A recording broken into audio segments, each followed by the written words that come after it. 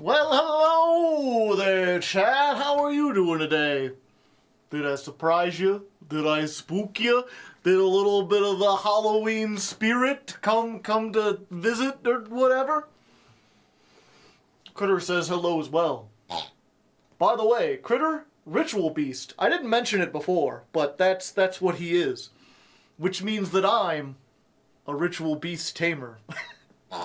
Okay, fine. You can be the tamer, whatever. Technically, he's riding on top of me, so maybe it's the other way around. But I realized I didn't have to buy anything this month, because I already had the stuff for it. I got the beast. I got the staff. What do I need? What more could I want? Critter died. He didn't die. He's over here. Critter will never die. He's made of like rubber. It'll take 10,000 years for him to fade away.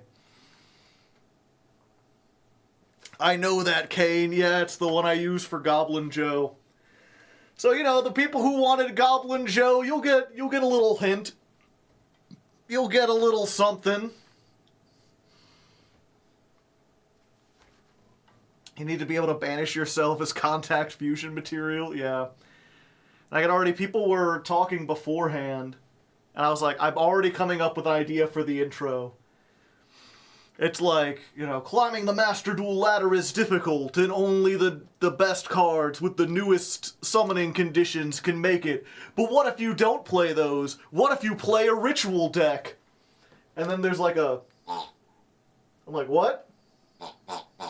It's not a ritual deck, but it's called Ritual Beast. Okay, take two. Master 1 is the highest tiered on Yu-Gi-Oh's Master Duel's tier list, and getting there is not easy. Only powerful types like warriors and dragons have what it takes to reach the top. And what if you don't play those? What if you play an entire archetype of beasts? What do you mean they're not beasts either? They're mostly psychics. And thunder? Which came first, rituals or fusions? I think rituals did an actual good deck. Apparently, I don't know, people keep saying that Ritual Beast is really good. I haven't run into it on the ladder at all. Maybe all the Ritual Beast players are already up in Master. A certain Dark Aqua. Dokuro Rider. Also, thank you to Raiden for subscribing for 30 months. And for people curious about the intro, or for the weather, let's see. We played The Only Hope for Me Is You by My Chemical Romance, because for some reason, I just woke up with that song stuck in my head. Classic from their, was it their third or their fourth? I guess it was their fourth album. I never really got into their first album, but 2, 3, and 4, like, I listened to that shit on repeat for years. I got all those songs up here in the noggin. Pretty good one. Has nothing to do with Ritual Beast, though. And then I saw that Linkin Park had released another single from their new album, so I was like, we'll check that out. I hadn't listened to it before. That was the last song we played. Didn't really care for it all that much. It was the first one of the 3 that didn't really feel like Linkin Park. I've been talking about this before. They got like a new lead singer. And the first song had like Linkin Park Meteora vibes. Very much leaned on like the previous the previous team, and then like introduced the new singer doing some very stuff that was similar to what the old singer would do. And then their second single was like classic Linkin Park with like rock and rap and very aggressive sounding. I was like, yeah. And then this one, I don't know, maybe it'll grow on me, maybe it'll be good, but it just felt like kinda generic. Maybe it's like more of a modern sound, I don't know. I never really got into like Billie Eilish or Lorde, or I know there's, I'm not sure what genre you would describe it as. But it's like I guess, like, young women kind of singing sappy, depressing songs with electronic background. I don't know if that what you would call that. That's what I think of when I think of those two. Granted, I haven't listened to a lot. I know there's a bunch of other singers like in that genre. That's like a popular thing in the 2010s, but I'm an old man. I thought Peak Yu-Gi-Oh! Was loading up a cannon and firing sad girl music. Yeah. This has sad girl music vibes. I guess that's what you would call it. And then I realized that those two together would be about 7 minutes, so we would have, like, a couple minutes left over if I just played those two. So I'm like, I need one more short song, and another song that's been stuck in my head is the opening theme song from Dandadan, which is an anime. And I have not watched it. I have not watched anime in years. I used to be big into it. These days I just don't have the time. I'm much more interested in Star Trek, of all things. That and reading books. But I try to keep up whenever I'm, like, on Twitter and I see a bunch of people being like, oh, this is the best new anime of the season, or I start seeing memes from an anime, like, percolate into pop culture, I'll go and read the wiki. I'll watch the opening theme or whatever to see, like, if I can get a hint about what the style is like. And I will say that you know, the opening to Dandadan, catchy as shit. The name rolls off the tongue, too. I forget there's a word for that in Japanese. It's like the same thing that they use for, like, the Go-Go-Go and the Do-Do-Do. They have, like, a literary technique that we don't really have in English, because we don't have a lot of, like, two-letter words that are significant. Dandadan. It has... I like the premise of the story. The way it seems to go, from what I can tell, like, it starts very promising, and then I'm, like, looking at the future characters, and I'm like, It starts with a pretty... what feels like a really original premise with a lot of promise, and then kind of just, like, leans into a bunch of tropes. Onomatopoeia. I thought an onomatopoeia was, like, words that describe a sound, like bang or zap. I didn't think, like, I guess, is Dan, like, supposed to be a sound that you make, and is it, like, the sound of, like, wood on blocks or something? It's so weird in a fun way. It feels like an Ultraman series. I guess for those of you who aren't in the loop, who aren't in about anime, and you're like, what the hell is this? I will tell you the pitch, because again, the pitch is kind of interesting. It's about, like, a depressed young man in high school who decides he wants to make more friends, and the thing he's really interested in is aliens. He's a big believer in, like, all the alien conspiracies and like Area 51, all that kind of stuff. So he creates, like, a paranormal investigation club. Because in Japan, you can make a club for anything, and you don't need a teacher sponsor or whatever. You just make a club. So he makes, like, a paranormal investigation club, and he puts up posters, and he, like, yeah, let's do it. And then the day of the first meeting comes, and only one other person shows up. And it's a girl, like an upperclassman he doesn't know. And she's like, I'm here for the paranormal investigation club. We're gonna be talking about ghosts, right? And he's like, ghosts? That shit, I don't believe in that shit. And she's like, what do you mean? This is paranormal investigations. You're like, what are you talking about? He's like, I'm talking about aliens. And she's like, aliens don't exist. And they end up getting in a big argument where they're, like, trying to give, like, proof back and forth. Like, well, how do you explain this? Like, yeah, well, how do you explain this thing? The anime does it a little differently. Again, this is all just, like, reading the wiki, so maybe the actual, way they interact is different. He's making it sound like another club anime. I mean, that's what makes it unique, is it starts with this, like, almost comedy setup where, like, you could have a setting like this and have nothing supernatural happen, And it would probably still make for, like, an interesting series. But what ends up happening is that both of them, to prove the other one it's fake, she's like, well, if you don't believe in ghosts, then you go to this haunted sewer where there's all these demon sightings and ghosts and paranormal activity. And he's like, fine, fine, but you have to go to the abandoned school where all these alien abductions have happened. So they each go to a place that the other thinks is super spooky. And the girl ends up getting abducted by aliens, and the guy ends up getting possessed by a demon. And then the aliens, while experimenting on the girl, unlock her hidden psychic potential. They do something to her mind that allows her to have, like, telekinesis. And she uses it to escape from the aliens and go find the guy who's possessed by the demon. But because she has, like, psychic powers, she can lock the demon, like, away from his consciousness. I believe they, like, separate it into a little cartoon talking, like, animal or something, kind of like Bleach did with their little stuffed doll. And so he ends up, basically he's no longer possessed, but he has the ability to call upon the demon powers and transform into this, I think they say it's literally a speed demon.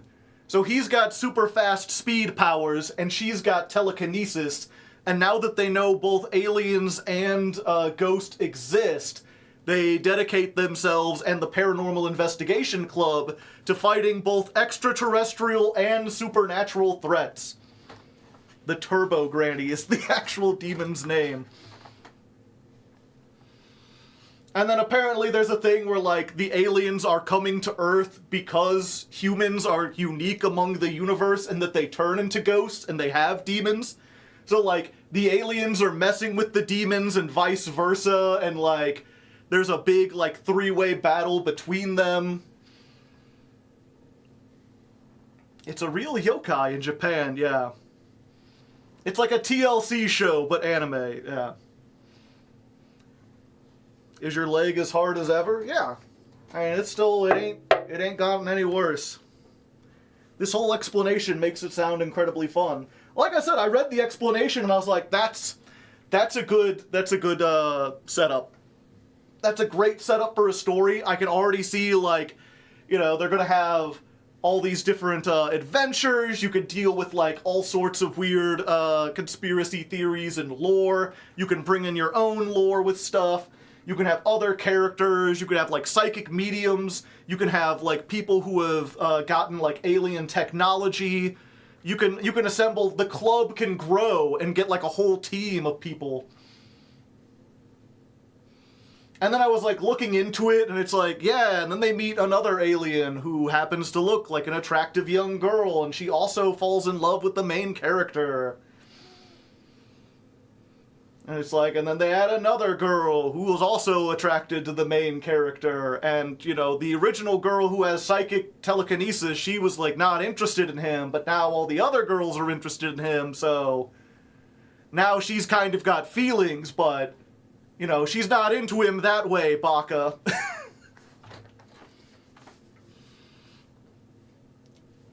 And then, like, the one, it's like, oh, you've got an alien species, you can literally do anything with it, like, what do you got? And, like, the alien girl has a suit that turns her into, a kaiju. And it's just like, that just seems so boring compared to everything else. Sad this isn't the Chemicritter Klein. Critter is not a Chemicritter, that's why it's Critter with a K. He doesn't belong in that archetype. Have you seen the YouTuber NeuralViz? No, I've never heard of him. Go watch the Versus manga. I cannot emphasize how much better it actually gets. Yeah, I mean, it's possible that it gets... The one thing I've learned over the years is that reading the wiki does not give you an accurate representation of something.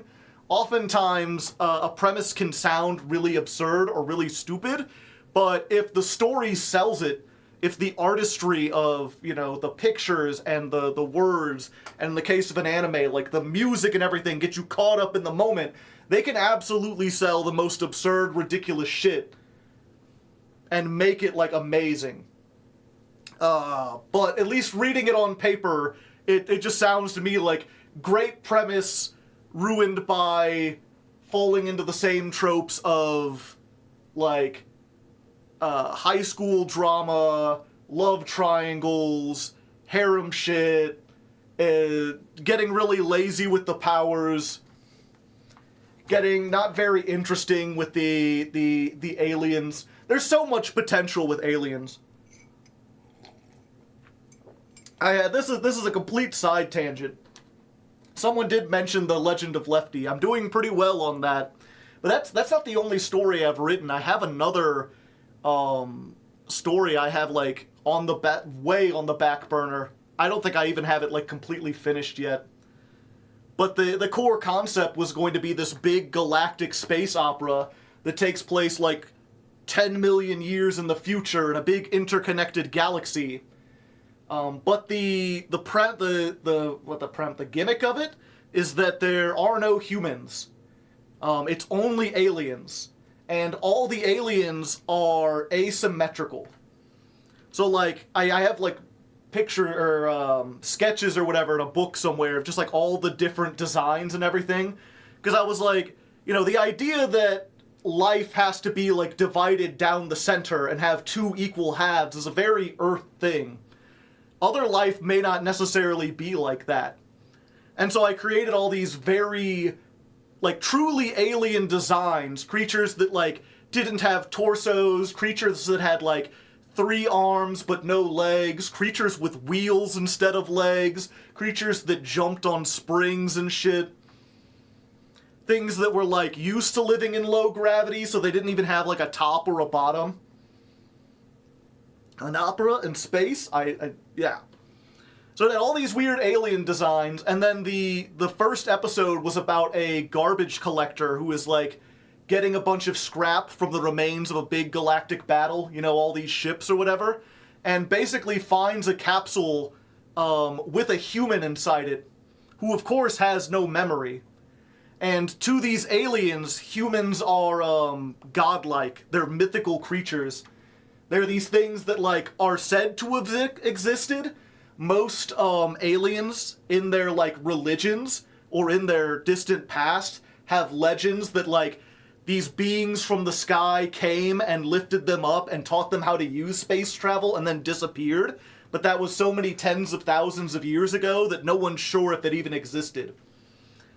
But they basically have it imprinted into them, even though they're all weird shaped, that, like, the human form is this angelic ascendant form.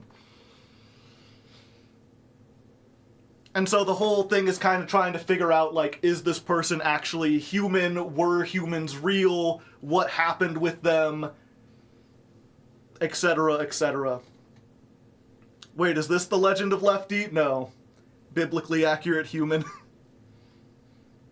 Is this something else? Yeah, this is another... I don't think I even have a name for it. It's just my alien story that I've been working... that I put a bunch of work into and then kind of set aside. Yo, this guy looks like Hardleg. He is like Hardleg. But yeah, we've been here for like 20 minutes. We probably should get into things. Let's go ahead. Let's create and Ritual Beast. Yep, if you didn't know, we are learning the Ritual Beast archetype. There's a lot of them.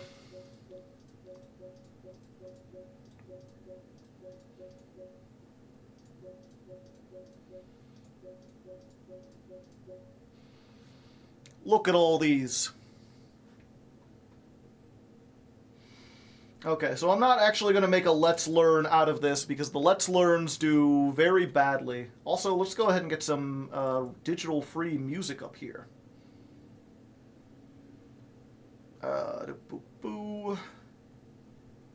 Where's it at? Should have got this prepared beforehand. Oops, sorry, that was probably really loud. Turn that way down.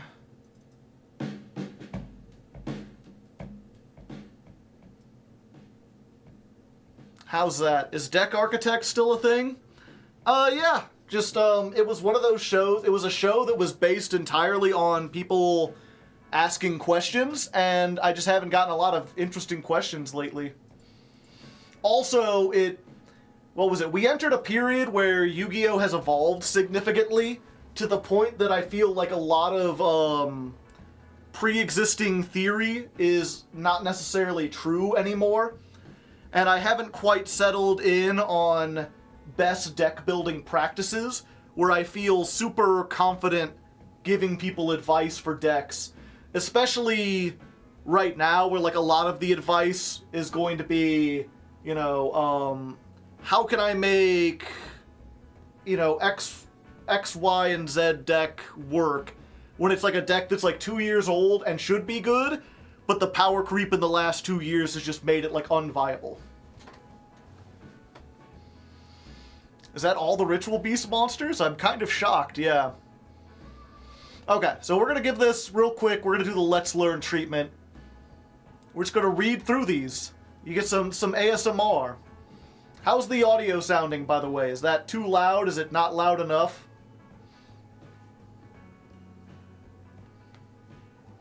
What deck is this? Ritual Beasts. Yeah, Ritual Beast won the poll. Audio sounds normal? Okay.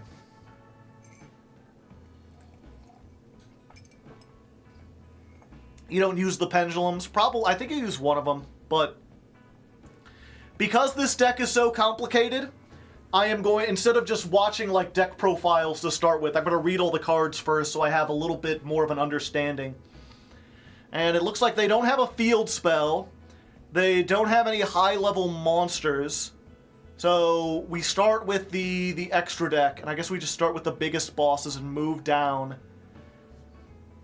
Ritual Beast, Ulti, Gaia Pelio! I guess I should get smaller so you could read along if you want. Okay, 32, 21, Psychic Fusion. Are they all Psychics? No, we got a Worm, we got a Pyro, Thunder. Yeah, this is... They're Ritual Beasts, so they're Ritual deck, no? Oh, but they're at least a Beast deck, right? Well, they've got one Beast. Rampangu is it. Isn't the Lion and Aturia? I think they're related to the lore. Okay, so this takes a Ritual Beast Ulti monster, a Tamer monster, and a Spiritual Beast monster. So the Ultis are all the extra decks, right? Do they have any Ultis in the main deck? No.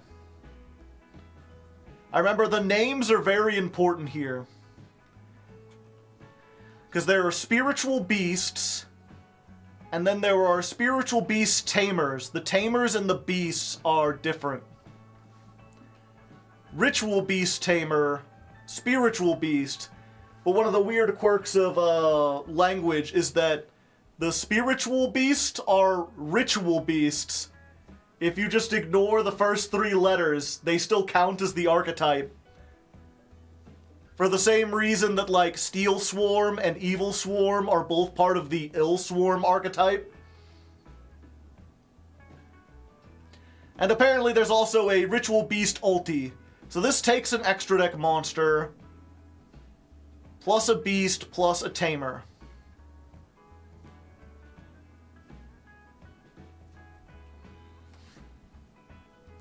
Oh, a Spiritual Beast. Okay. So Spiritual Beast is a thing. The Ritual Beast Tamers are a thing. There's some that count both that just say Ritual Beast because they both compare that. And now there's Ritual Beast Ultis. Confusing! Must be special summoned by banishing the above cards you control. Cannot be special summoned by other ways. You do not use polymerization. If summoned this way, it gains this effect. During either player's turn, when a spell trap or another monster's effect is activated, banish a Ritual Beast from your hand, negate it, and if you do, destroy it. So, non-once per turn, essentially an Omni-negate. Doesn't negate summons, but spells, traps, and monster effects. You have to banish a Ritual Beast in your hand. So if you can make this with a hand of like 5 cards, you might as well have, like, Herald of Ultimateness. I don't know if that's what we're going to end on, but it's a boss, it's a win condition. Okay, Ritual Beast Ulti Nochio Drago. Nochio Drago. Only 2,400. Takes a Tamer and a Spiritual Beast. And... okay, so this is what they were talking about. This is a Spiritual Beast Tamer.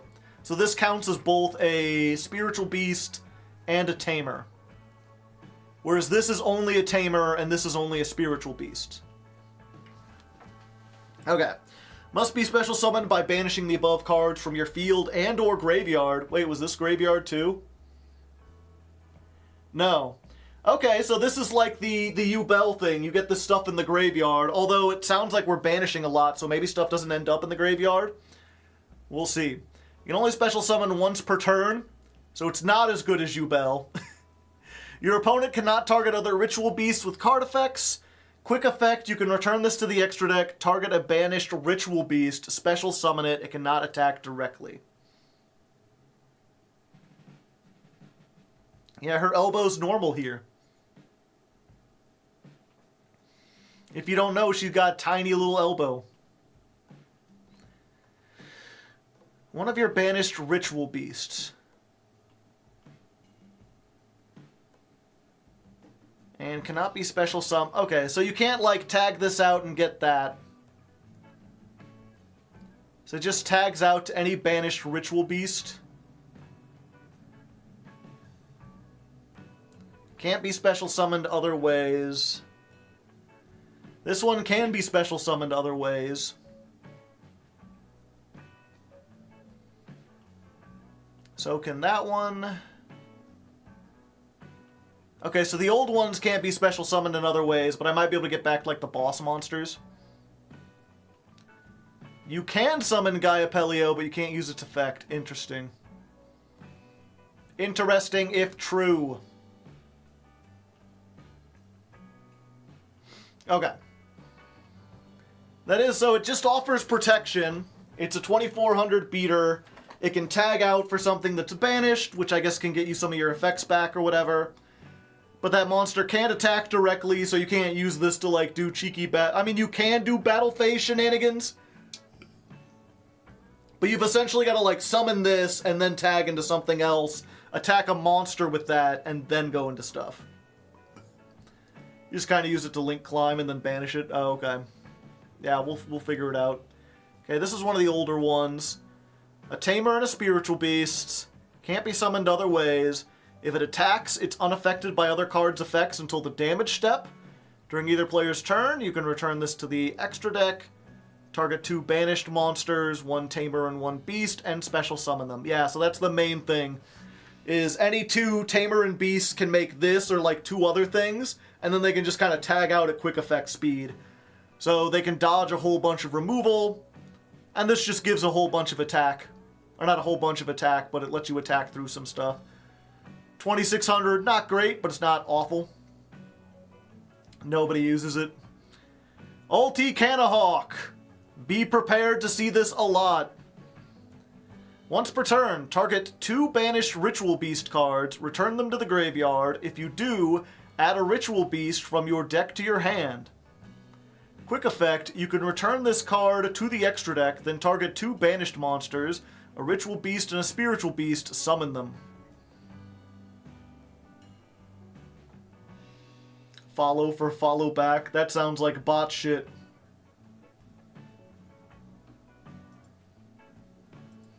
Get out of here. Tax evasion fusion. Yeah. So not once per turn. The weird thing about this is, if you don't know, you can return this card to the extra deck, target 2 banished monsters, special summon them in defense position. And then this is, you can target 2 of your banished Ritual Beast, return them to the graveyard, and if you do, add 1 ritual. So the weird quirk of the writing here is it says return them. So, it's return them, and if you do. So what that means is that you can activate this first effect. You target 2 to return them to the graveyard, and then as long as at least one of them goes to the graveyard, you get to recover the search. Them implies that, like if it says those cards, then both of them would have to go to the graveyard. But because it's only one, you end up doing this thing where, like, basically you get 3 cards banished, you target 2 of them, tell them to go to the graveyard, then chain the effect, get one of those, and the third card, tell them to summon onto the field, so that you can return just one to the graveyard, and then you'll have the 2, you can use it again, and you can, like, basically do that combo 3 or 4 times, because you'll have a Ritual Beast and a Tamer again, so you can just make this again, and as long as you have a third card banished, you can keep doing that. This is mostly a 2-card combo deck? I don't know. I'm just going off of, we're reading what we can figure out, and then what I know from playing it like 3 years ago. The World Series is on. Neat. Okay, so this is a Tamer and a Spiritual Beast, just like the others. Must be special summoned by banishing the cards you control. Target 2 banished Ritual Beasts. Return them to the graveyard, and if you do... Wait, is this just an alt art? Of Ulti... Okay, this is just an alt art. I thought this was a different one. Okay, so there's even fewer than I thought. Okay. Must be special summoned, cannot be summoned other ways, cannot be destroyed by card effects. During either player's turn, you can return this to the extra deck, target 2 of your banished monsters, special summon them. Yeah. I don't know if they still play this. This used to be brutal, because you would end with, like, a bunch of monsters on board, and I know they have, what's this? If you control a Ritual Beast, destroy monsters onto the field up to the number of Ritual Beasts you control. So, like, what you would do is you'd usually end on, like, Steeds and 2 or 3 of these, and then if your opponent tries to, like, Raigeki you, or Dark Hole or whatever, you just tag them out into ulti, Oh wait, no, you can't tag them out. Can you? No. I forget, there was something, I guess it would be, like... What was it? I remember this, I guess this was back when Torrential Tribute was played more. So, like, you'd summon 2 things and they'd Torrential... No, because you can't quick effect... I don't know when you would use this. Bonds cheats out the fusion? Oh, okay. Yeah, I seem to remember something where it's like they had 2 and they're like, and now you don't. And they're like, actually they're a dolphin. And then the dolphin wasn't destroyed, and then the dolphin just jumps back and summons the 2 back. I didn't think you played Bonds in the original one. We'll see. This is probably not played. This is maybe a 1 of at most. What's this one? Ulti Rotari? Rotari. Ulti Rai. Sure. 3+ effect monsters. It is a Link 4, I just realized. Neither player can tribute cards to activate cards or effects.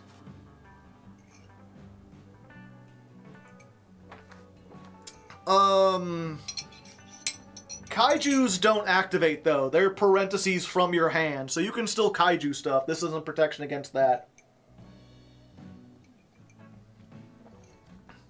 I'm trying to think of, like, what in the modern day tribute stuff. I guess Yubel kinda does some stuff. It does shut down, Infernoids. Good point. Rika? Does Nibiru... I think Nibiru tributes his effect. If your opponent normals or special summons 5 or more monsters, quick effect, you can tribute as many monsters as the field, and if you do... yeah. This tributes his effect. Neither player contributes cards to activate cards or effects. Yeah. You can cheat out the links with bonds, I see. Yeah, so they can still Nibiru, they can still Kaiju. This doesn't stop anything that's, like, relevant. It's just a floodgate in certain situations. Okay, you can only use each of the following effects once per turn. Target one banished... Or one of your banished Ritual Beast cards, return it to the hand or extra deck, then immediately normal summon one Ritual Beast from your hand.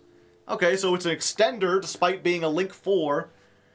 And then during your opponent's turn, you can target one Ritual Beast you control and one card your opponent controls, banish them.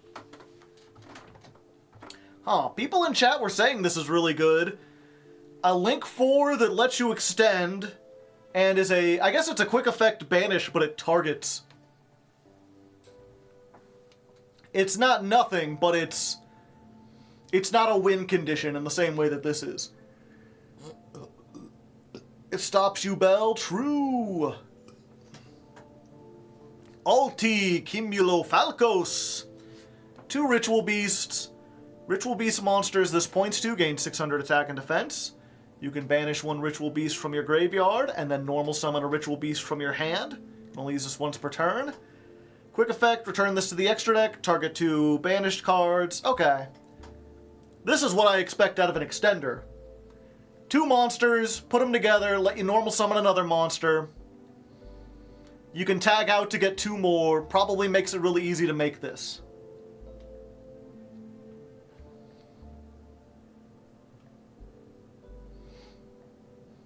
Alright, so we've got a thing that searches 1,000,000 times. We've got a quick effect banish, and we've got technically 1,000,000 Omni negates.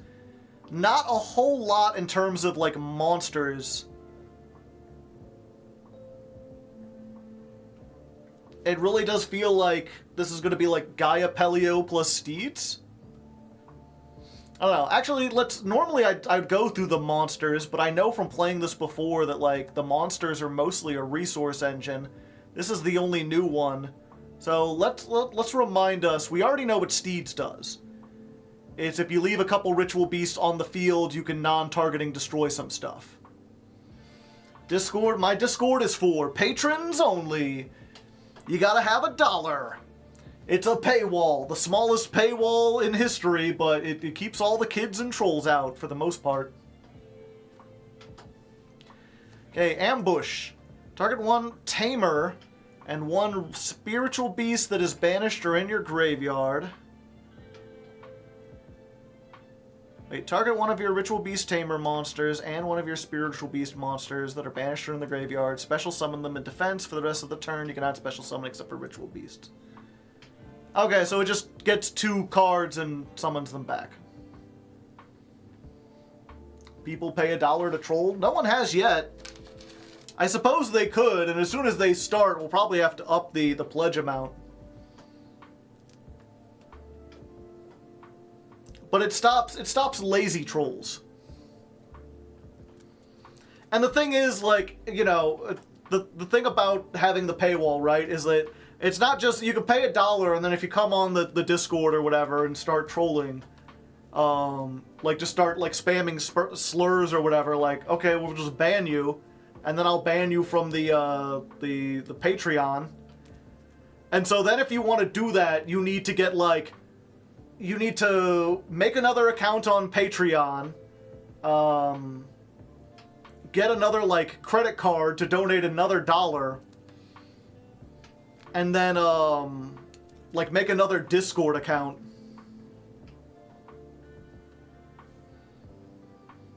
What is a lazy troll? Most trolls.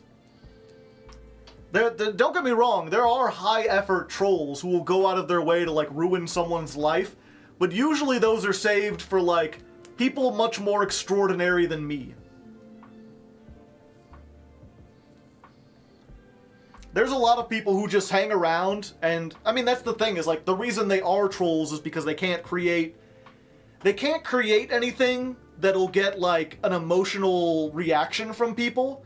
The easiest way to do that is to just be, like, an asshole, just to be mean and shocking, say things that aren't societally acceptable. It's like, what was it? Like, at least, maybe it's not universal, but I know, like, as an artist, that's a big motivator for me, is, like, I make art because I like seeing reactions from people. I like making people happy or smile, or, you know, if I'm writing a horror story, I like to scare them. It's the same reason friends will, like, sit around and, like, show each other funny pictures on their phones, or sit around and watch memes, or watch a movie together, or, you know, sit around and watch reaction content. People like to see emotions in other people. The problem is, oftentimes doing that requires, like, effort. Trolling is just, like, low effort that. It's like hacking it.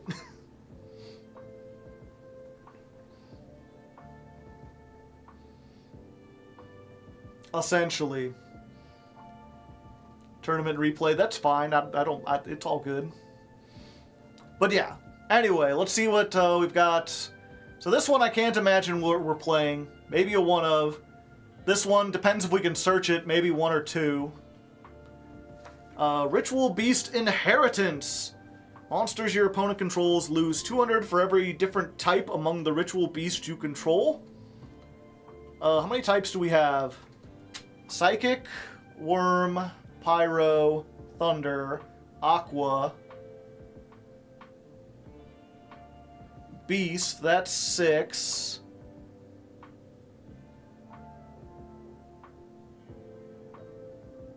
Okay, so 6. So at most, if you had every different type, it'd be 1,200. So not a lot, but, you know, because you've got 2,600, being able to lower them by even just 200 usually makes it easier to get over things, at least. It's a nice bonus to have on a continuous spell. You can only use each of the following effects once per turn. Reveal one Ritual Beast in your hand, add one Ritual Beast with a different type from your deck to your hand, then discard one card. If 2 or more monsters are special summoned to your field at the same time, you can target one monster on the field, change its battle position. I mean,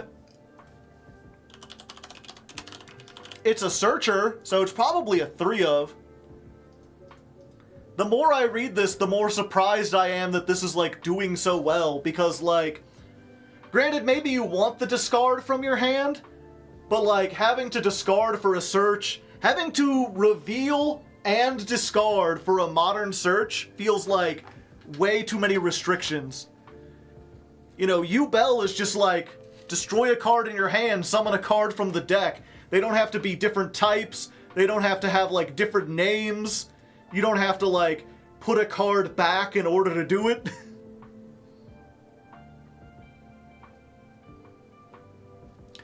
Banish 2 Ritual Beasts you control, special summon 1 from your extra deck. Okay.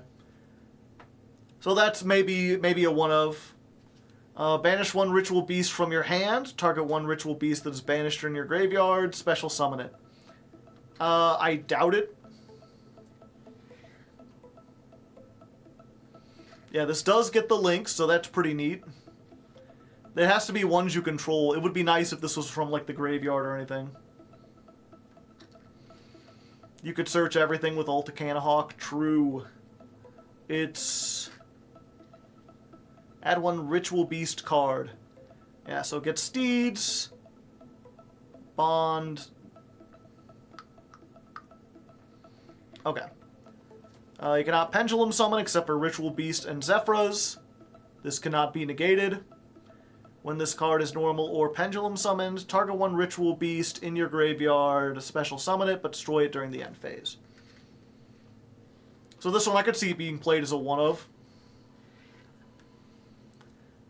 When this card is normal or Pendulumed, you can add 1 Zephyra from your extra deck to your hand. Okay, this one absolutely not being played.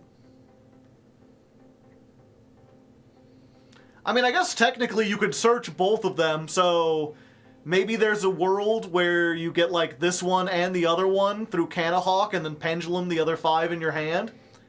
But, if I recall, a lot of these get an effect when they're normal summoned.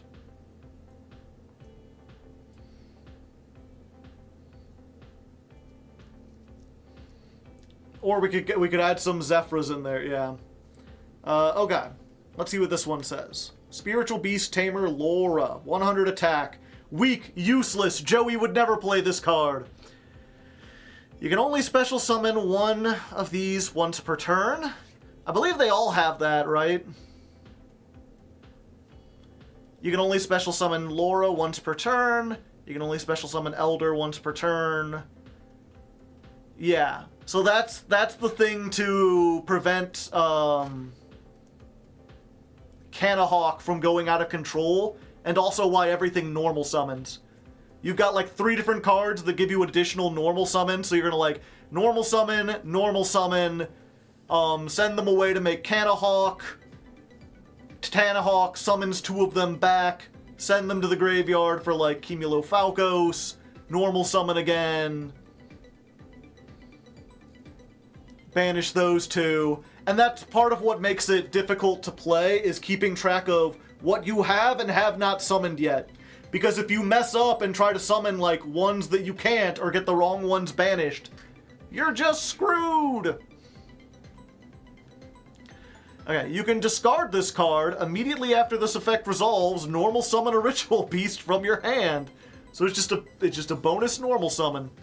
If a Ritual Beast you control would be destroyed by battle or card effect, banish this from your field or graveyard instead. If this card is banished, special summon a Ritual Beast from your deck, except for Laura. Wow! Custom card! Gee, Billy, how come your mom gives you 4 useful effects?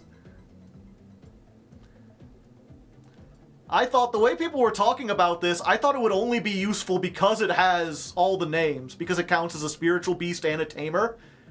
But no. Gives you an extra normal summoned, protects your monsters while it's in the graveyard. If you banish it... It's just if this card is banished, right? Yeah, if this is banished. So it doesn't have to be banished for that effect. It can be banished from your hand or whatever. Special summon 1 from your deck. Okay, and then we got her before she was a spiritual beast. She used to just be a ritual beast tamer. Then she became a spiritual beast tamer. If this card is normal summon, target a ritual beast in your graveyard, special summon it. Simple. After you normal summon this card, you can normal summon again. Yeah, so I guess this is probably... because this plus anything is like a combo. Oh, and if you discard this, then you can use this to summon it, and when you do, you will banish them, and then... okay. I'm getting it. Like, discard this to normal summon this, bring her back, then use both of them to make Canahawk, then she'll instantly summon another monster from the deck. Imperm doesn't turn it off. Turn it on. Yeah, because it's not a, it's not an activated effect. It's not an activated effect or a continuous effect. It's just after you normal summon this, you can do this. Weird. Does skill drain own him? I don't know. Good question. It's a weird effect. When? I can't believe they used this photo. Her eyes are closed. She blinked. They couldn't have done a retake. If this is normal summon, target a banish monster, special summon it. Okay, so summons from the graveyard, summons from banished. And now I'm instantly like, okay, you know, I'm already seeing the combos where it's like, okay, you're gonna make Canahawk, you're gonna get Wen, you're going to put the Canahawk, summon those 2 back, make Cumulofalcos, normal summon Wen summons this banished one back, so you'll end with it in the graveyard. They try to destroy your shit. Get out of the water! No, it's like a swamp. It's probably warm. It's fine. Plus, she's got big, like, belt boots on. How else is she going to find the dolphin? Banish 1 ritual beast from your hand. Target 1 card your opponent controls. Return it to the hand. Just a nice bit of removal. Not an extender, but you probably want to play one of it.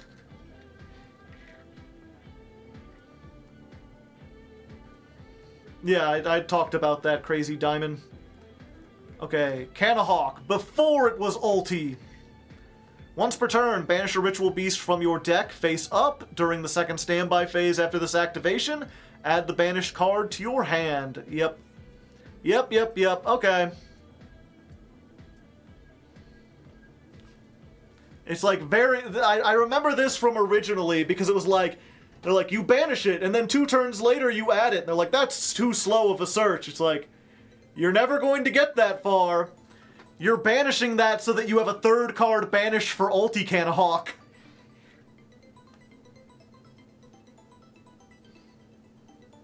That way you can get whatever you want. And of course, if you banish Tamer, like now it's a 1-card starter, because if you normal summon Canahawk, banish Tamer from the deck, Tamer's going to summon another one onto the field. This deck does not know what a hard once per turn is. It's weird. Nothing's like a once per turn, but all the monsters can only be special summoned once per turn. So you can use this theoretically twice. Like you can normal summon it, use its effect, send it away, special summon it once, use its effect again. Maybe if you added it back to your hand and then got an additional normal summon, you could use it a 3rd time. Okay, if this card and its owner's possession is destroyed by an opponent's card, you can special summon a ritual beast from your extra deck ignoring its summoning conditions. Yeah, I remember this. This is like simultaneously the worst and best card. On the one hand, it's a name. It has both things. And if you get in a real pinch, you can just crash this into anything and summon Ulti Gaia-Pelio. It doesn't get its negate, but it's still a 3200 beater. This card still has its effects, even if it's not properly summoned. Yeah, it ignores the summoning conditions. You could just summon the link with it, too. Yeah, it has to be destroyed by an opponent's card, though. So you have to, like, you can't do it yourself. You have to crash in battle, or, like, put this on the field and let them walk into it. Which is why it's a 1-of at best. You mostly just need names. Once per turn, during the main phase, you can banish 1 spiritual beast from your extra deck and send one with the same type from your deck to the graveyard. This one doesn't seem as good because nothing's really useful in the graveyard. And I can't imagine you want to banish your stuff from the deck, or from the extra deck. And then this one is, during either player's turn, banish 1 ritual beast from your graveyard. For the rest of the turn, all ritual beasts gain 500 attack and defense. Rempangu 1-card combos.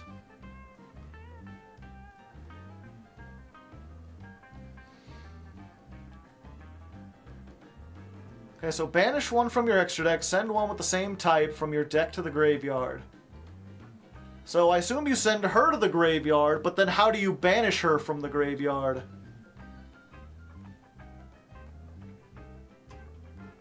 The fusion.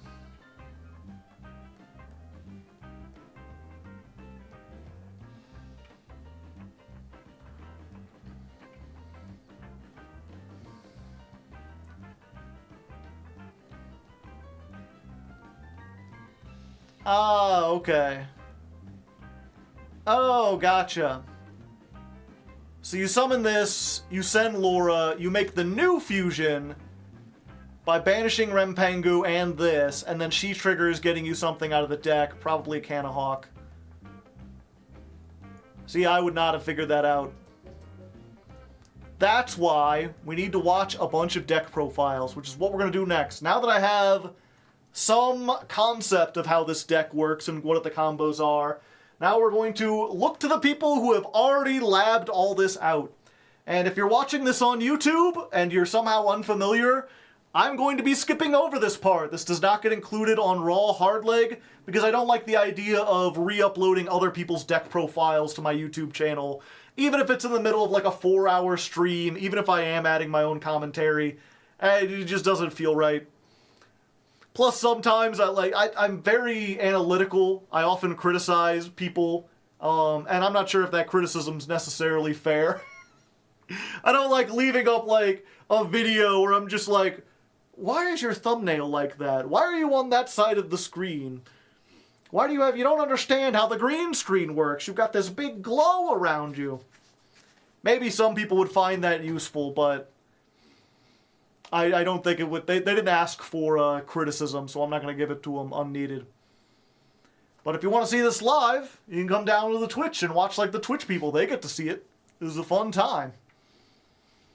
Anyway, without further ado, let's just like... Woo, woo, woo, woo. Can this deck go first? Oh, did this come out first or Iran Lobster? I don't know Iran Lobster.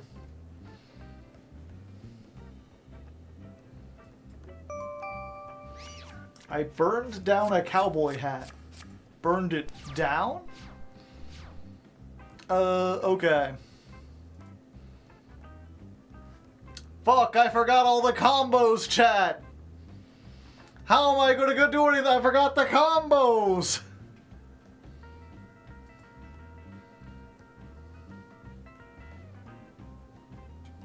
I rock lobster. It's a Family Guy funny moments. Okay. No, it's fine.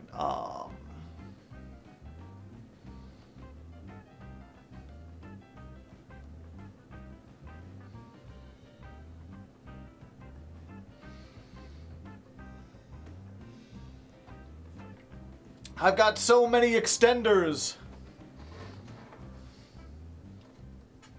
I have choice paralysis. I know I can do a combo with Canahawk. Obviously Elder plus Canahawk, but isn't Elder plus Rampengu better?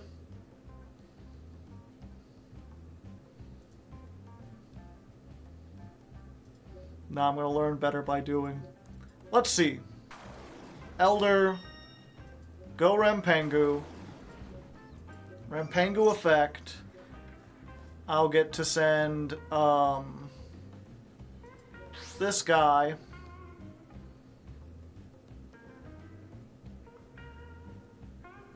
Put this into the graveyard.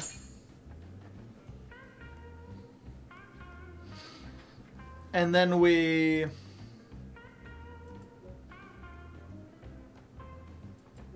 ulti Canahawk.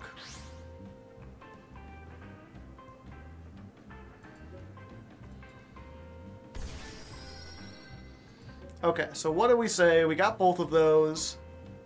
We're going to be putting something into the graveyard, so we want to get regular Laura.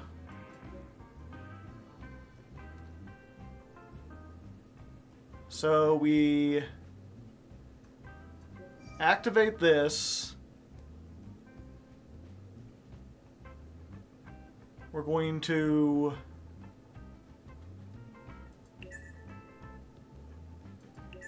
try to put those two back. And then we're going to chain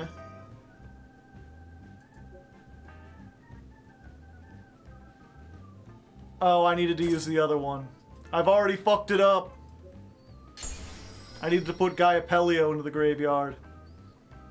So now I don't get the search.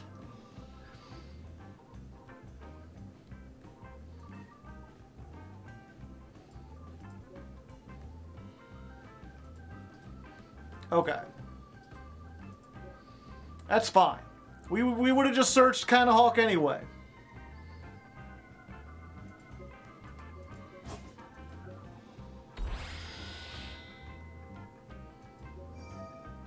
So we activate this, banish her, summon the Canahawk, activate, get,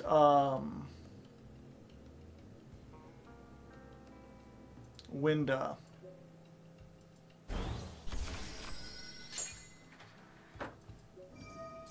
Activate this. We're going to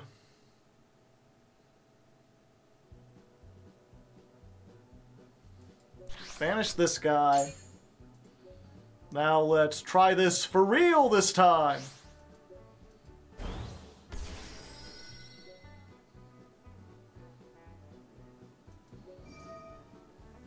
Okay, so which one do we want to summon?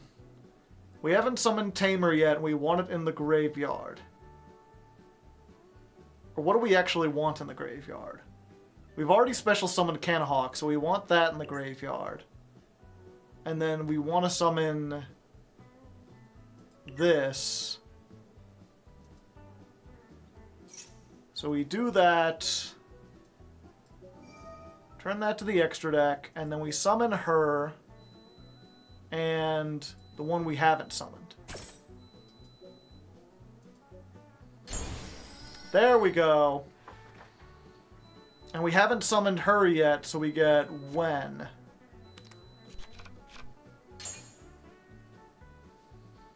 But how do I put when on the field?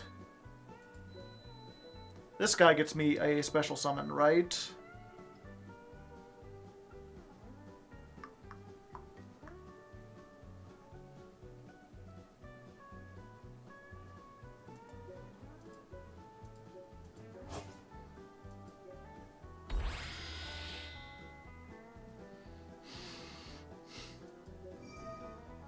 So we put the level 4 on the field.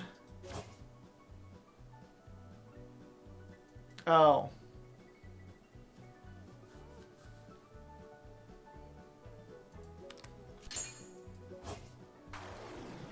Then we immediately... Okay, it adds to hand.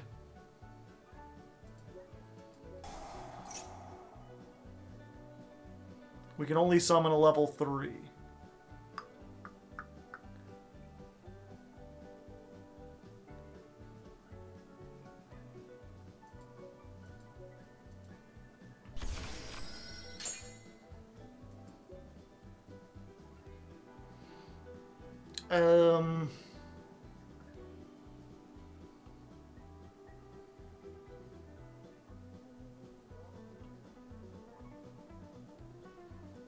Yeah, we're still learning. I thought I understood it pretty well, but mistakes have been made.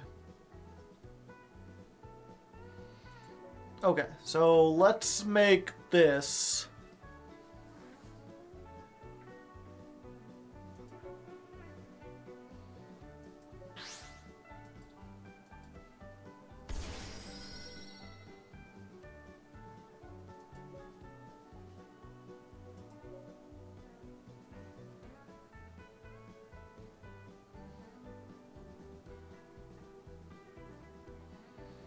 At that moment, he knew he fucked up. Hopefully I'll be better at that by the time this comes around.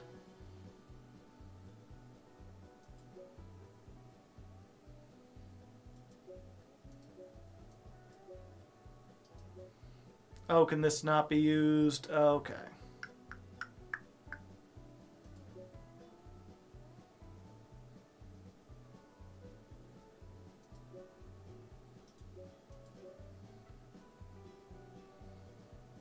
Make Canahawk again?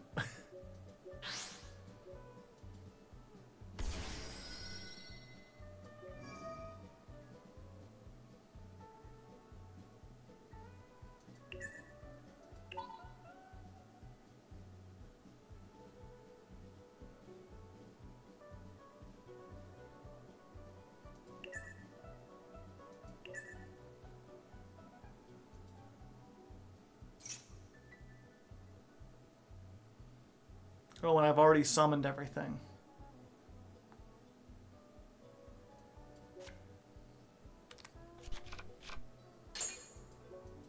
So I can't tag this out. Well, chat, I've got a banish and 3 steeds pops. Fuck, a giant rat. Shit.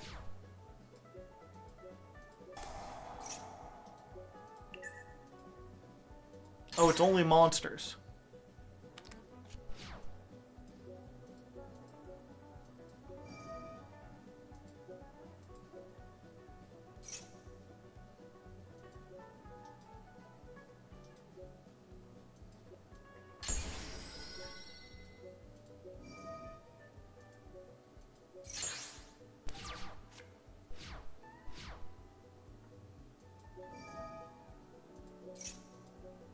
Oh, that goes away to do that. I forgot about that.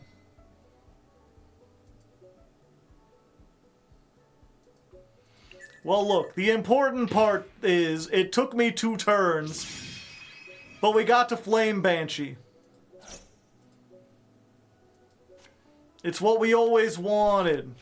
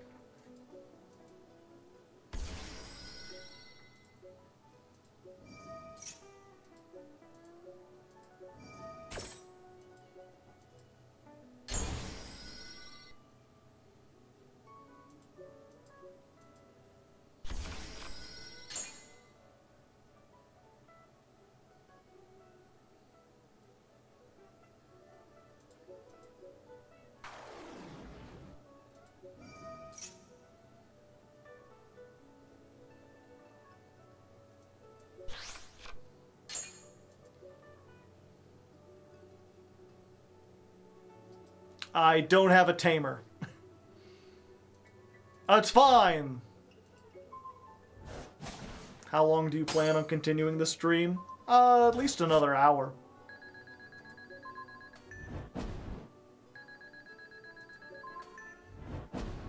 Nochi also protects, yeah.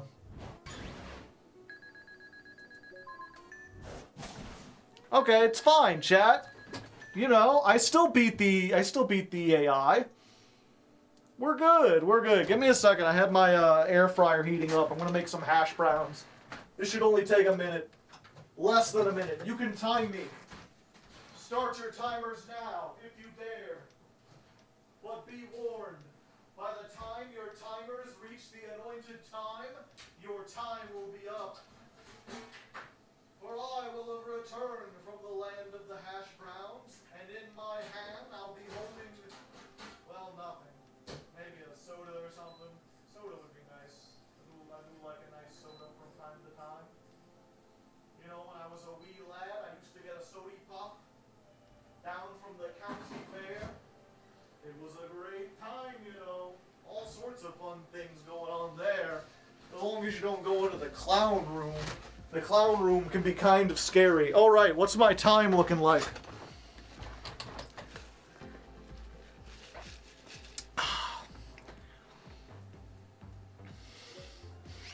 Did anyone time me?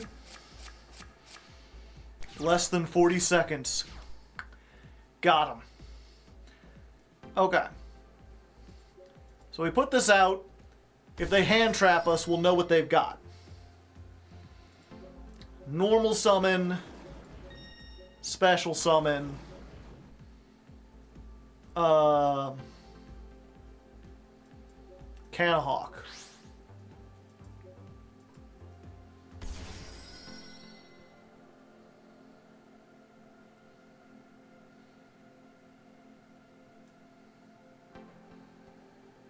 This doesn't actually do anything.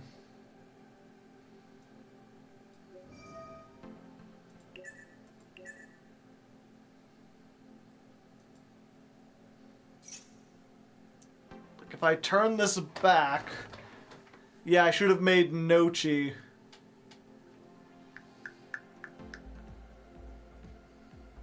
Wait, no. I can... Okay, 1 second. Yeah. Yeah. 1 second. And then they'll be banished, so I want to get Wen.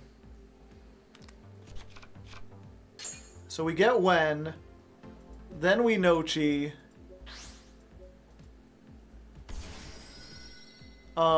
Then we tag out.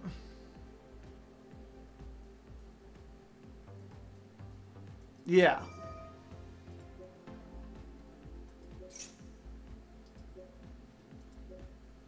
So we get those two. Now we make Falcos. Yeah, they'll be... Wait, Yep, I needed to get Laura.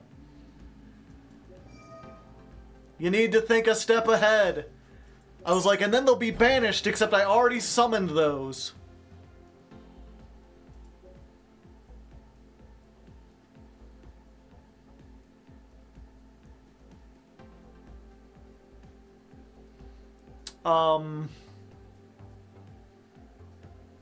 Okay. This is where the Kashtira Unicorn is important. We use these two. We activate. We banish our own Falcos from the graveyard. We use this to bring the Falcos back. And now we can make... I don't get it. This is a ritual beast. This is a tamer. Shouldn't I be able to make Canahawk?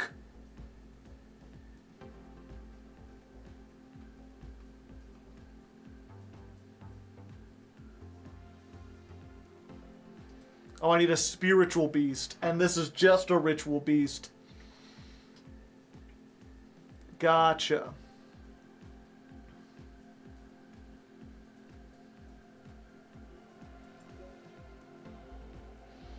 I'm learning, chat. This is still not bad, you know? Because we drew steeds. So the unicorn was just for the body. I mean, they don't have any hand traps, so kinda.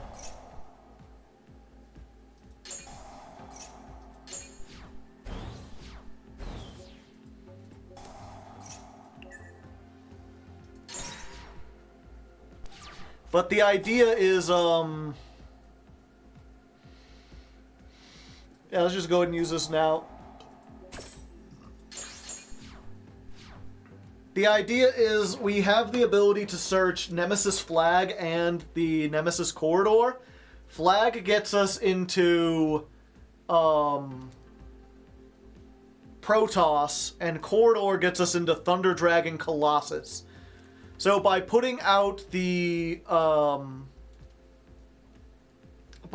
unicorn, if they activate a hand trap on any of our things, we'll get a chance to look into their extra deck. And then we can make the decision like, oh, if we look in there and we see Tempai, then we go the Corridor line, get Protoss, or sorry, we go the Flag line, get Protoss, call Fire. If we see Yubel stuff, we get Protoss, call Dark. If we see something like, whatchamacallit, Centurion that has light and darks or whatever, but needs to search a whole bunch, or doesn't need to search a whole bunch? No, it doesn't. What would be something we'd make Colossus for? Fire King? Yeah, so it's all about the knowledge. The knowledge helps. Okay. Let's get her. Now we can make Canahawk.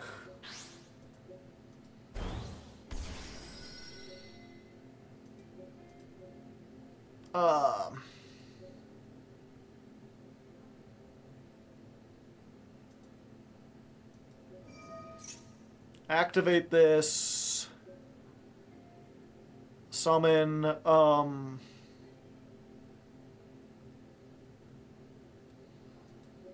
are we going to get from the deck? I guess it doesn't matter. Canahawk?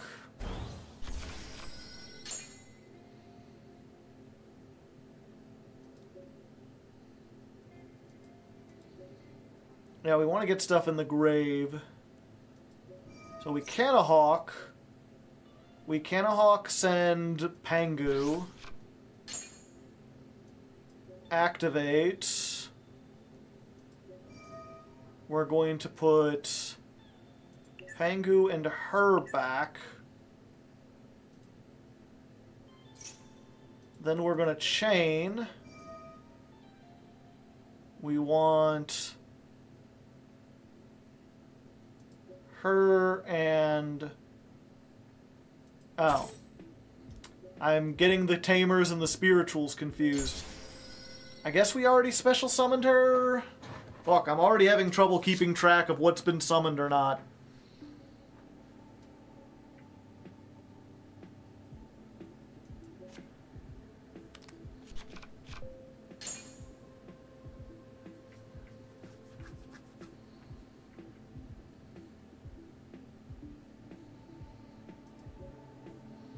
Okay, but we can make Ultra Guy Apelio.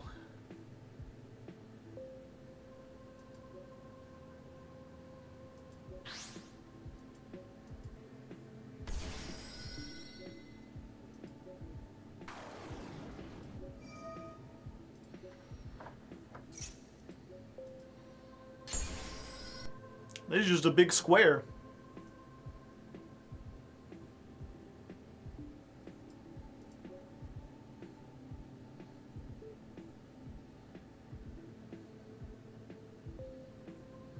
Yeah, this is where I might want the one beast guy.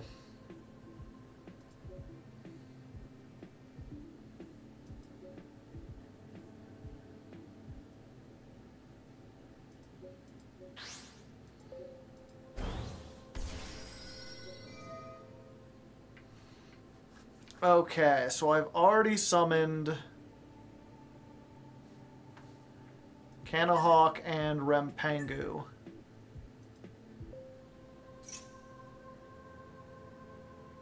I've already summoned all of these, apparently.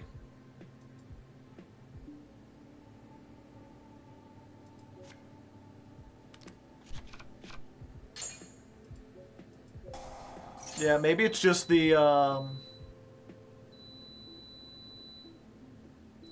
Oh, my opponents lose attack. I thought we gained attack.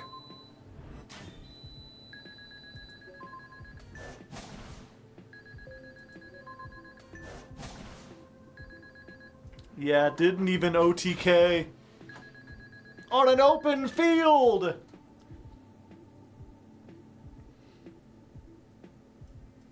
Each game will have 90 seconds left, yeah. Give me 1 second, I gotta flip my hash browns.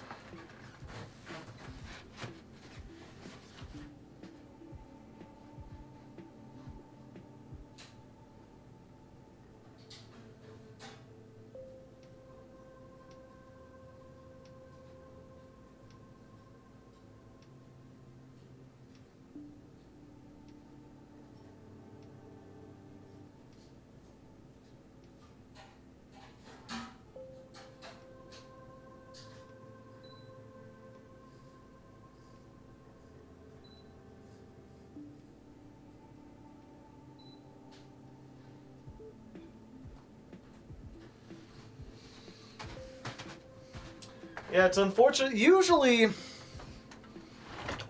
Okay. Usually I like to try to learn on Yu-Gi-Oh! Omega first. But I think with the way its thing is set up, I'm just not going to be able to. Also, usually I use this to like try to settle on a build before I go in hard on trying to... Or, yeah, I try to settle on a build before I buy everything, but, like, as we saw from looking at the different deck profiles, the build is pretty standardized. There's not going to be a whole lot of stuff. Or there's not a whole lot of decision making. There's not, like, different builds of Ritual Beast. Whoa. Whole lot of stuff going on.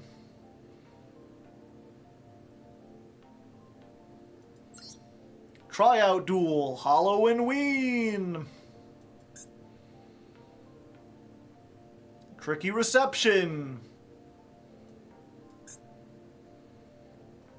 The Halloween Bundle.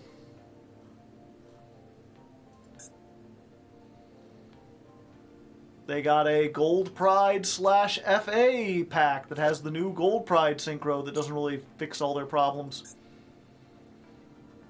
We got Rabby's Stump as a base. But where's the Rabby? Soul Absorbing Bone Tower. Lantern is back. Live Twin is back. Pumpkin.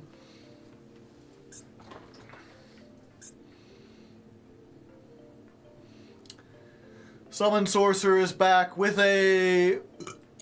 whatchamacallit, with an errata.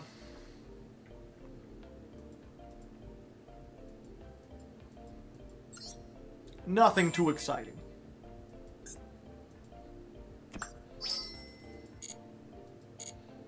take the survey. I'll think about it.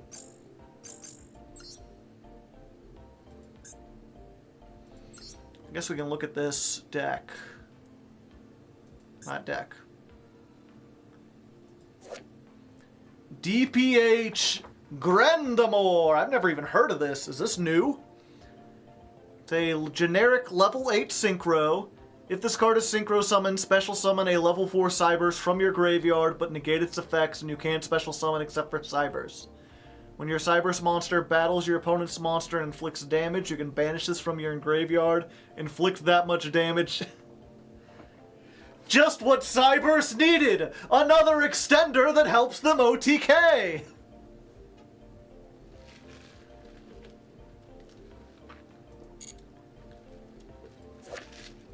Oh hey, I have a chance to get Colossus. Krishnerd Witch. Can't be destroyed by your opponent's card effects while multi-universe is on the field. Only use each of the following effects once per turn. If a card in the field zone leaves by a card effect, you can special summon this from your hand. When a field spell is already face up, activates its effect. Quick effect, shuffle one monster that is banished from your graveyard into the deck. Or if that monster mentions that field spell, you can summon it. Neat? Oh, what was this again? Multi-universe? Is that in here? That's a multimorphosis. Sunset Beat. Multi-universe. Activate this if you do not control a face-up field spell. You can target one field spell that is banished or in either graveyard, destroy this card, and if you do, place that card in your field zone. Only use this once per turn. If this is destroyed by a card effect, you can banish this card instead. Interesting. So it's a field spell that gets other field spells, but only from the... Oh, if a card would be destroyed, you can ban it. Okay. So you can target a field spell that's banished or in either graveyard. So it doesn't search field spells, but it gets you one back. And then if you have Krishnerd and a field spell destroys itself, you could special summon this. When a field spell's already face up, shuffle one monster that is banished into the deck. Or if that monster... Okay, so you could summon another copy of Krishnerd. It's a fountain at home. Yeah, it's Runic support, I guess. Disablaster, the Negation Fortress. Negate any card effect that activates in this card's column. Funny. If there is a column with no cards, you can special summon this from your hand. They've made the reverse Mech Knight! Negate any card effect activated in this card's column. If this card in the monster zone is placed or destroyed, place it in your pendulum zone. It's a Sidra with 200 defense. Just a free level 5. I was like, it's also negate, except it's not, because you can only summon it in a card with no column, or column with no cards in it at the first place. This is not new, right? Yeah, this is the old Ghost Fusion stuff. Time Reloader!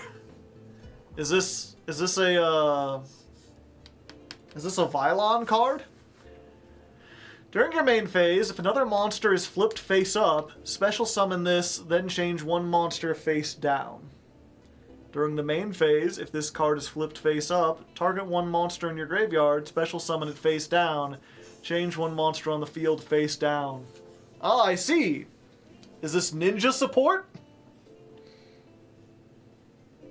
Ninja support, it could work for ghost tricks. I see this maybe being used in some sort of weird empty jar thing. You flip up Morphing Jar, and then this immediately flips it back face down. Subterra Guru, Prediction Princess Tech, yeah. Convertible! I get it. Flip. Special summon a level 5 or higher flip from your deck face down. During the battle phase, if this card is in your hand, you could target one face-down monster on the field, send it to the graveyard, special summon this face-down. I see. The other gold pride. Cursed Fire King Doomburst. If this card is destroyed by battle or card effect, you can target one monster your opponent controls that loses 400 attack. If you control a Fiend Tuner, special summon this. If this card is summoned, you could target one monster, it loses 600 attack. So it's an extender for Fiend decks. I guess it's technically a Fire King. It's just not the right typing and it doesn't do a whole lot. Paralyzing Mushroom. If a monster that was originally Thunder is sent from the hand or field to the graveyard, even during the damage step, special summon this from your hand. If a Thunder monster's effect is activated in the hand while this is in the monster zone, special summon a token. I doubt you would play this in, like, Thunder Dragons. And then of Halloween Ween. Hollow, the Spirit of Tricks. If it's summoned, you can activate this effect. If you still control this face-up card, your opponent chooses the effect for you to apply. Wait, what? This card gains 800 for every fiend currently in your graveyard. Inflict 500 for each fiend in your graveyard. If it's destroyed by battle or card effects, send one monster your opponent controls to the graveyard. 800 attack for every zombie in your graveyard, or inflict 500 for every zombie. Special summon a monster from your opponent's graveyard. So they choose the trick or the treat, which is attack or damage.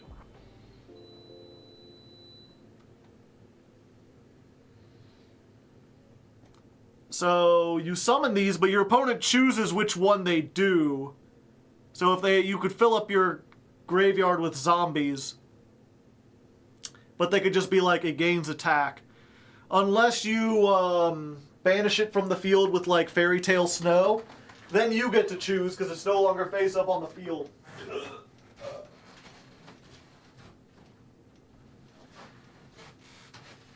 It would help if I grabbed my plate. A plate, I say. My hash brown should be done, Chad.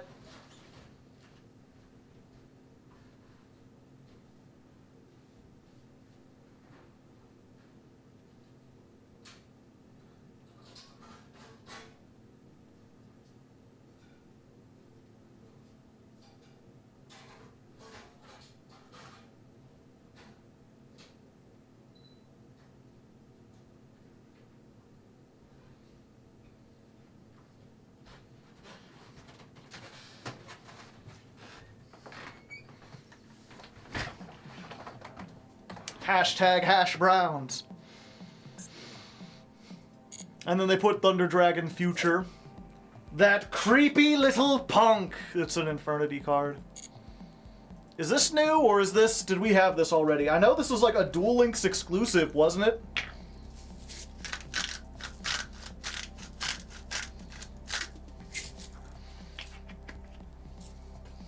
If you summon 2 Weens, you get both effects.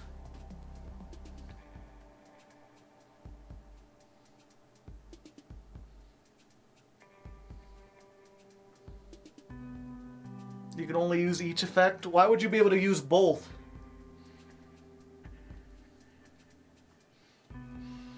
They only have one effect. It has 2 things. Like, the 2 dots are part of one effect.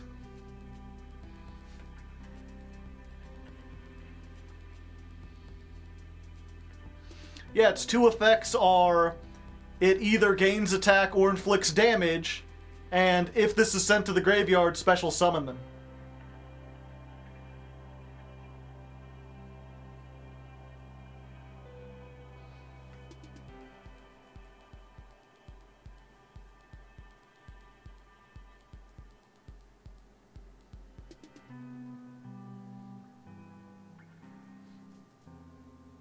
Yeah, these 2 dots aren't... You don't get to use both effects. Or, I guess you can use both effects, but not by, like, summoning it twice. Your opponent would have to destroy one. Okay, Mutamorphosis. Tribute 1 fusion or synchro monster. Special summon one from the deck that has the same level as the original level, but turn it to the... So it's Metamorphosis in reverse. It's take an extra deck monster and turn it into the... This is gonna end up on Duel Live. Just you wait and see. This is gonna end up on fucking Duel Taining. I can't imagine what kind of, like, you know, making some big thing. They make a level 12 and then they tag it out for, like, I don't know, Dystopia the Despondent or something. Oh, look. This is, like, the same art that's on the Flu Under Ease card, just without the, like, filter applied to it. If a face-up monster is changed to face-down, target one card on the field, destroy it. If a flip monster is flipped face-up, target one of them and inflict damage equal to its level times 200. Huh. I wonder if this, like, flip-burn deck is any good. Halloween FTK. I assume it's just what I said. It's like, send everything to the graveyard and then activate snow. It's time to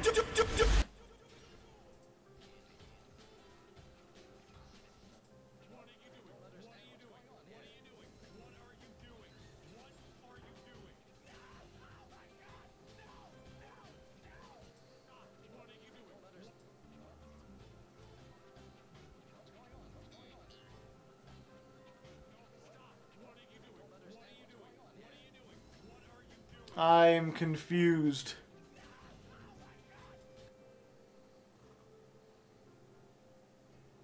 Yeah, someone in the comments, they're like, the effect is a choice. Why would they choose to inflict the damage instead of gaining the attack?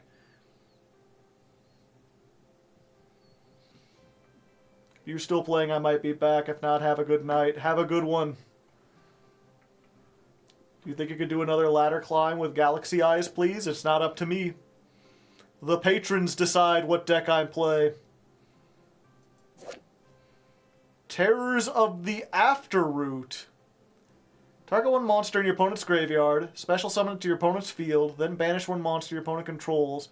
Then if your opponent has a banished monster, return one of it to the graveyard. Banish this from your graveyard, except the turn it was sent there. Target one level 1 monster in your graveyard, shuffle that into the deck, set Terrors of the Underroot, Terrors of the Overroot, or Terrors of the Afterroot. It's pretty simple. Get a card in their graveyard, or get a monster in their graveyard, put it on the field. Get a monster on the field, banish it. Get a banished monster, put it into the graveyard. They could have called this musical chairs, except they already have the sumo musical chairs. Why would they FTK themselves? Are they stupid? I mean, they were a Tenpai player, so maybe. Cosmic Blazar counter? Yes, technically. Shamisen Samsara Sarokat. Now that's a tongue twister. Once per chain, during your opponent's main phase, quick effect, synchro summon.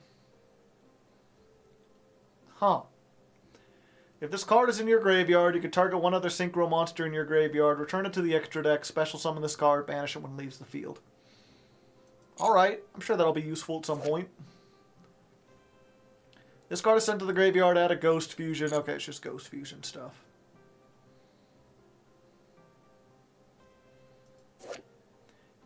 Stranger Big Bang. If a monster special summon from the extra deck, you can special summon this from your hand. During the main phase, you can reduce the levels of all other monsters on the field by 1. Increase the monster of this level by the number of the levels that were reduced.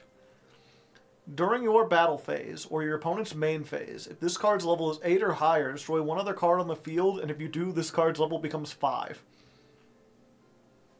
Neat.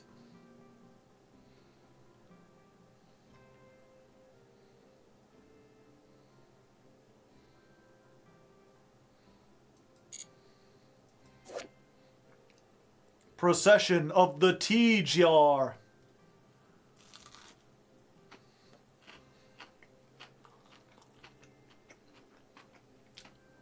Face down monsters in this card's column can't change their battle position.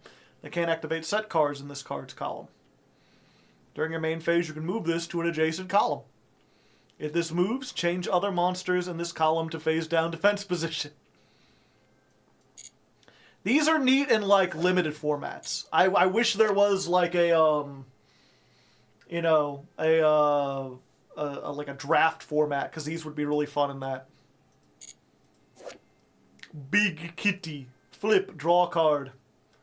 Change this face down. They added a new Pac-Man card. If this card battles, neither can be destroyed by battle.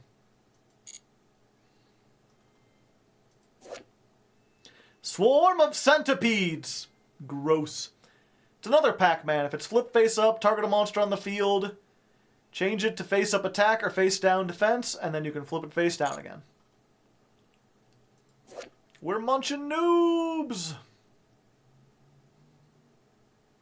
Target 5 cards in your opponent's graveyard and the same number of banished cards. Banish the targets in the graveyard, return them to the graveyard. Just swap stuff. Yeah, I remember that from earlier. UFO Light. Your opponent cannot target this card on the field with card effects except during the battle phase. If this card battles a monster, neither can be destroyed by battle. During the end phase, you could draw 1 card. Then you must banish a number of cards from your hand, and if you do, this gains a 500 attack for each. Infernity Queen! Berserk Archfiend. Okay, everything else here looks pretty familiar to me. So there's really no reason to open this pack except to get, like, Closed Moon, Summon Sorceress. I think I might need a Colossus.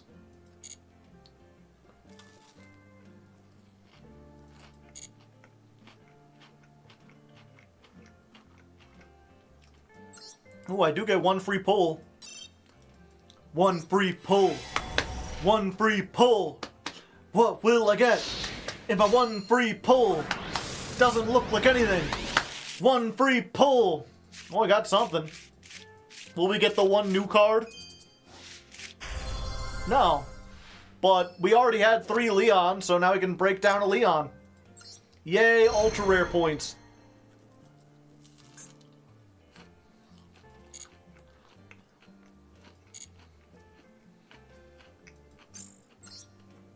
Let me do that real quick before I forget.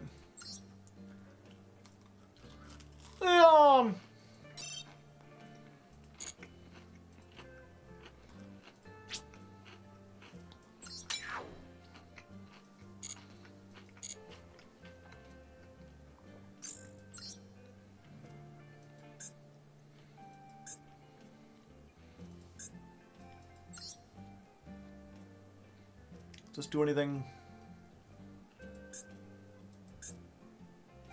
No. It's just a soul-absorbing bone tower. Oops. Oh, I just realized I still have the old music. We should probably turn on the Master Duel music. It looks low resolution. Yeah, it's kind of weird.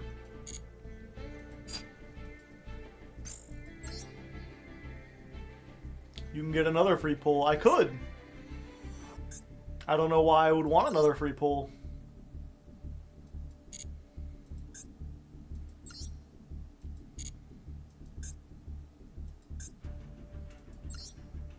The Hollow and Ween bundle.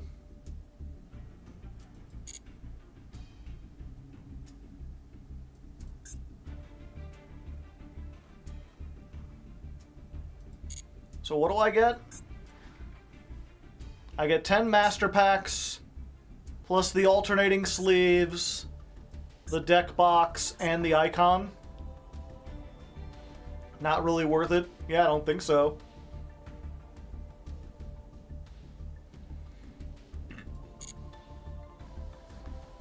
Because, like, why would I spend money on master packs? And while I do like to collect, like, icons and stuff I can use, what deck am I gonna play the Halloween accessories?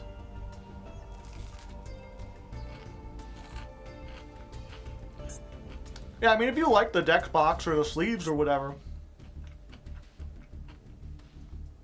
I just don't care about Hollow and Ween. I mean, Ween is pretty good. I liked Ocean Man. You know, take me by the hand, take me to the land that you understand. The voyage to the corner of the globe is a real trip, trip, trip, trip, trip, trip, Ocean Man. Okay. So we can delete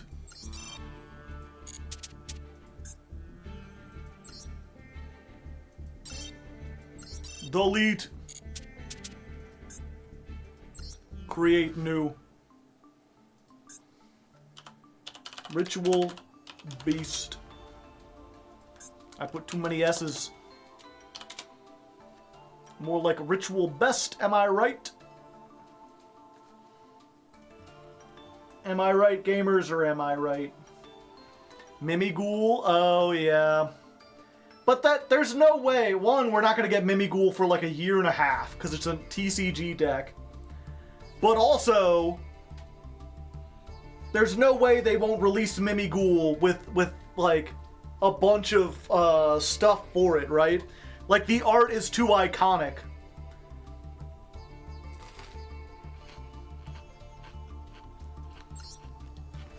Okay, one of you. 3 Rempengu. 1 Tamer. Wen. Laura. These 2 are important, that's why they're shiny. Actually, no shiny dolphin.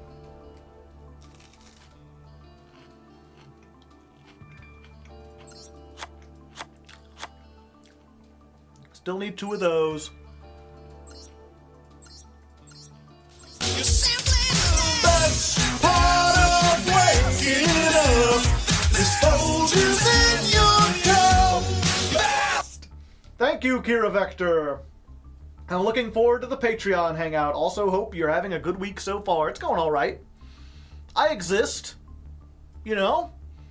That's better than some people can say.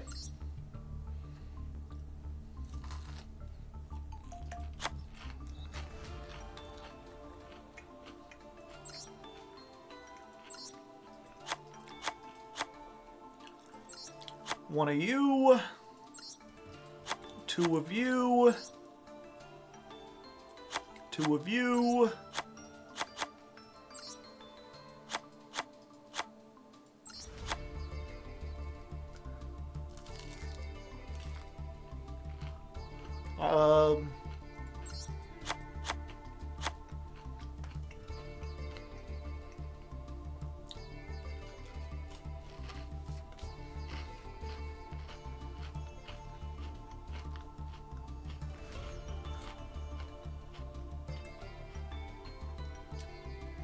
okay, I think that's all the Ritual Beast.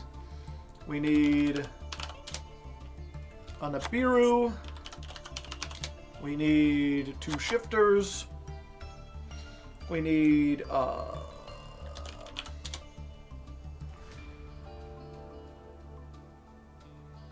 Hashtira. We need 1 of you. Yeah, these look kind of cool while they're shiny, you know? Yeah, they're all glowy and shit. Let's go ahead. Let's try like 50. That should be enough. Yeah, there we go.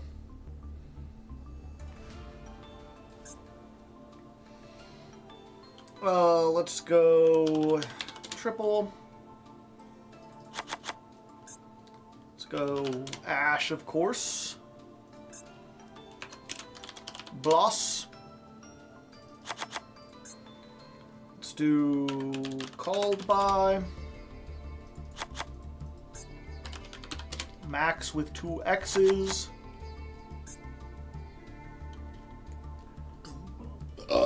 Pardon me.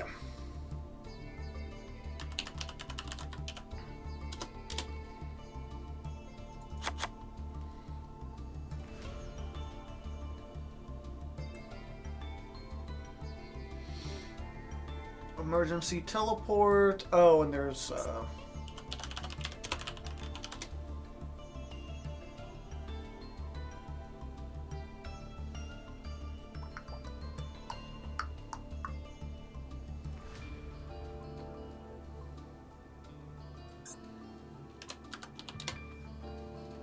there we go.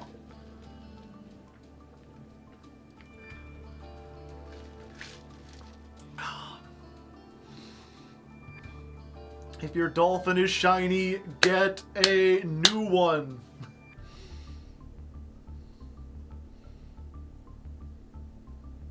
Why is E-Telly not at 3?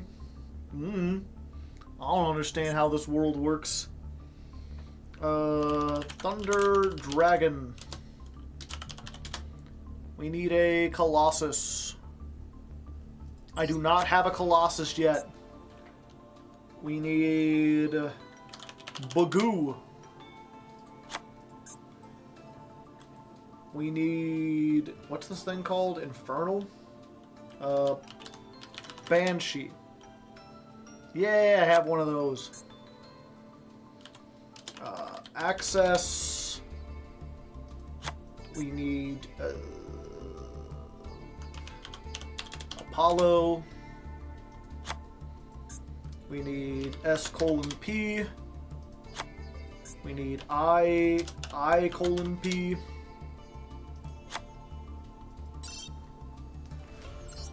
Let's see. Ritual, Beast, Beta.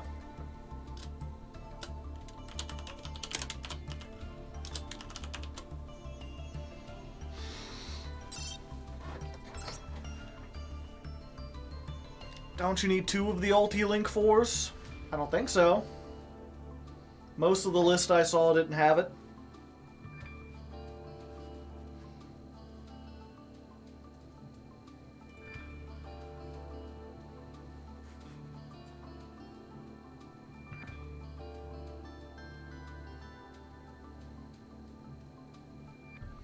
Okay. And then I think we're going to open packs next time. Open packs, change accessories. Is all the stuff in the latest pack?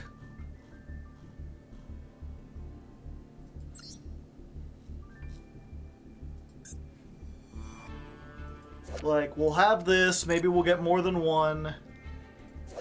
They have the Ulti Canahawk, they have her.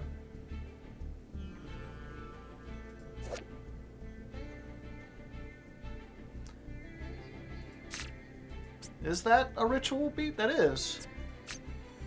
Target 1 non-token your opponent controls. Special summon 1 monster from your hand, deck, or extra deck that has 2 of the same type, attribute, level, or attack, but it negates its effects.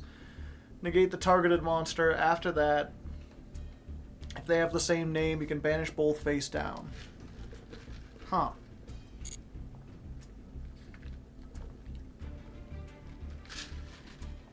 It's really cool.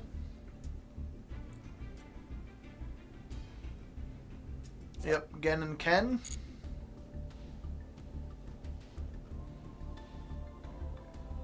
Are there no other... Hold up.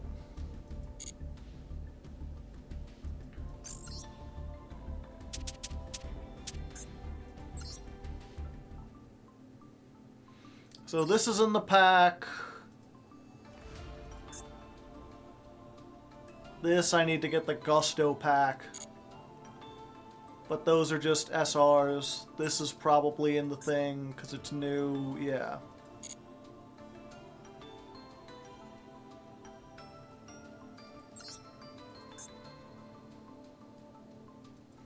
Yeah, I'll probably just craft that one.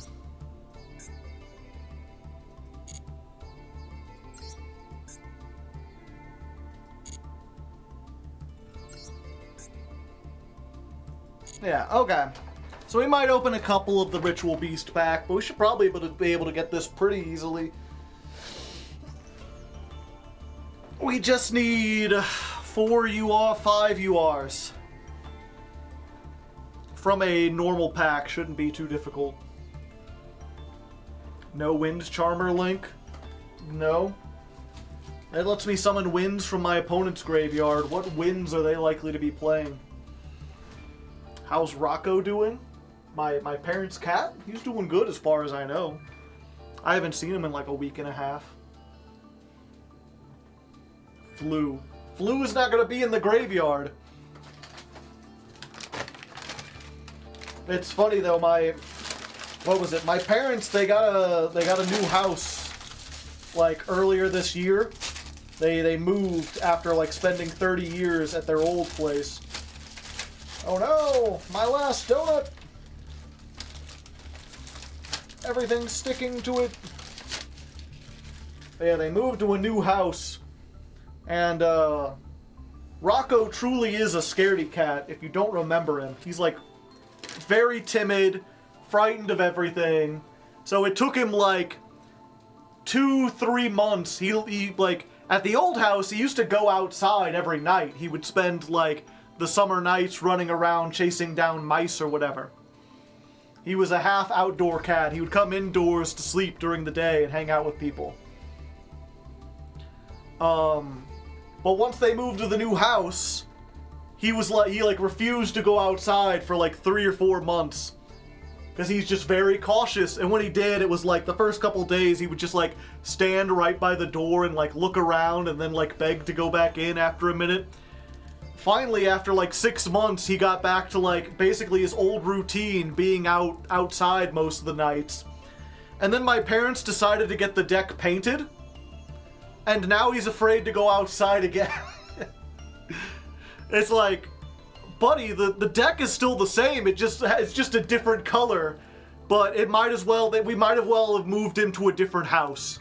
He looks outside and the floor looks different and he assumes it's a different place. And now he's afraid to go outside again. Like, oh, you poor little cat. An outside cat in the US, don't you have, like, wild dogs? No, not around me. Wild dogs aren't really a thing. Doesn't like change, yeah. The deck is lava.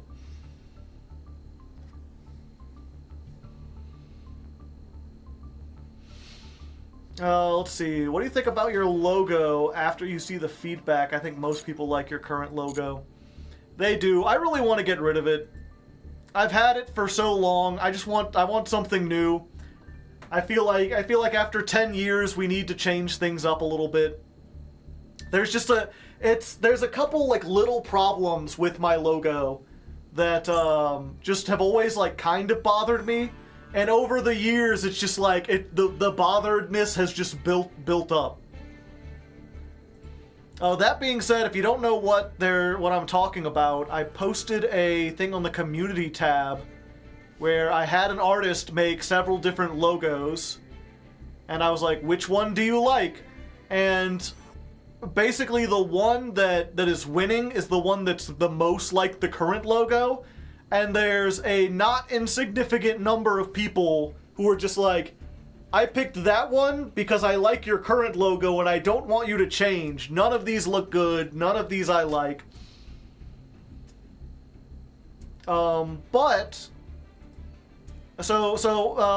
Basically, if you missed it, I did this on Twitter. I went back into the tank and I altered the art for the one that they gave us. Or for the one that the artist gave me.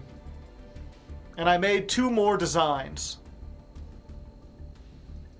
And I guess we could throw this up here real quick. So here were the options we got. We had like an old school red and green one on like a white background. We had like a green H that's kind of shiny on the red. We had the gold one, which is closer to like what's on the politics channel. And then we had the black and white with like a green and red gradient. And as you could see, the black and white one won the most because it's the closest to this one. Oh, I don't want to go into the creator studio. I was just hoping it would show.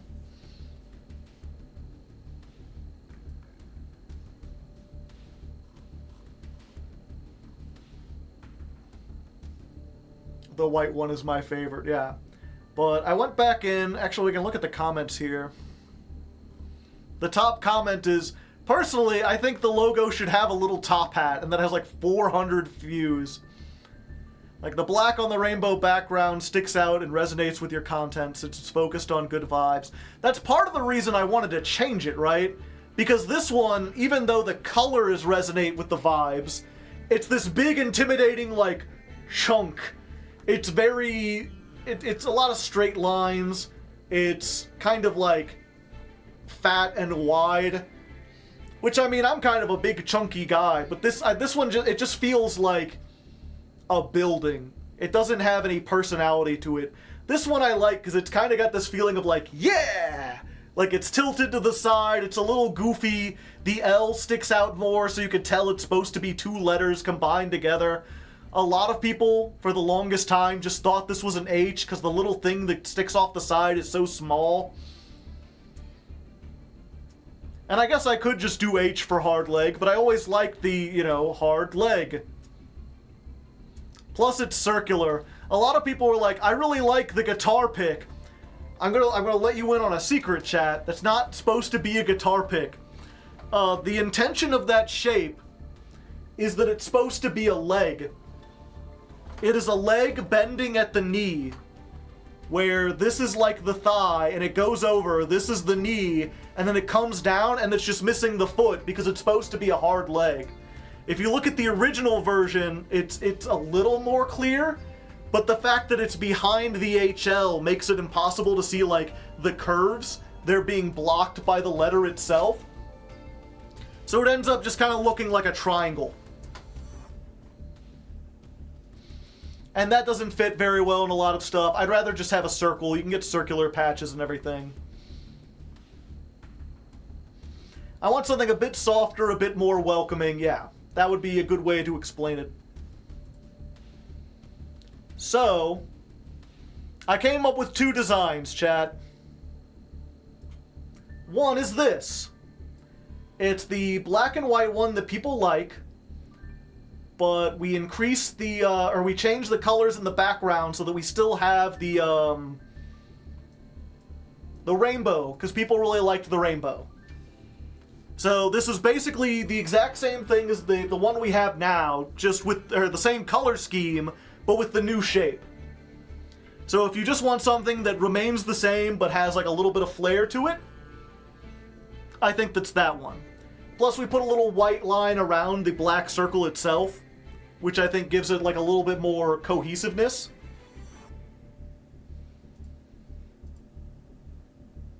And then the other one, where I took the idea that someone had to heart. Sure, the HL should have a little hat on it. Let's make the top hat part of the logo and have it on the HL.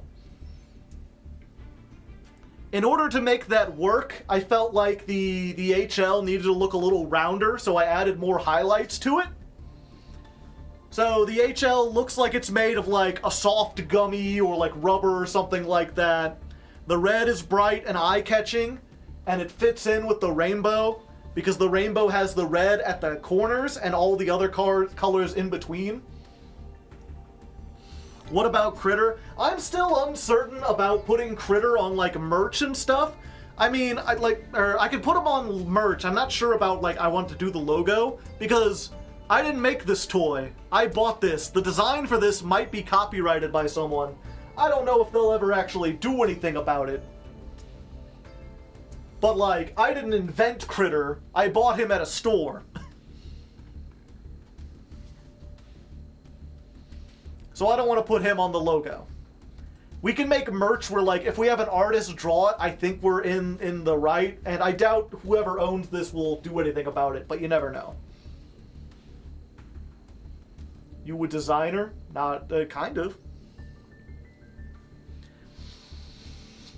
But yeah, and then someone had asked about, they're like, well, I like the black better than the red. They don't like how the red, I think the red stands out.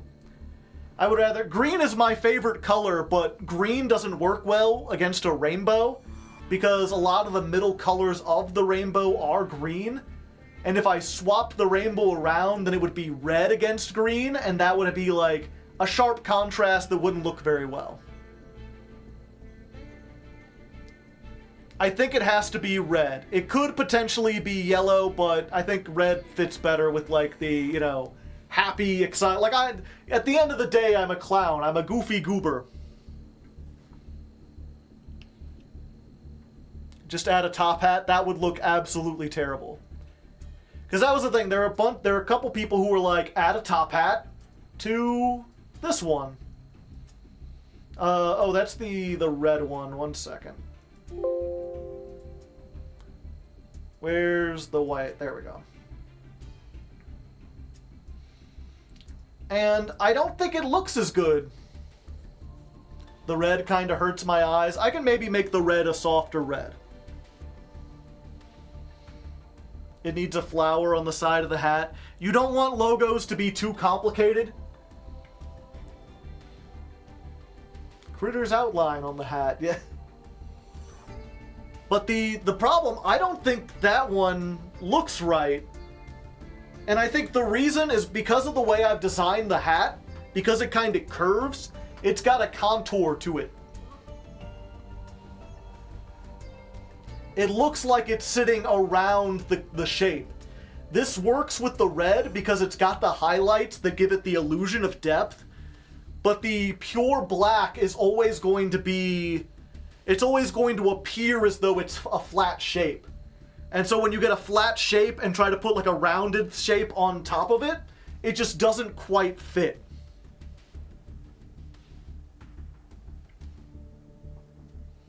Make the HL into the silhouette of a top hat, that'd be a little too difficult. 12th softer red, yeah. Then make it straight, I guess I could. Are we chatting about the new logo? Yeah. I could try to make it straight. I could try to do the curves. I could make the hat float over the top, maybe. I like the red without the hat.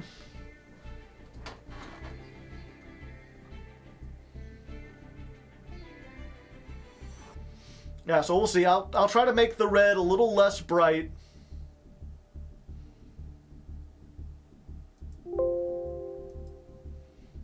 But I think those are I'm basically gonna have a second thing where it's gonna be like, okay, do you want this one? Do you want this one? Or do you want the old one?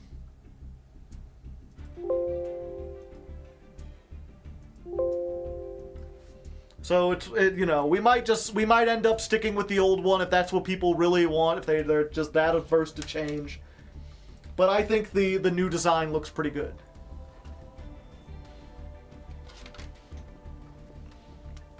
Hardleg.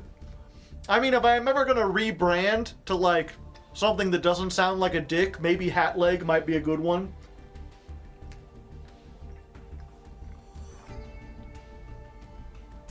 I really like the new black one. I think you should commit to changing it. Probably.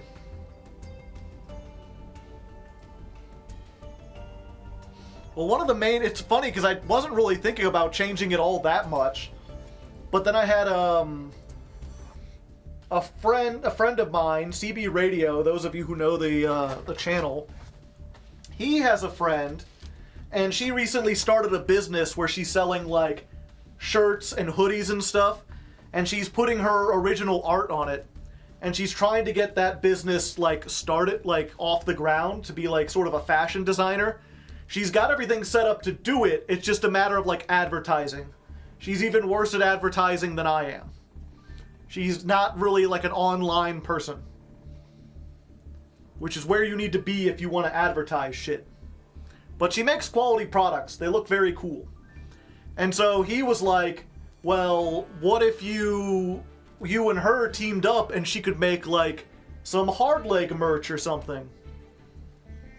And then you could, like, advertise her shop and be like, hey, if you want to buy the new Hardleg hoodie, it's over here. And also maybe check out her other stuff. And I was like, yeah, we could probably do that.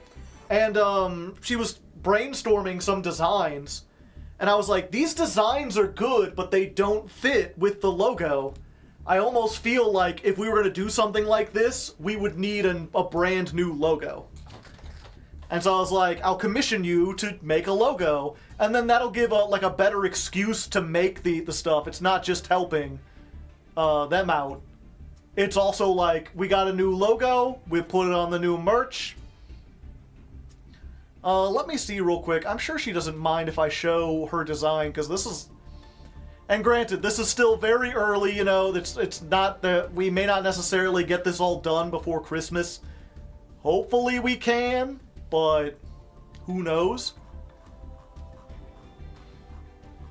But let's see here.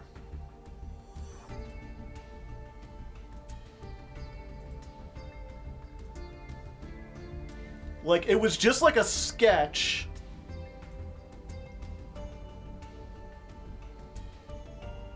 Oh, geez, that's huge.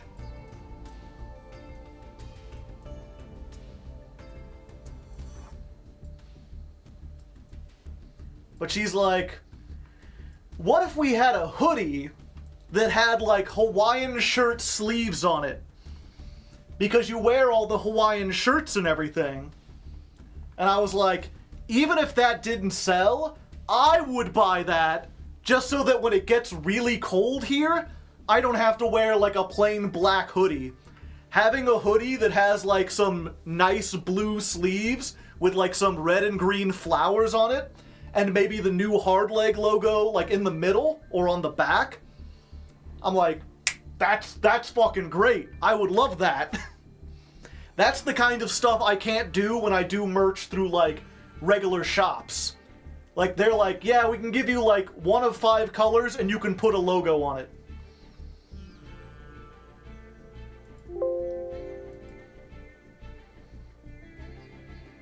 And who knows, maybe we can get her to draw a critter, put the critter on it or something.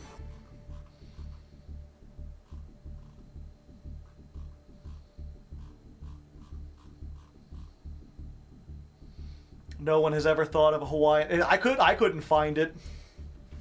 When people think of hoodies, they don't think of, like, the summer, like, springtime and flowers. They think of, like, cool winter stuff.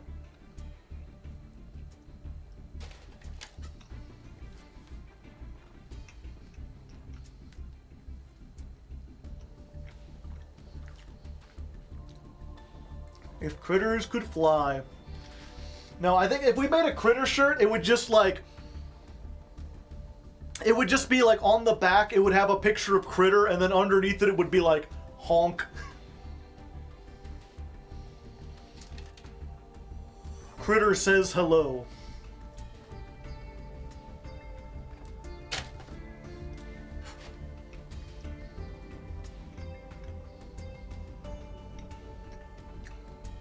I think I have an emote for that, right? Yeah. It'd be like one of those. I know people love patches, do they? You could have something controversial on the shirt. Sure, why not? Alright, we're at our time, chat. But...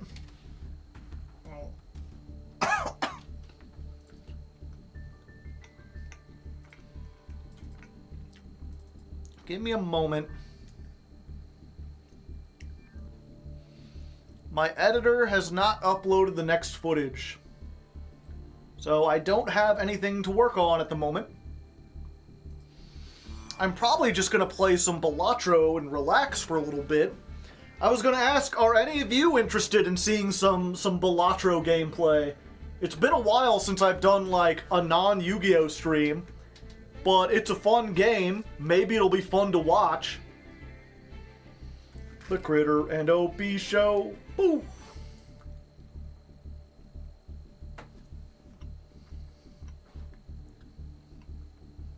Ooh, Balatro. I have no idea if Balatro would be fun to watch.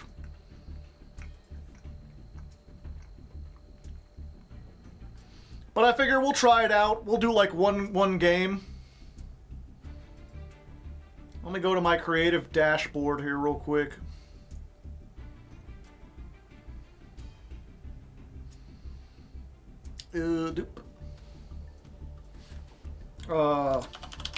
Surprise Balatro stream.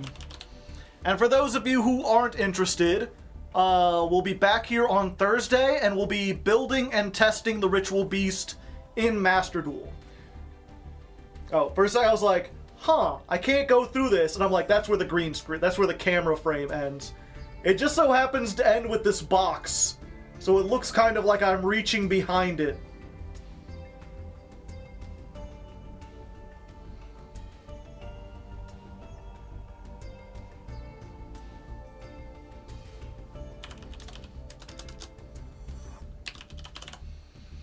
Yeah, so if you're just here for Yu-Gi-Oh!, if you just want to do that, you know, we'll be back here on Thursday. For now, we're going to experiment with something a little different.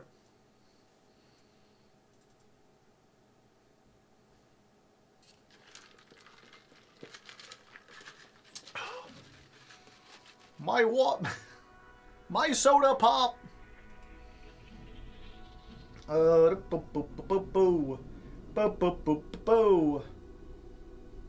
Where's the game capture? There's gotta be a game capture here somewhere. There it is.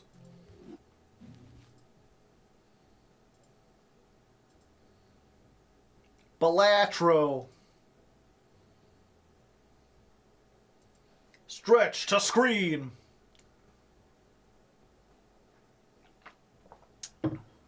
We should go ahead. If I'm gonna be doing this.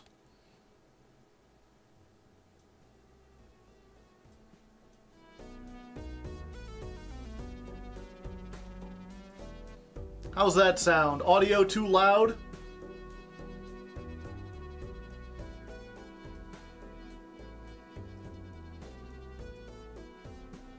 Maybe around there? Is that doing anything for you, chat?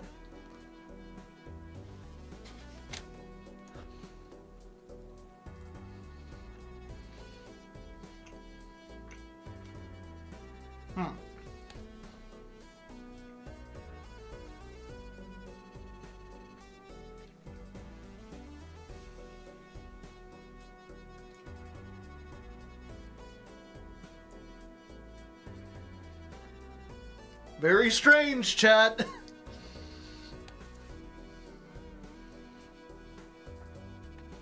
I didn't know that the green screen worked like that.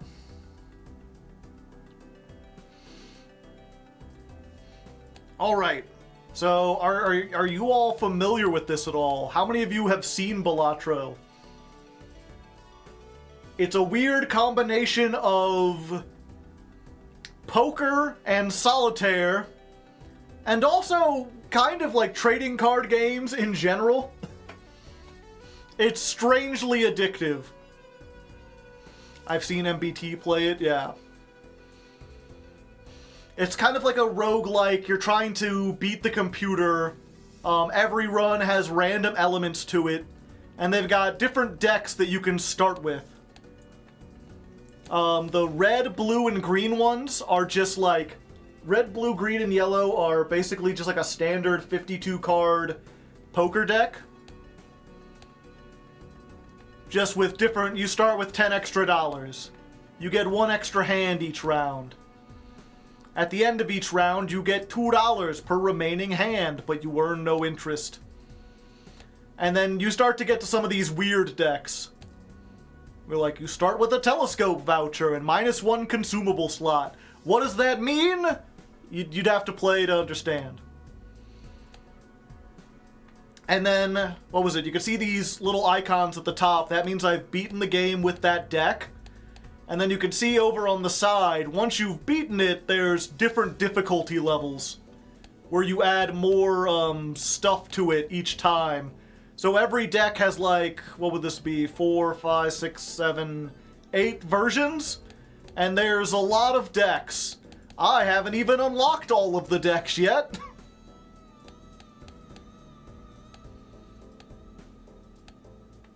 So, the ones I'm on, we're on one of the weird ones. The abandoned deck starts with no face cards. So no kings, queens, jacks. The checkered deck only has spades and hearts in it.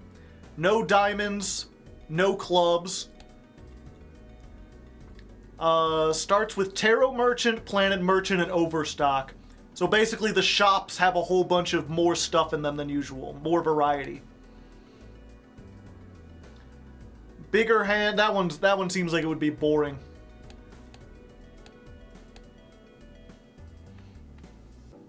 How's it going?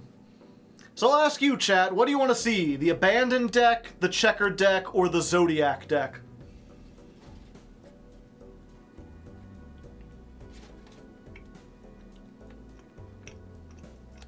Bigger hand, but one less Joker, yeah. One less Joker seems like it would be less interesting. Zodiac, yeah. Zodiac Duelist. This one just seems almost like a buff in a lot of ways. Because that's how it's like a trading card game, is in between the rounds, you get to open packs.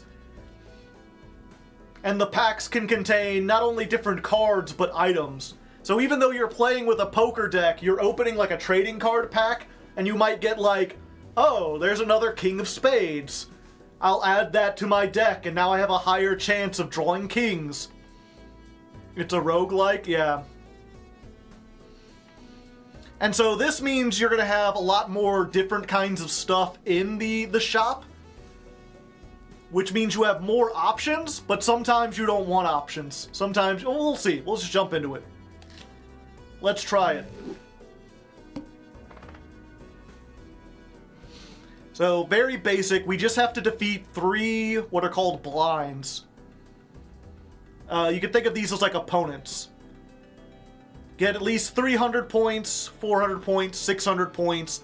It always ends with a boss, and the boss always has some kind of like special condition. You can also skip them and get some kind of special thing, but I'm not here to skip stuff. Okay. So, draw from your deck. Create a poker hand.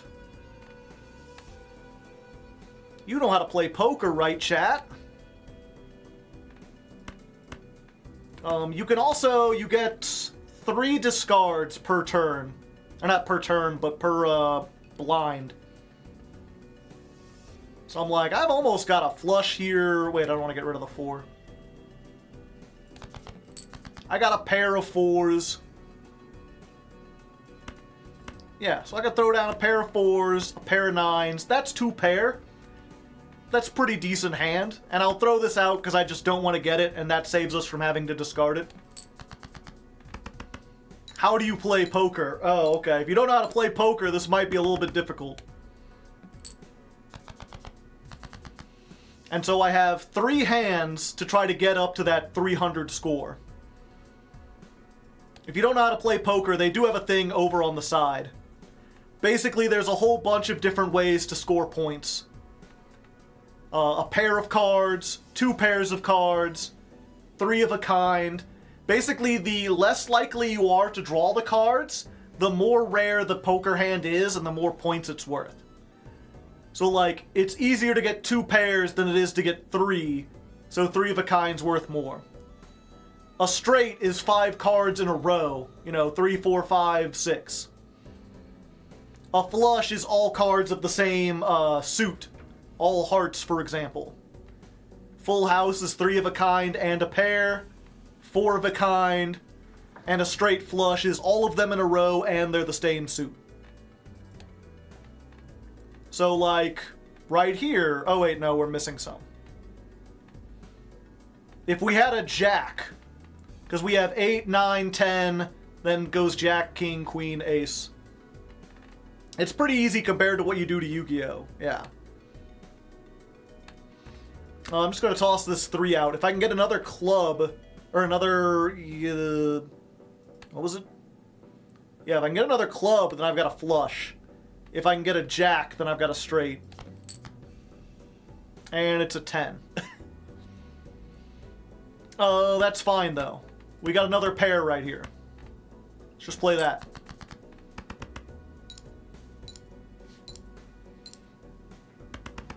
It's not the best hand, but a pair is worth roughly 100 points. Ooh. Yeah, I guess we just win from this point. Because we'll know we'll get another 2. And another 100. Generally, though, you want to play as few hands as possible. Because you get money for every remaining hand you have at the end of a round. So you get some money for beating it. I had 1 hand remaining, so I get an additional $1, $4. Not very much. So I've got $8. I could buy 2 things. These tarot cards are consumables. And then there's the jokers.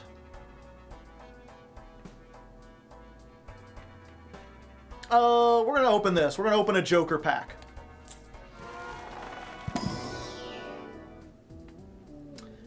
So this joker gains 3 chips every time I discard a club, and the suit changes every round.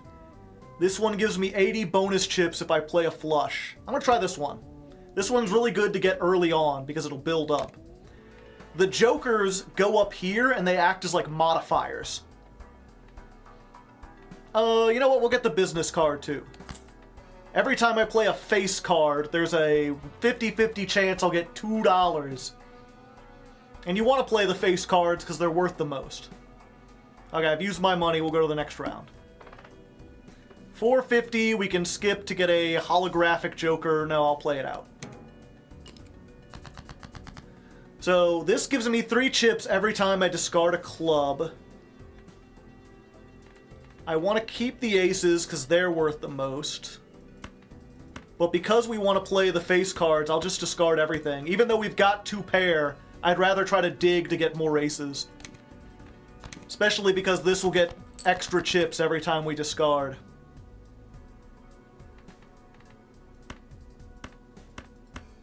Yep, we're just gonna do it again.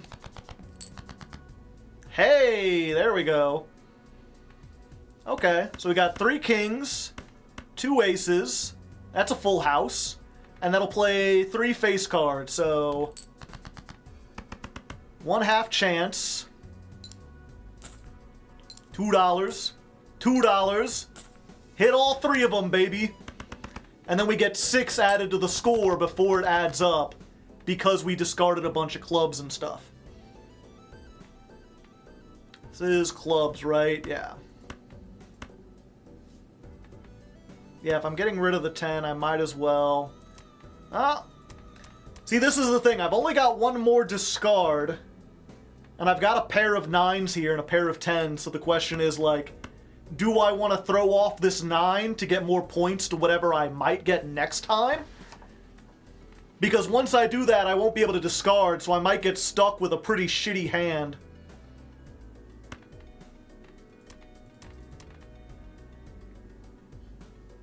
$5 for a flush. Flush has to be everything the same suit. All hearts or all spades or whatever. I think I'm going to risk it for the biscuit. We'll just discard all these off. Hey! Rewarded! 4 jacks!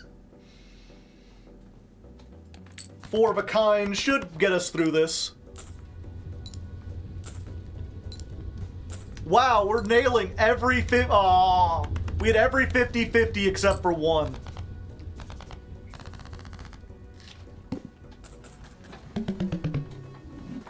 Alright. So another mechanic is that in addition to getting money for every hand you have left over, you earn interest based on how much money you end the round with.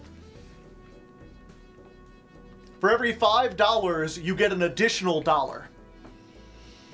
So it's actually advantageous to try to save up some of your money so that you can earn extra money and slowly build up a thing. If you can have a base of, what was it? It only goes up to $5 max. So if you can get $25 in the bank, then every turn you're guaranteed $5 no matter how many hands you lose.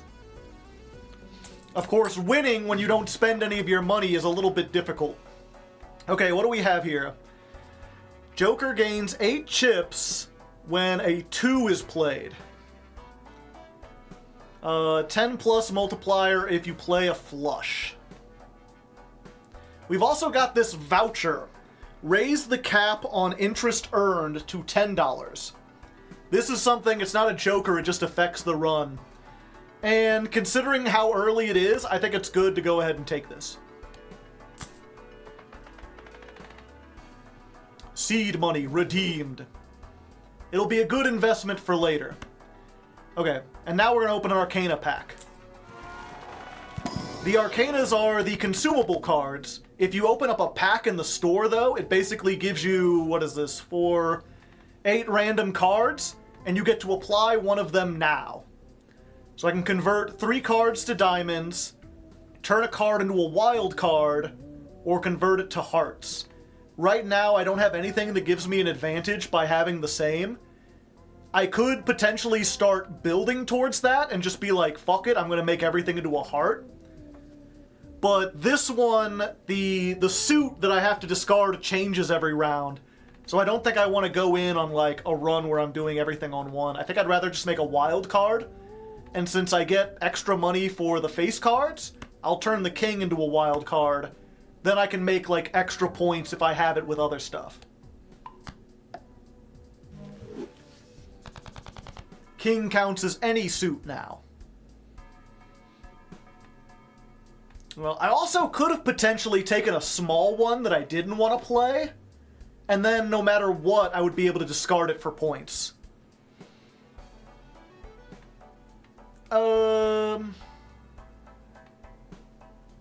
Yeah, let's go ahead and just open another pack. I like the Arcanas. They can do a lot of cool stuff. 1 in 4 chance to turn my Jokers into a holographic. I always try to do this, and every time it doesn't work out. Also, I'm not sure if I'll be keeping these for the entire round. These are good ones to start on, but probably not worth it. Another wild card. I think I'll do what I said before. We'll turn this 2, because I'm most likely going to discard this 9 times out of 10. And with this, it'll make sure that no matter what I discard, or what the thing is, the discarded 2 will get me chips.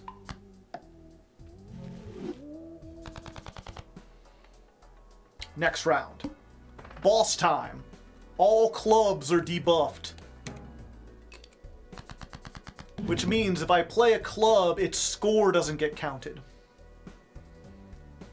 Which sucks. I want to be able to play these so I can get my 2s.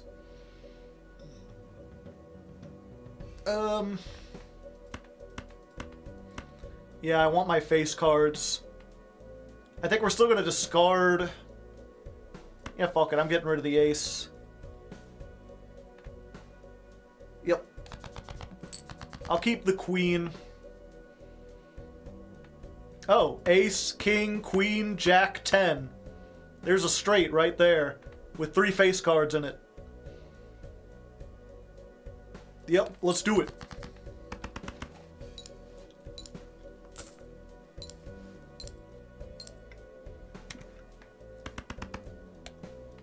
Okay, we're halfway there. When you have a killer, yeah. I remember I had a killer deck, I had built it, and like over the rounds, I had basically made it so that my entire deck was queens. Like I had like I'd open like a hand and like 6 out of the 8 cards were always queens. And I was just playing 5 of a kinds over and over and over again. And then I got to a boss and their rule was like, face cards are all debuffed. And I'm like, that's my deck, dog. That's all I do. Okay. I guess I've got another straight here. It's like a low-level straight, though. And it won't get me any money.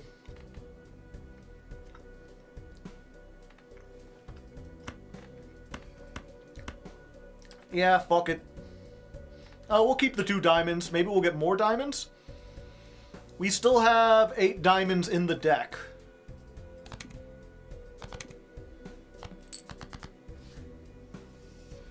Alright, we got a pair of 6s.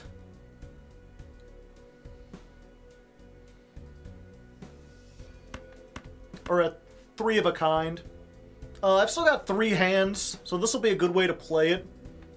And again, we'll just spend some other stuff so that we get it out of our hand. It's a way to play cards without actually using your discard. They don't get you any points, but you always draw as many as you got rid of. All debuffs. Okay, so I got a 3 of a kind with kings. I might as well just toss out these last hearts with my discard. I'm pretty sure I'll get the thing no matter what.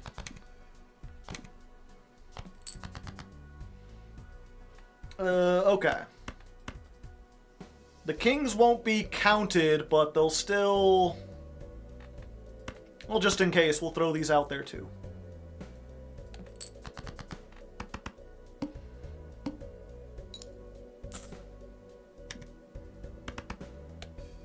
Yeah, that's enough. Okay. The bosses are floodgates. It's great. Not necessarily. 7.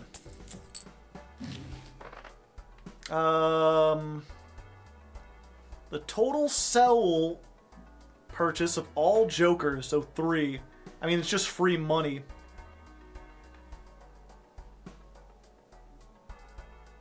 If I buy a joker first, yeah. So this gives me ×3 multiplier on the final hand. That's just good no matter what strategy I end up going for. And then we'll use this now. It gives me the value of my jokers as money. So $8. I've got 3, so... plus $5. And then we've got the planet cards. The planets level up your different plays.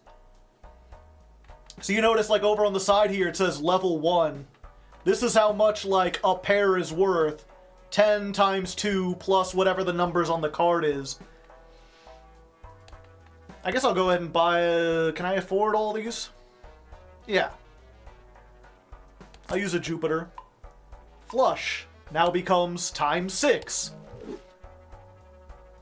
And we'll open an Arcana pack. We'll still have $5 after that, so we'll have some stuff. Alright, I can... The Tower. Turn 1 card into a stone card. Stone cards do not have a suit or a number on them. They're just worth 50 points. But they slot into anything. Glass cards.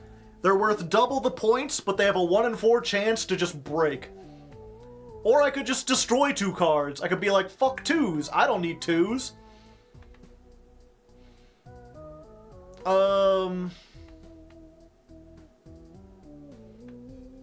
I think I do just want to get rid of one of the 2s. I'd rather have this be a stone card. There we go. Alright, let's... next round. Alright, so now we're on level 2 of 8. Just another 3. But the prices have all gone up. And our next boss is the first hand is drawn face down. What could it be? Who knows? +3 hand size next round if I skip? Nah. Oh wow. 3 10s right off the bat. What's the discard for every heart?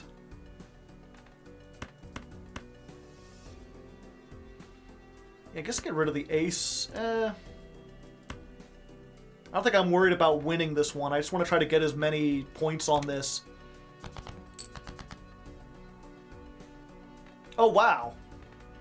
4 of a kind, I mean, don't mind if I do.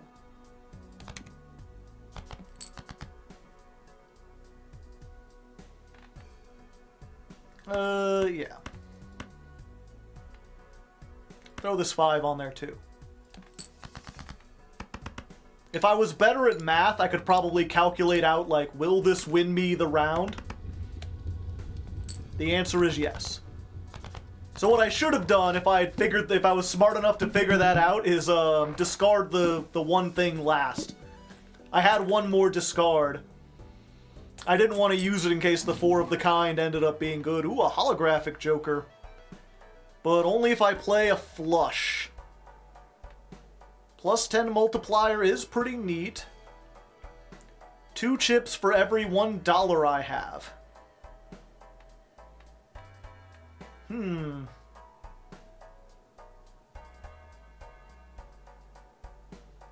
Is this good enough to build around?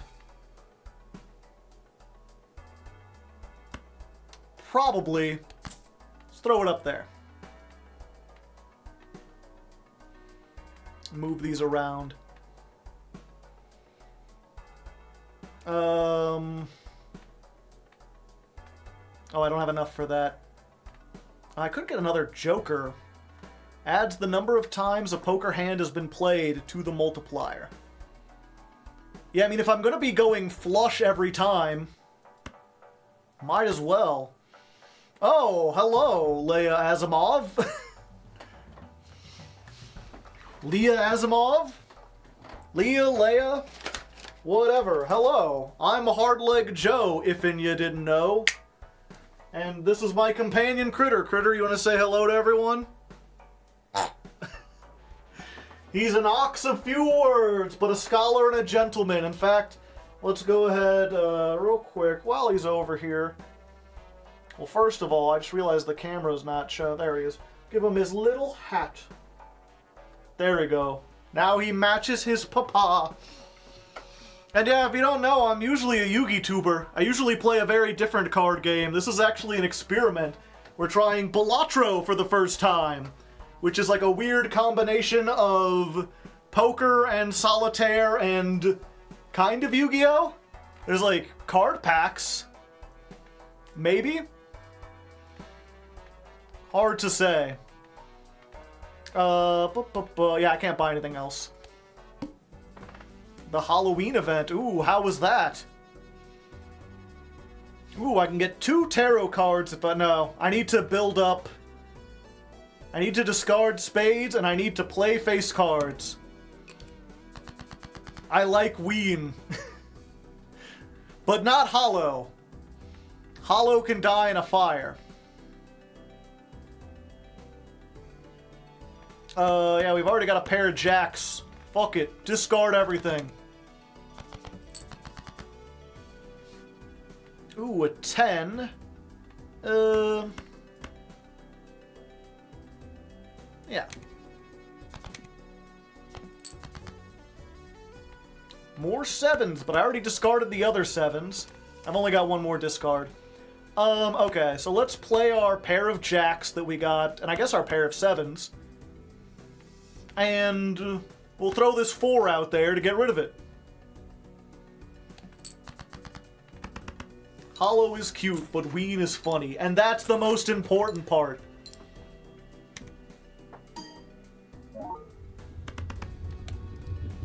Wait. 10 multiply. That was a flush? Oh no, I just get 10 anyway.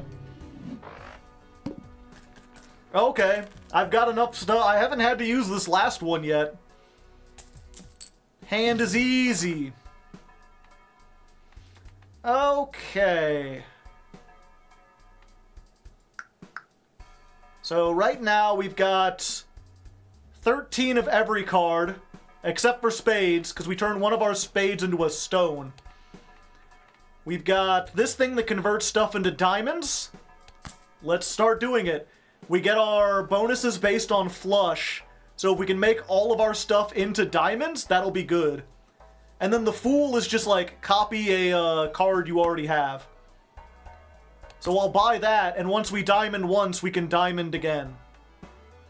And then let's buy an Arcana pack.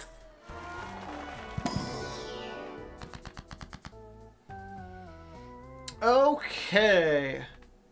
Wheel of Fortune. No, not yet. Turn a card into a gold card. A gold card doesn't do anything when it's played, but if you keep it in your hand at the end of the round, you'll get $3. Death. Select 2 cards, turn 1 card into the other. That does let me get more diamonds. And I think that's what we want to do, even if it only creates 1. Oh wait, we can use this now.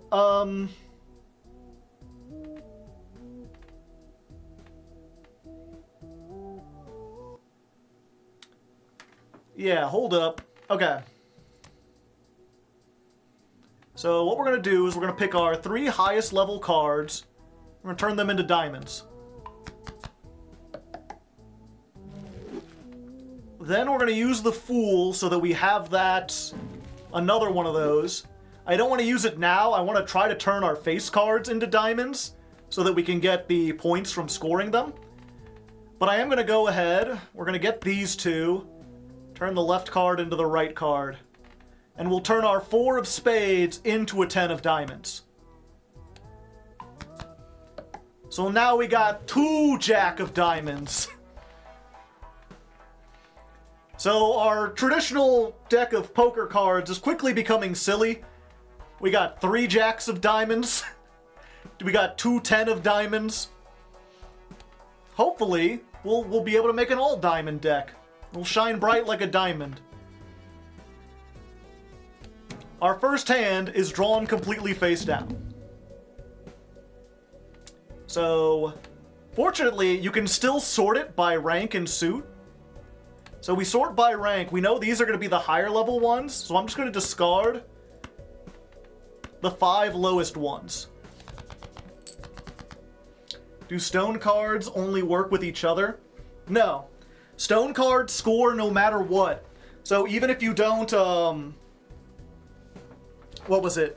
Even if you don't necessarily, like if you play a pair and then put a stone card in there, the stone card just adds 50 to whatever. One of your cards is just a stone, yeah. Okay, so, because these are sorted by rank, I know these face down cards are jacks or higher. So, the chances that it's the other 2 jacks is actually kind of high, but it could also be any of these. So what I could do is risk this on an unknown, and it would also quickly reveal these. They'll go back face down, but I'll know they're diamonds real quickly. So I'm going to go ahead and do that and hope I'm not wasting it. Okay. So I believe this was a jack. So we got a pair of jacks. We got a pair of 10s.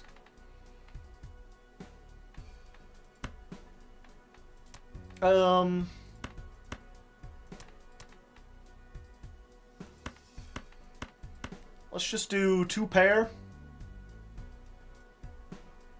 Oh, I have a flush now. Yeah, good point. Yeah, so now I have a guaranteed flush. It might be a... No, it's not a royal flush. But, yeah, let's just see if we can dig and try to get some hearts to discard, because I'm pretty sure that'll win me right there.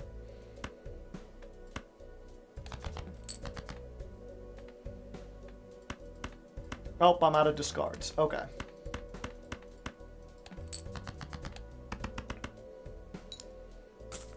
$2.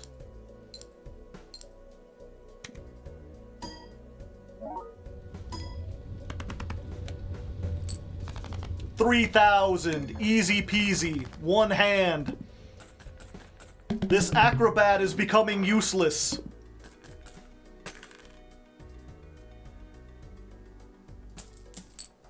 King, king, jack, thanks. Okay. 2 kings, queen, 4 jacks. There are no more jack of clubs or jack of spades. This king we turned to a wild card, so this is essentially like a king of diamonds. It just doesn't look like it. We've got 3 planets. Level up the straight flush, level up the full house. We don't want to do any of those because we're trying to just go on flush every time. +1 consumable slot? I don't think we need that. Yeah, let's just open another Arcana pack. Mega Arcana. Destroy 2 cards, convert them to hearts, enhance 2 cards, increase the rank. So we could turn these into, like, jacks and stuff. Or the holographic. Yeah, so actually, we get money off the face cards. Well, let's see. I could turn these into jacks, and then I'd have more chance to earn money. Or I could just destroy, like, the 2 of hearts and the 2 of clubs. And then it would be less non-diamond cards in the deck.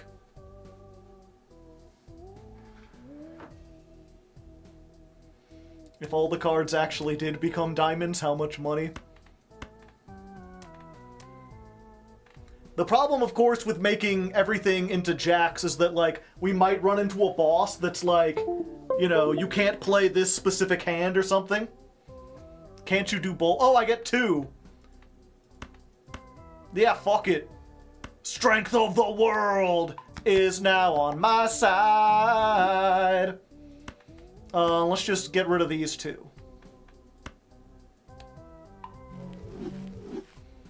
I forgot this was a mega pack.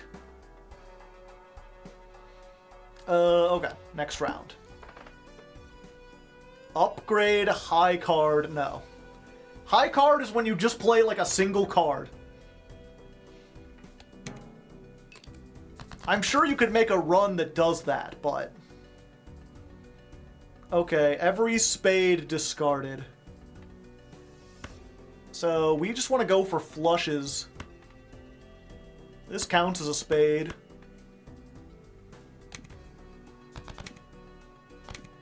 Because it's a wild card.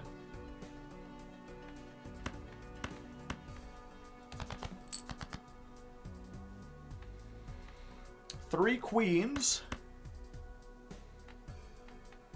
But we don't care.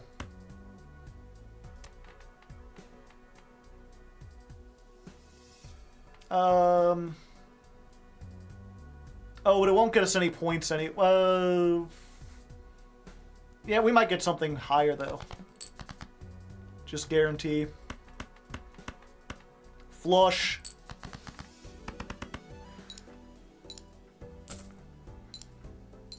Baron with steel.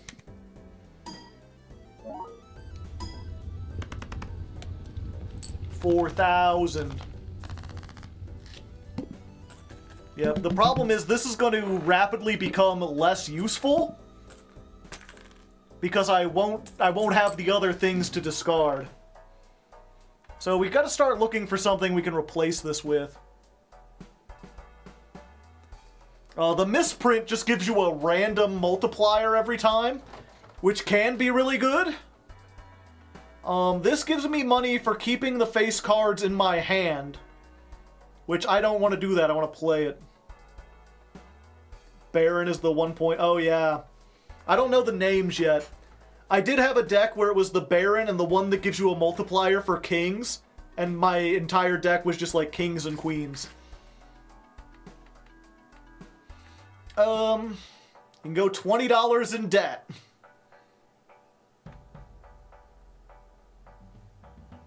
Do you know the misprint tech? I do not. I'm still pretty new to this game.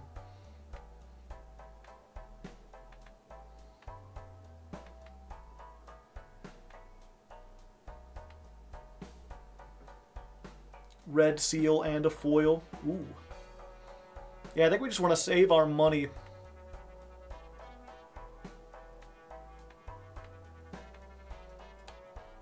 We got that thing that lets us, like, generate more interest, so we should try to do that.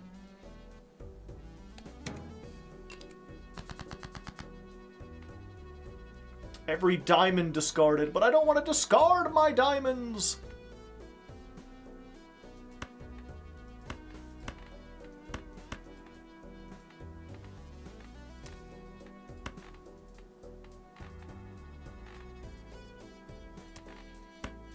Yeah.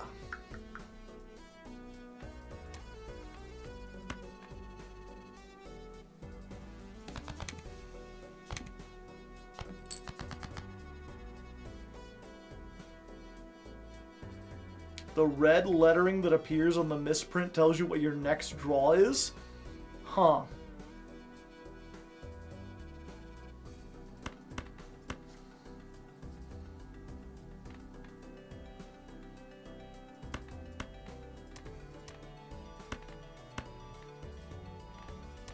Oh wait, no, we want to... Yeah, we want to save the face so we can get more money.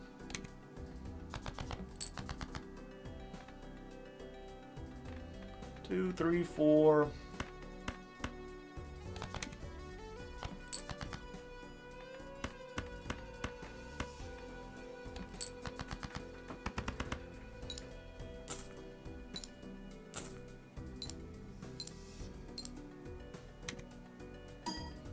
Yeah, I don't know why I'm still building this up, because we've already decided, like, we need to get rid of this for something else.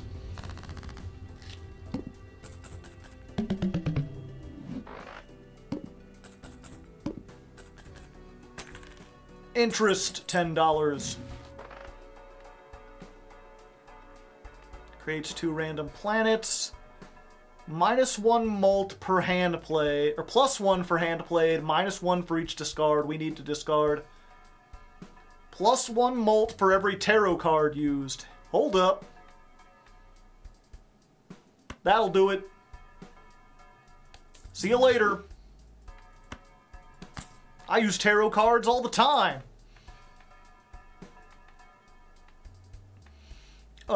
And I guess we'll go ahead and use this tarot card. Oh, Jupiter! That increases the flush. And I guess we'll level up Mercury. I mean, might as well. Have a good one, Kira.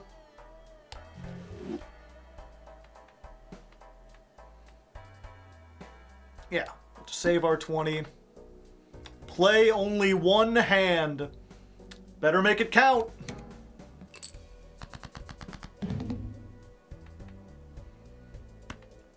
Okay, so we're just trying to get all face cards if possible.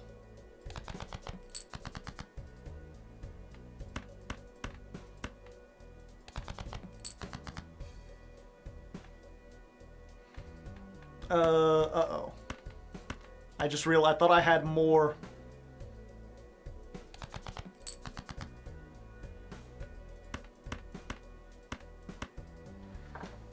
Yeah, that should be enough, right? Acrobatics, oh yeah. We only got 1, so this is the last hand. +4, +11, +10, +10, times 3. 13,000. Thank you, acrobatics.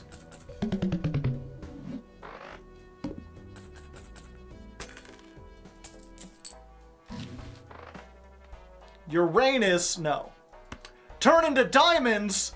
Don't mind if I do. Permanently gain 1 hand per round. I mean, you could always use more hands, but I'm winning on, like, the first hand anyway. 90% of the time.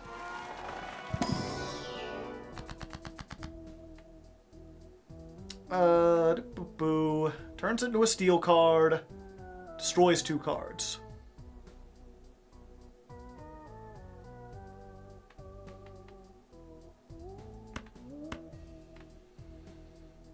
Yep, you're not diamonds. Get out of here! Means you'll earn more money each round. Good point. It is just $1 per round, but... Wait, will I even go through 10 rounds? Will I even get enough to get that back?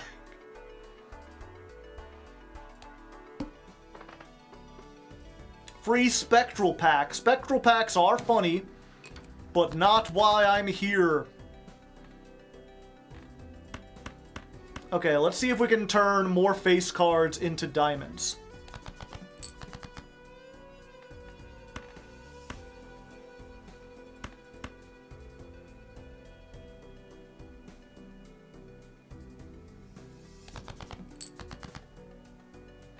There we go.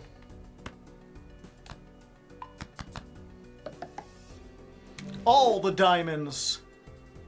We'll look at it after we're done. Give me money! Big flush, all diamonds. 2. 2. 2. 2! I hit 5 coin flips in a row, chat!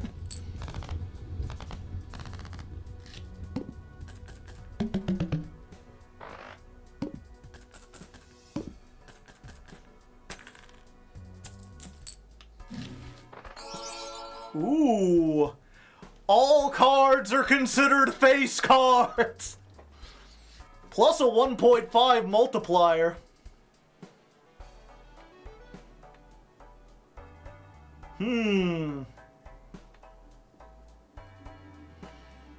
Let's see. So right now I'm getting a 5 multiplier. Yeah, we're gonna get rid of this because I only play like one hand per turn. So we'll sell that. And we'll buy this one. And then one thing that took me forever to learn is that when it's calculating broad things like this, it always goes from left to right. So if you've got multipliers that are going to multiply your score, you want to put them after the things that add to it.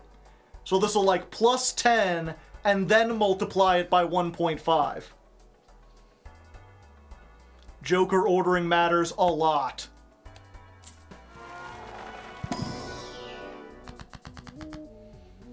Choose 2. Left to the right. Yeah.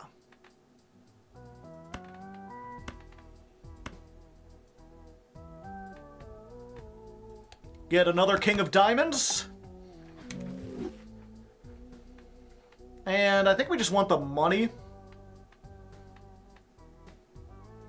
For now, 16 bucks, that's pretty good.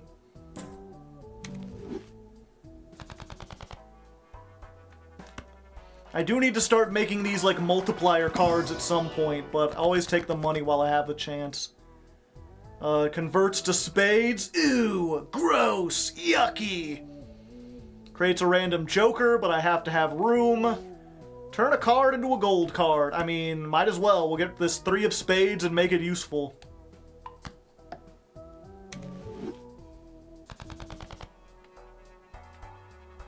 Yeah. 31, yeah. Reroll the boss blind. All hearts are debuffed? Brother, I have 6 hearts in this entire deck. My deck is 6 hearts and 23 diamonds. It also contains 7 jacks. It just gets a little absurd. Okay, and we open with the gold card. Nice. So at this point, we've got it. It's just discard until we get nothing but the like, high levels. Do I have less discards? Maybe I should save some of these. Also, is it just me, or is this music like Risk of Rain music?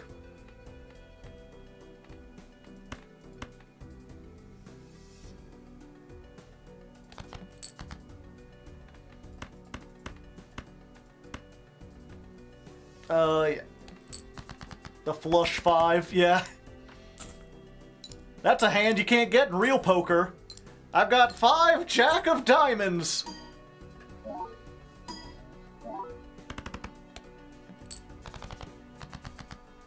Oh, fuck.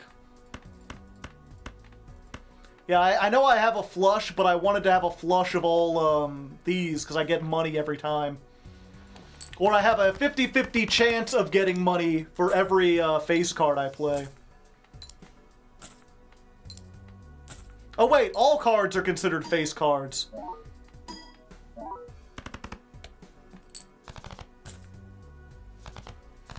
I forgot, I don't even need to save for those. Yeah, I forgot. I forgot.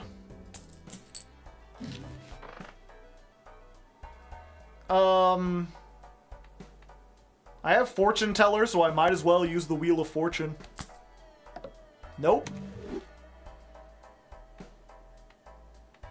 3 of a kind, go into debt. At this point, because I'm...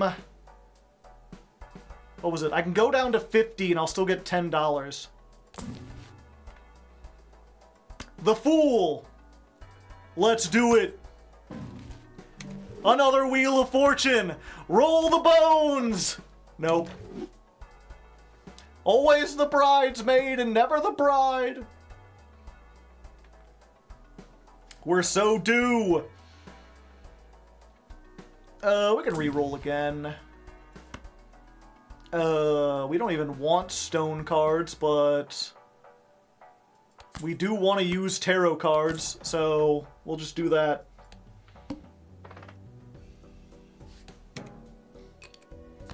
Balatro, let's go. 4 of hearts? No, this is rock.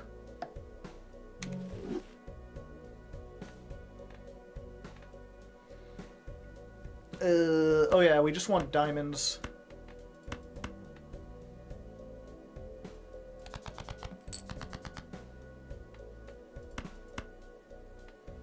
I could do better than a 2. Okay. Turn this into a gold card.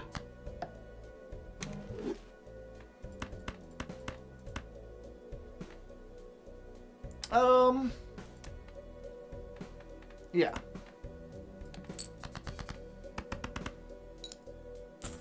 Two.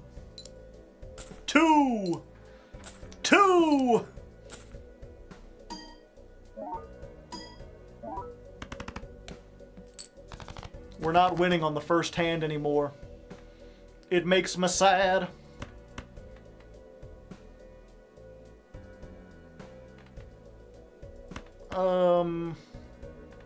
Yeah, let's just do this. I wonder, does the stone card count as a face card? Yes. Yes, it does.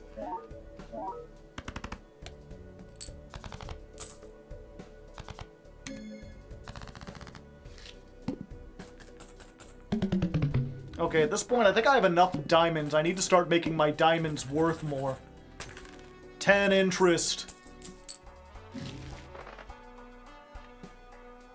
Let's see.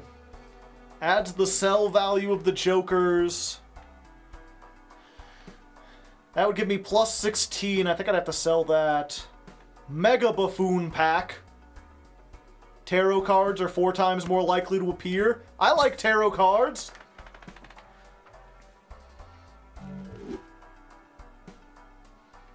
The debuff Diamond Boss is gonna destroy you? Yeah, probably. Let's see if the Mega Buffoon Pack has anything to replace Acrobat. Ooh. This has a lot of potential.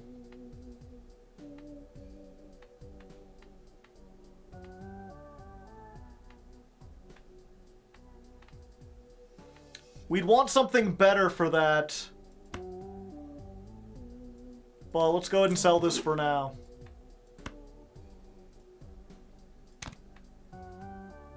The squares going undiscovered, yeah. Copies the ability of the joke incompatible. Oh, it doesn't copy the poly... Fuck. I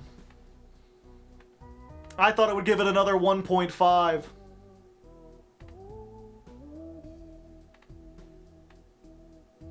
Okay, this is probably better over here. Either that, or I could just try to get like $1 million billion.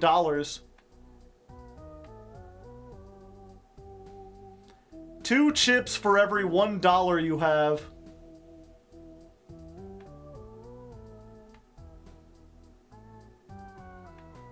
Malt is better than chips, right? Although if you can get enough chips. If I can put Blueprint over here so that every card gets me a chance to get like $4, I could maybe get up enough that getting rid of the Fortune Teller or even the Droll would be better.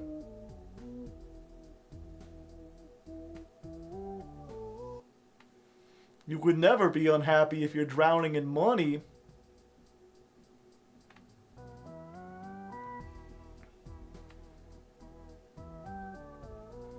Yeah, this does only give me 20, and this is at least 20. Okay. Sell our holographic, buy the bull. So we want chips, and then malt, and then multiply it.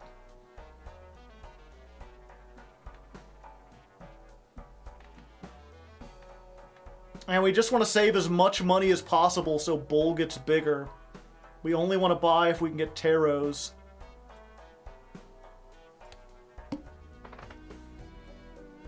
Give $1 played for each hand, so $19. That's more than we'll get. No, we can get more off of the business card. Maybe. Let's see. Let's see if we're lucky, chat.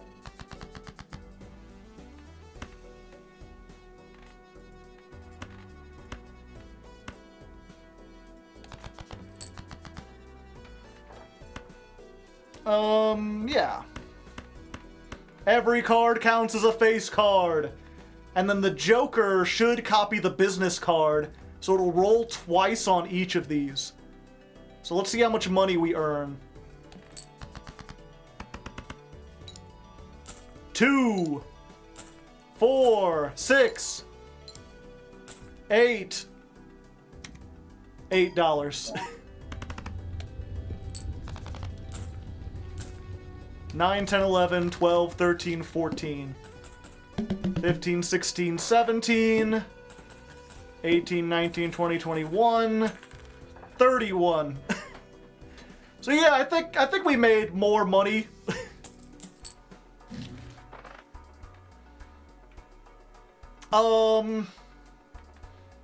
We still buy the tarot card because we need to use it to get that to go up. Reroll once. Oh, okay.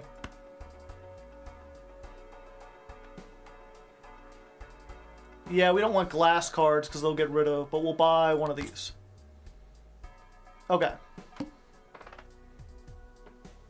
Free Mega Arcanum pack. Okay.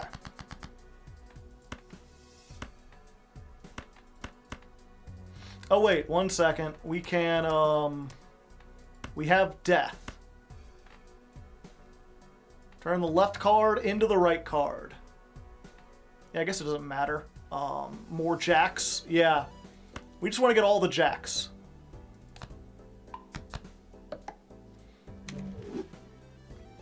And then this turns 3 cards into a club. Let's turn this 8 of clubs into a club. +1.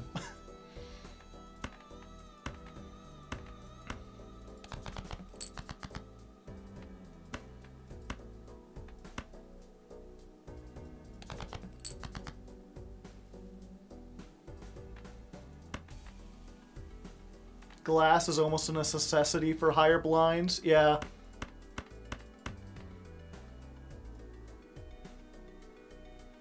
Yeah. 2, 4, 6. Only 6. Uh-oh. Hold up. We're in trouble. That wasn't enough to win! I guess it gives us a chance to earn more money.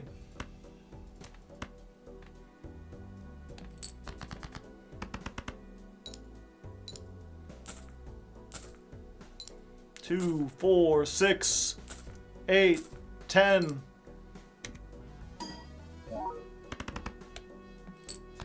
Okay.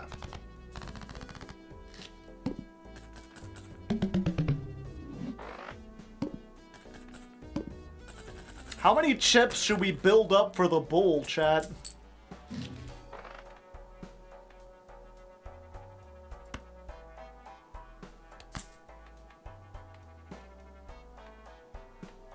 First played face card, but only the first.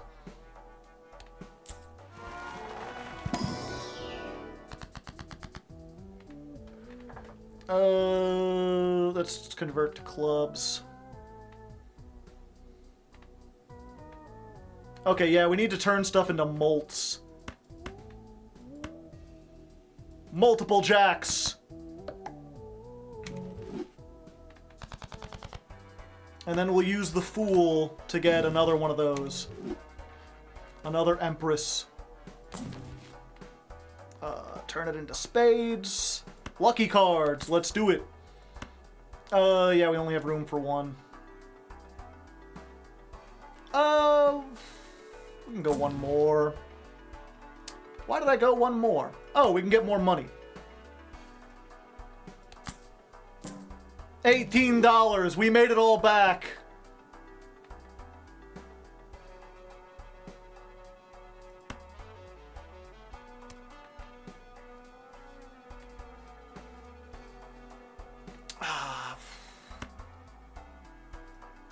Yeah, okay, 1 second.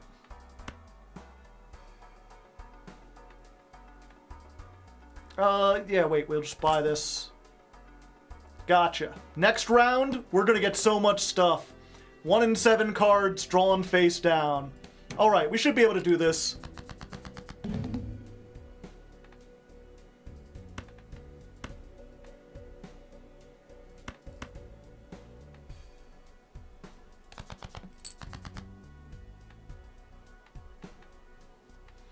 Okay, so I already have a flush, right? Yeah. So we'll use the Empress and turn these kings into molts.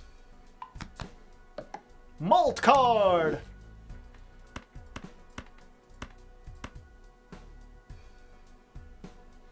Yeah. We want to save it for the faces. Let's play this one. +4. +4. $2. $2.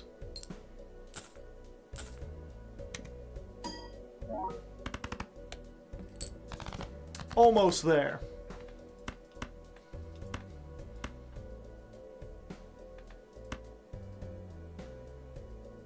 This... Oh, we have 2 discards left. Yeah.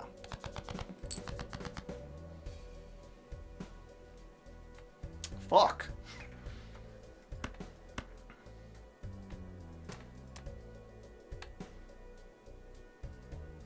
Okay, so this one is a diamond.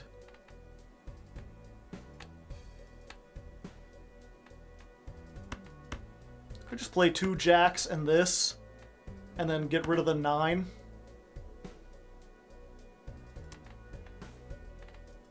Yeah.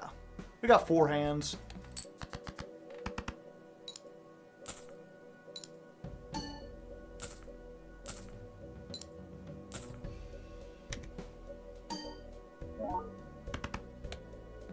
Okay, even 2 pair with a stone was enough.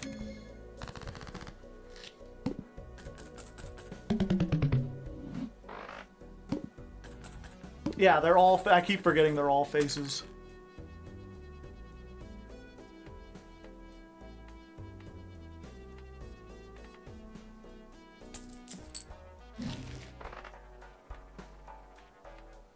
Ooh, voucher. Card slots? Yeah. Overstock plus. Just more options.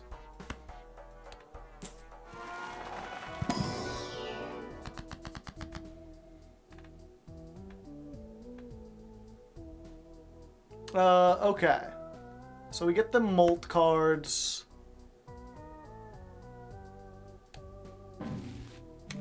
I should have bought another one before I came in here.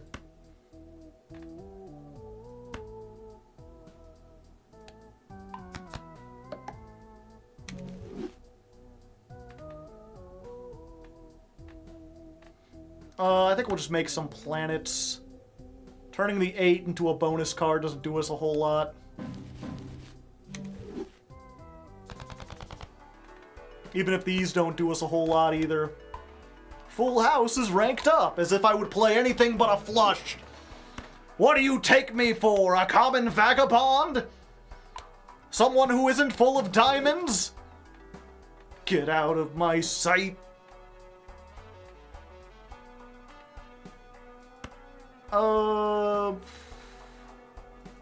Empress. Yeah, we'll go for Lucky.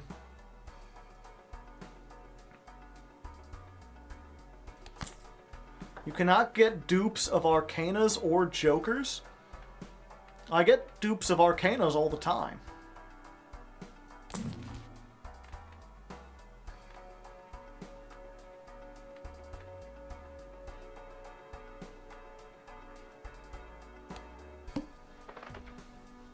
Initial packs are free. Ha! What do you think I am? Someone who doesn't have money?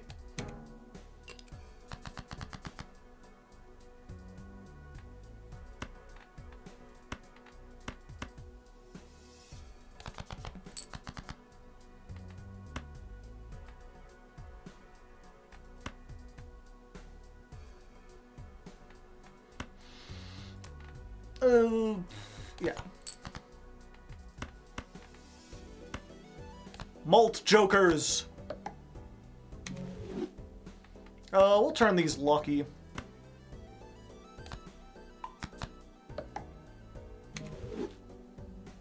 If you have a fool, another fool will never appear. I feel like I've gotten more than one fool.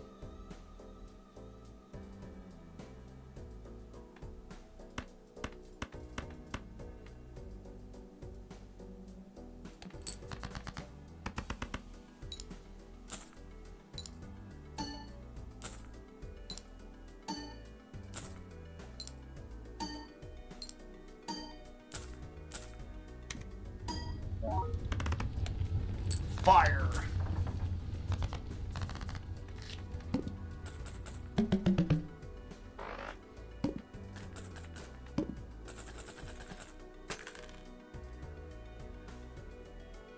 Oh, okay. Gotcha.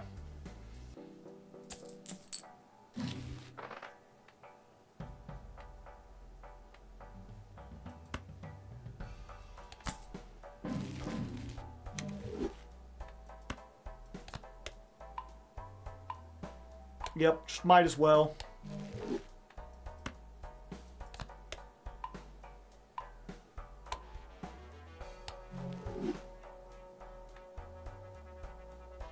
Yeah, so I can use this and that'll ensure... So basically you're saying if I put this up here, it ensures that I won't pull one from out of the Arcana pack?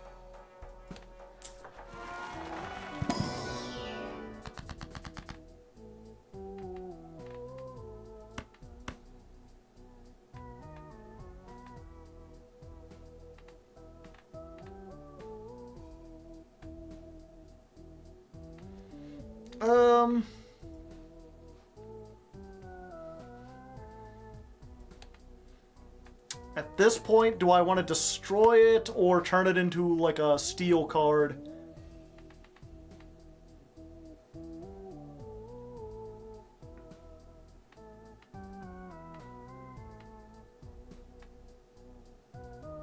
What do you think, chat?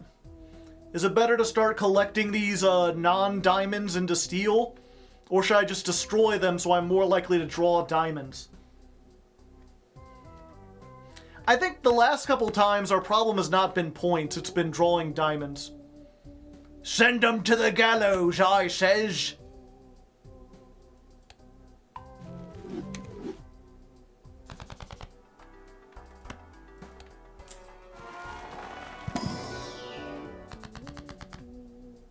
Doubles money, max of 20. They knew I'd be in a situation like this. Okay, so we'll turn these into bonus cards.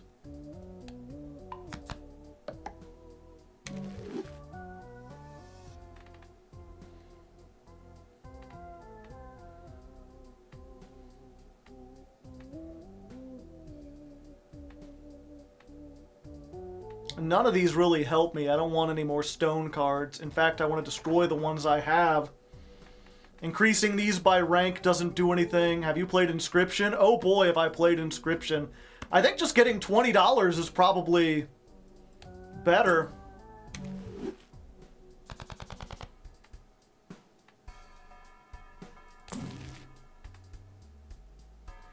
I can't use this because I don't have room.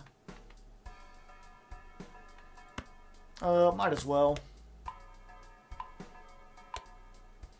Yeah, I've not just played Inscription. I've beaten it like 4 times. I've 100%ed Inscription. Fuck it, let's go again. Wheel of Fortune. Damn it. Let's go gambling.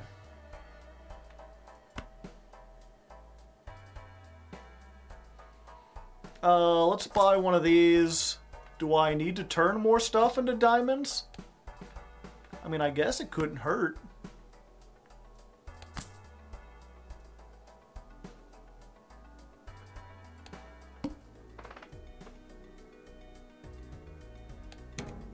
Oh, I didn't read what the boss blind was. I should probably keep an eye on that. Alright, you 3! You're diamonds now! Plus 38. Use the Emperor. Make 2 more. Fuck, I don't want to turn anything into a stone card. You can be a stone card.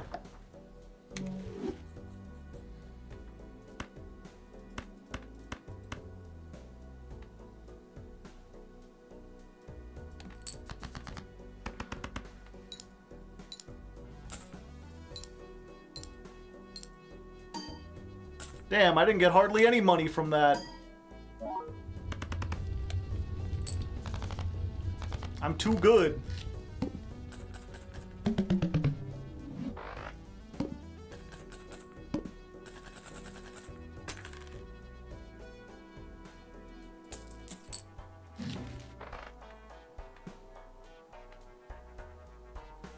Uncommon jokers each give 1.5. I have 1, 2, and that's a rare.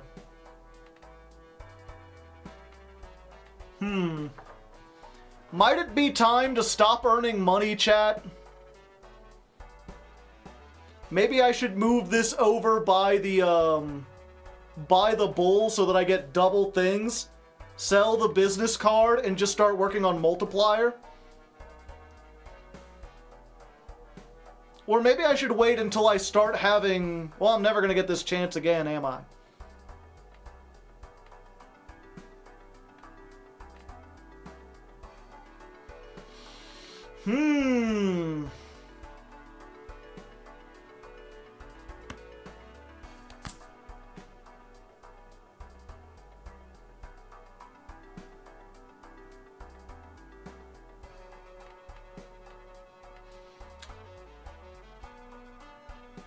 If you blueprint the baseball, does it double the 1.5?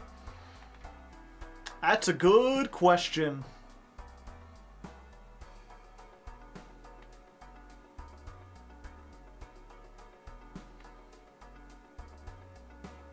Yeah, let's try it. We've made enough money. Hopefully. Compatible, yep.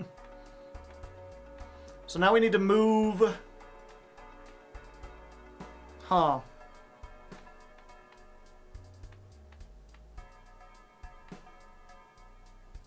That's unfortunate, because this gives malt and this gives chips. But I think we still want the chips over here. Okay. Playing a flush sets your money to 0. No! Flush is all I have! My money, I need that! Son of a bitch!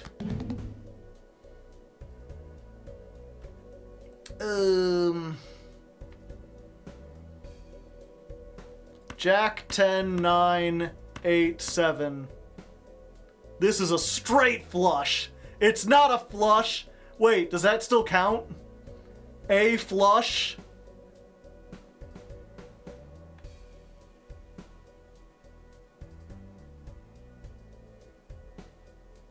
Doesn't count? I hope not, chat.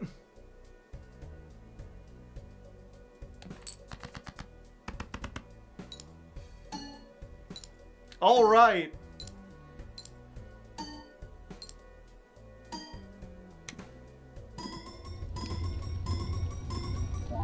Oh boy. 200,000? These things are a little silly. Also, I'm so glad it gives... Okay, I can move these back over. It does what they're normally supposed to do first. Oh, that's what I need to do. Hold up.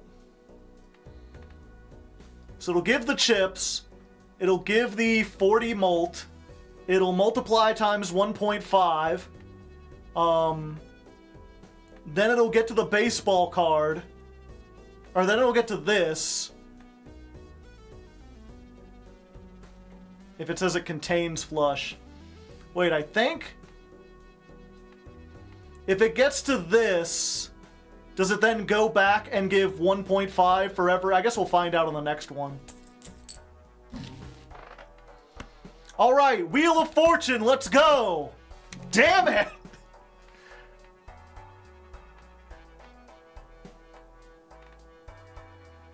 An extra discard? Sure.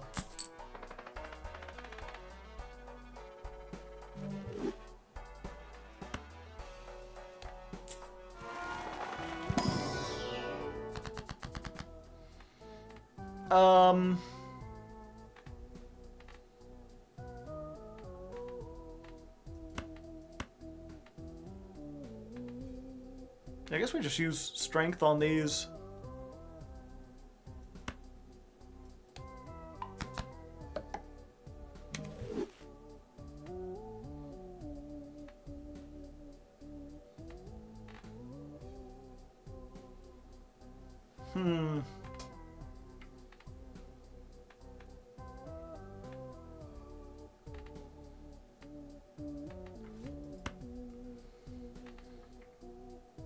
I think Molt cards... Yeah. Molt cards are probably better than bonus cards. They look cooler. And then we'll just get the Emperor. Oh!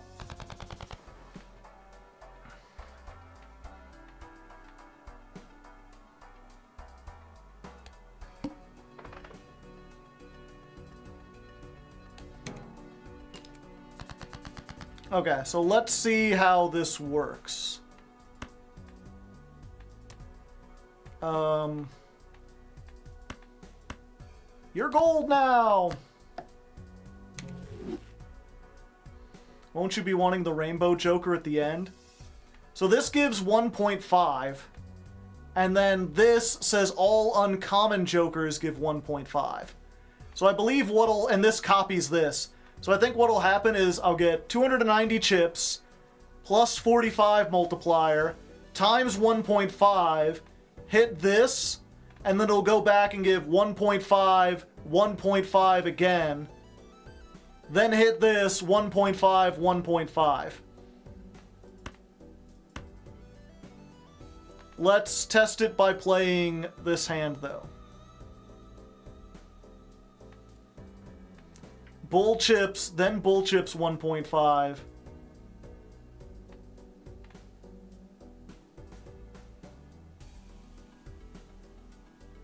Let's see, we could test here.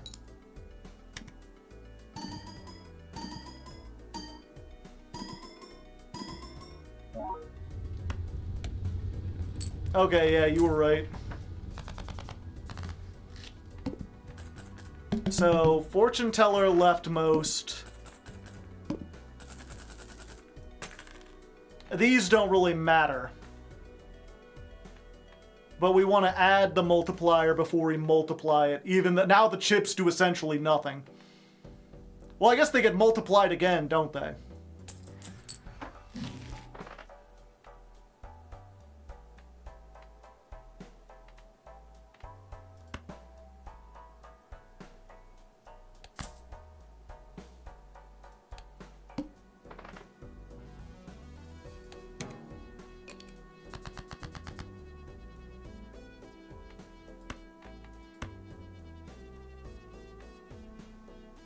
Fuck. Turn these back into diamonds. Oh, the stone can't be turned into a diamond.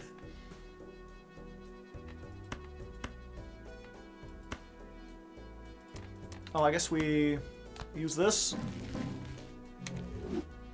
Alright. Come on, Wheel of Fortune. I've done this like 8 times. It's a 1 in 4 chance. Let's go gambling. Yeah! Plus 10 mult! Plus 10 mult! I mean, it would have been better to get a 1.5 or something, but, you know, I guess that's fine. Okay. Left card into the right card. I don't want these stone cards anymore. Turn me into a king. Actually, I should have turned it into a gold one, because it has a chance to give me $20.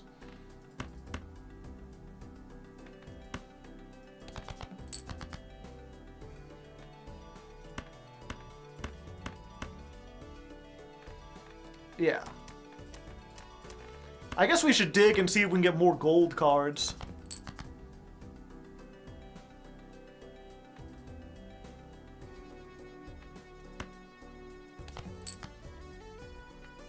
Nope.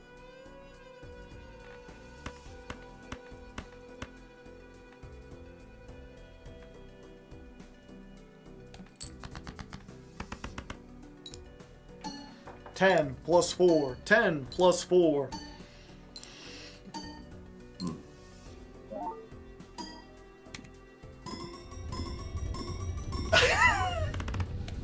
Oh, the multiplication! I think we might have won this round, chat.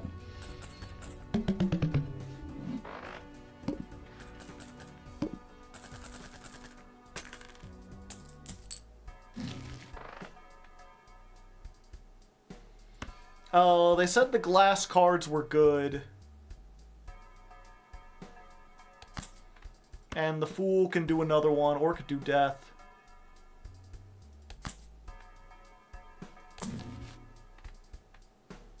Double my money? Why you don't say?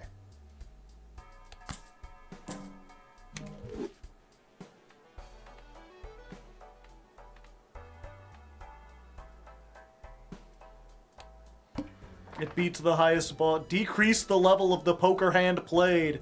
Not my flushes! I've only got it up to level 2! Or 3. Okay, so we've got to play a non-flush.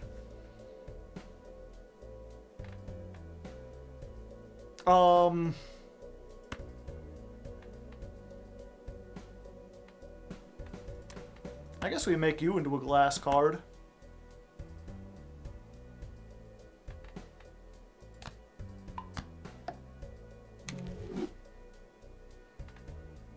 I am really curious. What's my high card gonna look like? We'll save this. Let's just do this, see if we can get lucky. Play a 10. Plus 10, plus 50. Multiply, multiply, multiply, multiply. The Jokers do everything!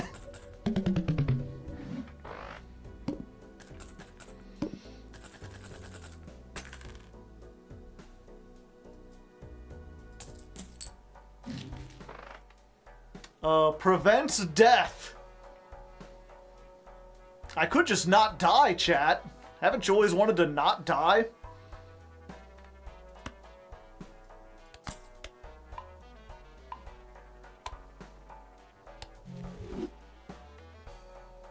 Nah, I'd Joker.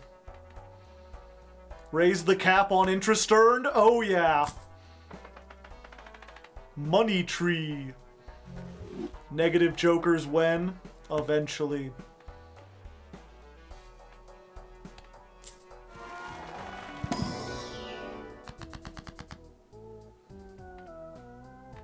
Yeah, all I gotta do is get the one that turns everything into, like, diamonds are ignored, and then I'm fucking dead.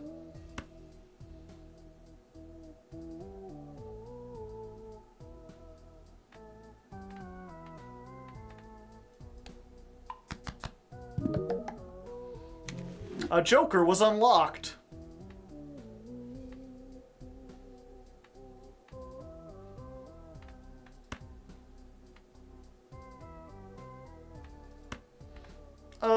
Sure, we'll make those bonus cards.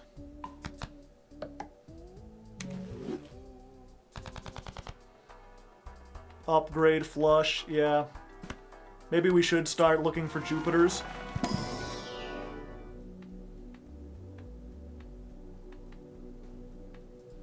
What of our deck is mostly diamonds. It's also a lot of jacks. Let's increase 3 of a kind. Our chance of getting 3 jacks is pretty high.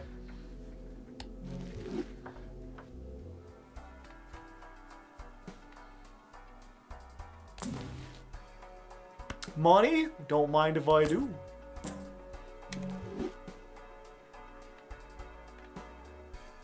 Glass card, yeah. All cards debuffed until 1 Joker is sold. Adds 1 voucher to the next shop. Nah, I need to earn more money. Okay, I'm just gonna turn all my aces into glass cards.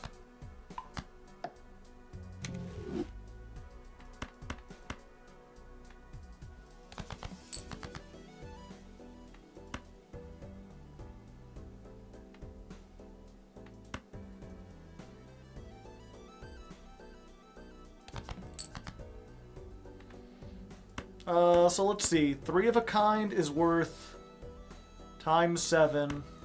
Flush house times 14. What about if I just did a flush times 10?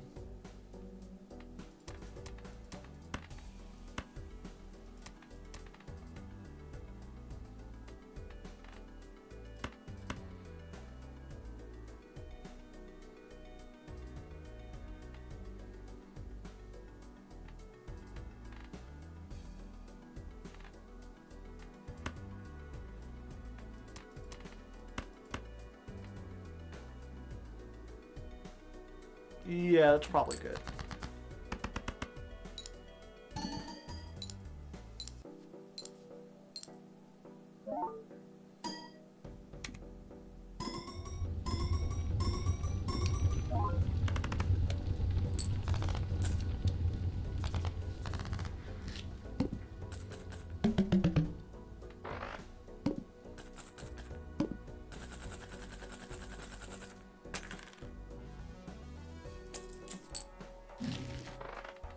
Come on, Wheel of Fortune! Nope. Damn it! If the first discard of the round has only 1 card, destroy it and earn $3.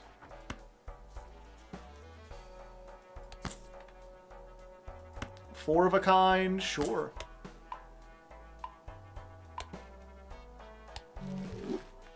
Oh, I should have done that. I should have done the Wheel of Fortune while I had a chance. Flush increased!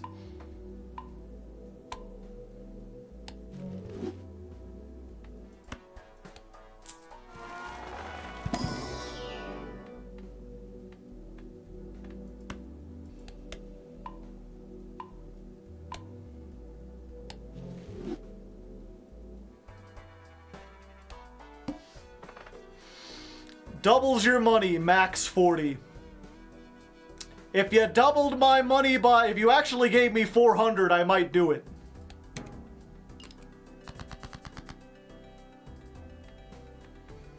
There are non-diamonds still in my deck? What the fuck?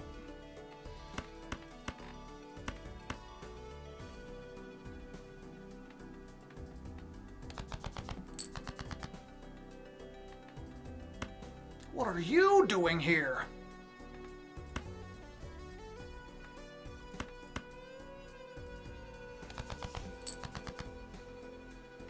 That's more like it. Except now I don't have anything to use these on.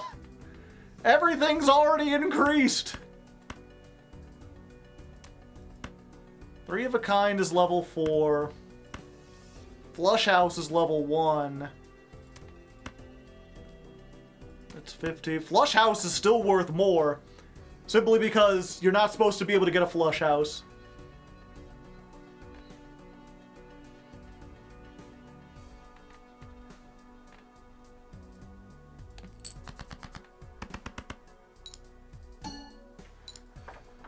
I wish there was some way to, like, speed this up.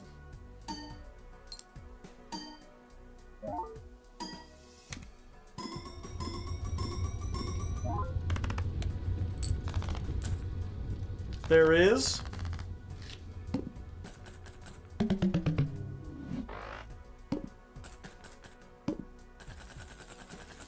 Money.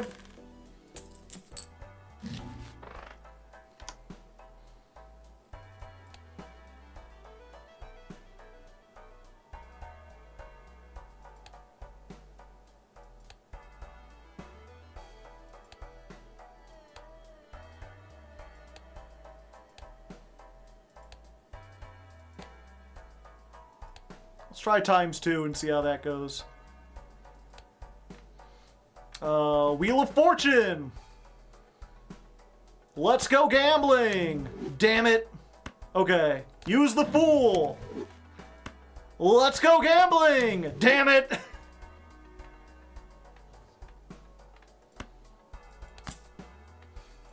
Spectral card?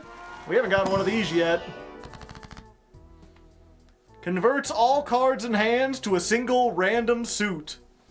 Adds a negative joker. Yeah, negative joker.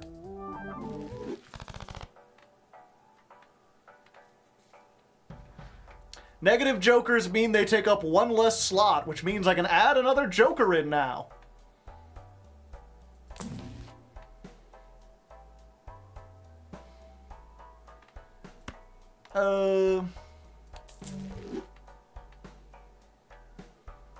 Yeah, I think death is probably better. It's more usable. We'll go ahead and add this in now for... till we find something better. If we can get another uncommon joker, things will be crazy.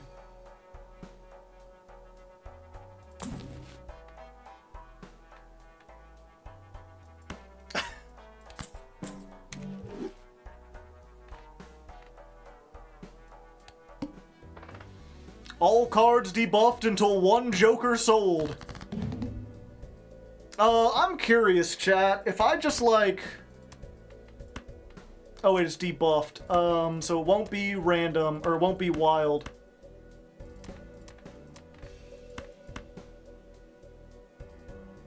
With all my stuff, if I play a pair of 8s and they don't even get the score, how much will it be worth?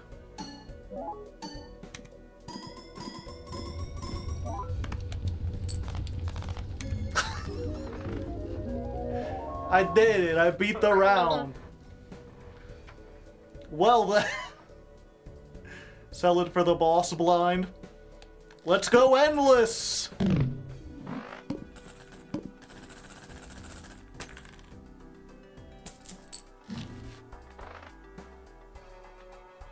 Let's go gambling. Damn it. Oh, I do need to buy this. Yeah, there's an achievement for buying this useless piece of crap 10 times in a row. Arcana booster.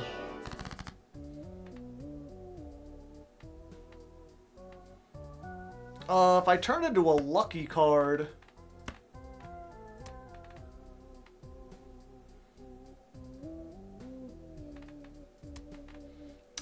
wait, hold up. First, let's death this. Then let's turn this into a steel card.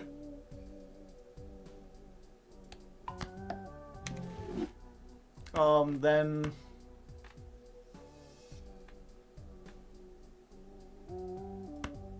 yeah, less diamonds. Or more diamonds.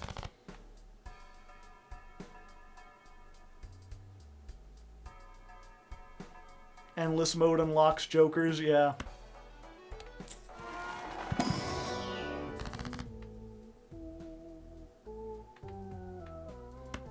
Let's go gambling!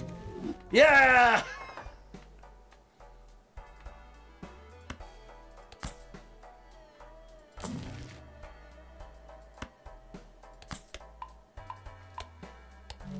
Are you an uncommon joker? You're rare. Create a tarot card if the hand is played with $4 or less. I'll never be able to use that!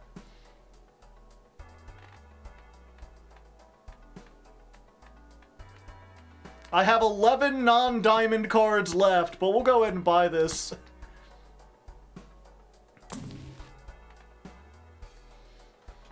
Cards with a diamond give +3! Get out of here! It's not uncommon, but it'll do much better until we get one.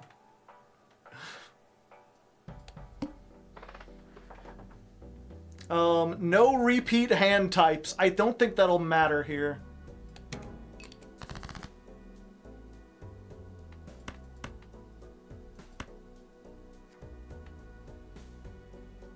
Can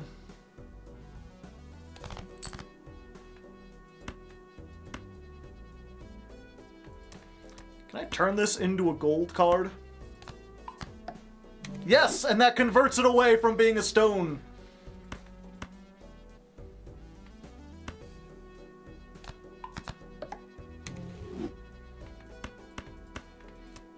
I don't want to use my glass one because I might need it.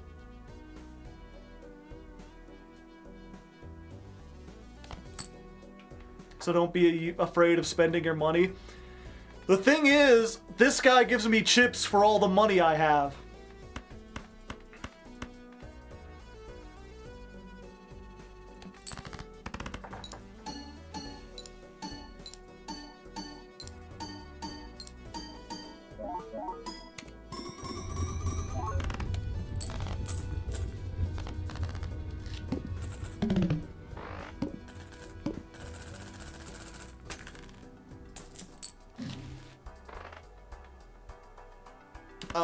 Yeah.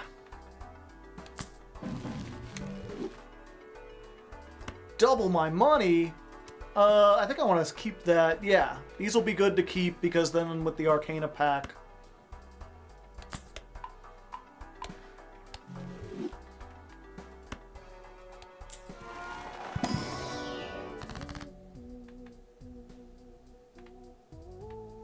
Okay, double the money.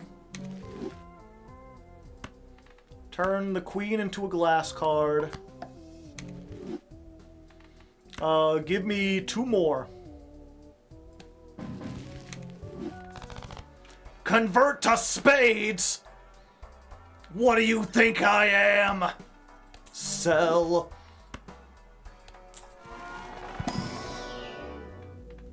Flush must go higher. Create 2 planets? Sure.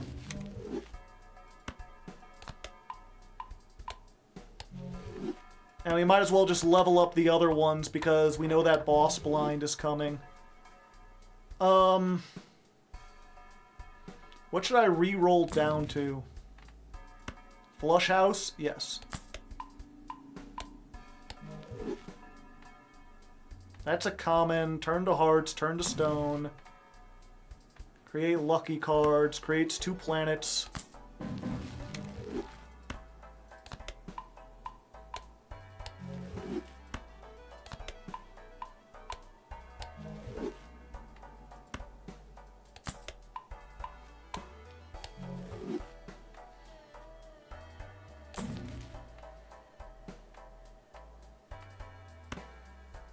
Yeah, we're just getting all the planets.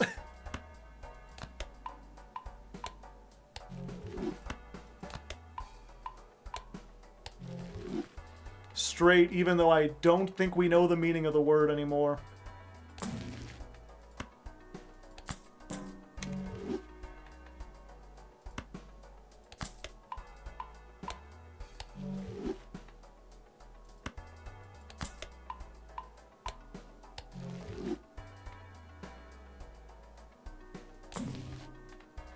Let's go gambling!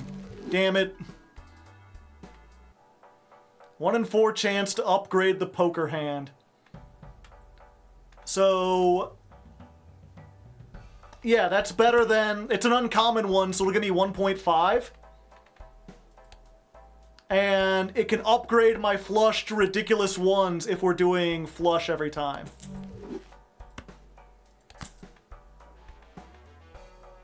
We need to put it after the fortune teller. Okay. $40 more? No, I need to go for more stuff.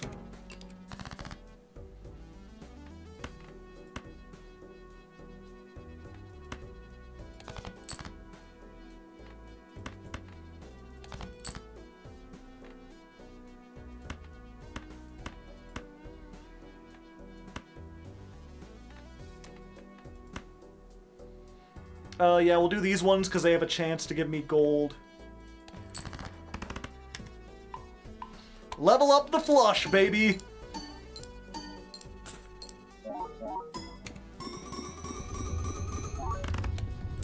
$1,000,000 points!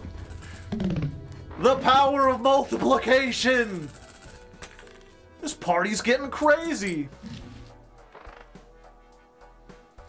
Yep. Give me another Wheel of Fortune. Let's go gambling! Damn it. I can't even do a straight. Arcana pack.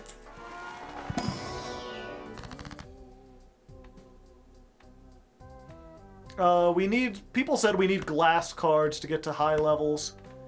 That's better than just getting $26. No, we're already getting to 1,000,000. We need more money for now.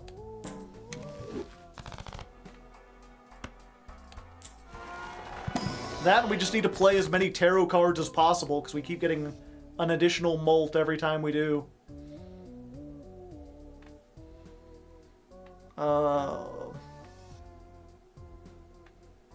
Let's convert our wild card into a wild card.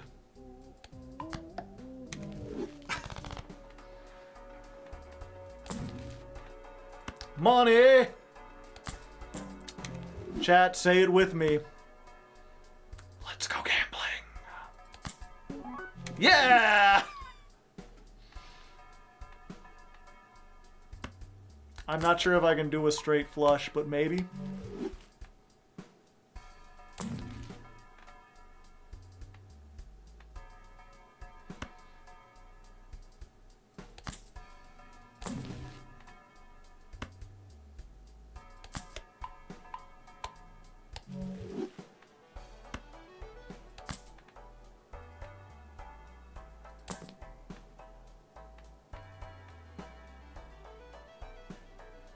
Okay. No repeat hands. Okay, so we can do 3 of a kind. Let's turn this into a gold card. Let's make this jack into a glass jack, so it'll break, and then I won't have another heart. Let's throw this 9 down there too, because I don't want to see that 9. 3 of a kind.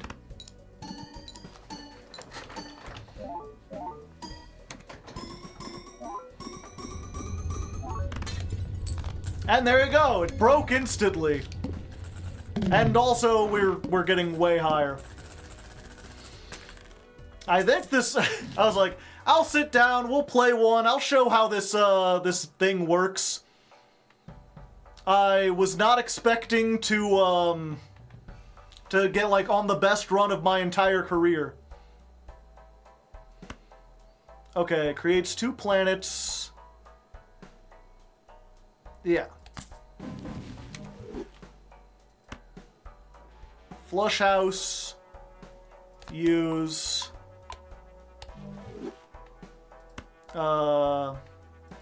Get this. Get another series. Normal Balatro moment. I mean, I might as well.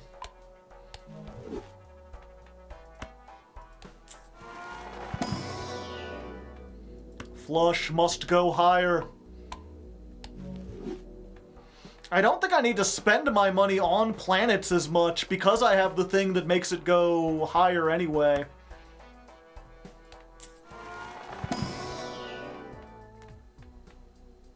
The first hand of each round is a single 6. Destroy it and create a spectral card.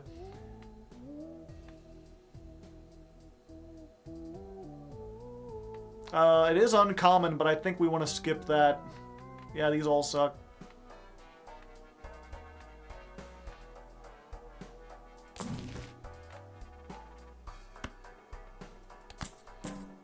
$28.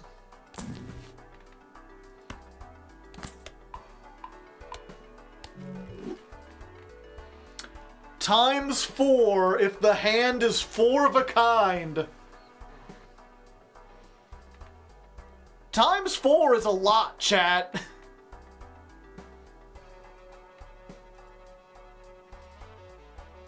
I have 6 kings, 8 jacks.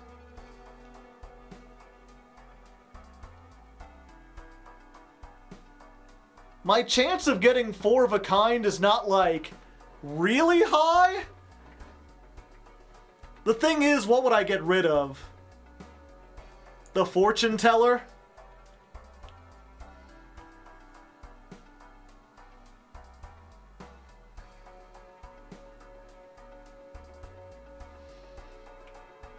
Because the plus 87 is nothing to times 4. Well, I mean, that's the thing, is the times don't matter as much if you don't have a high thing in general.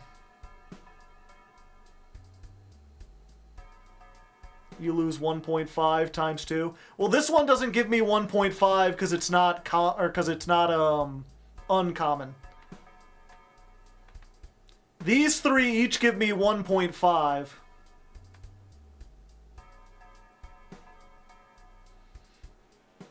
Plus 90. I'm gonna skip it. I don't have enough. I don't have enough. It's tempting.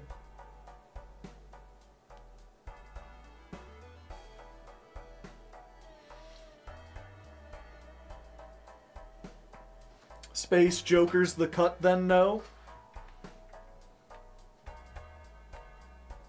No, because Space Joker gives... Oh.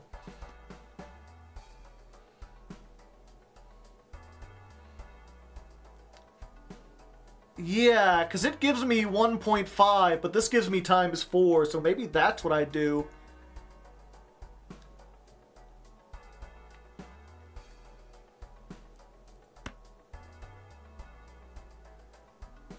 Let's try it. We've already won the run.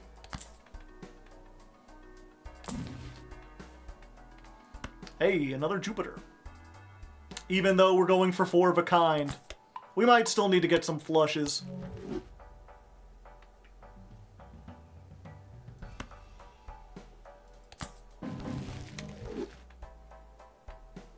Hey, 4 of a kind, rank up. Okay, strength is good because strength lets me change the level of the cards. So I can turn my 10s into jacks. We're going for an all jack run.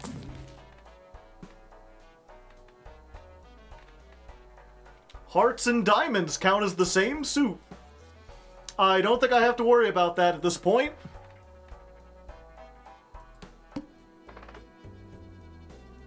Play only 1 hand type this round. I guess that means, like, if I play a flush, I have to play only flushes. I can do that, right? It's funny seeing this game at normal speed. It's not normal speed. I'm on ×2.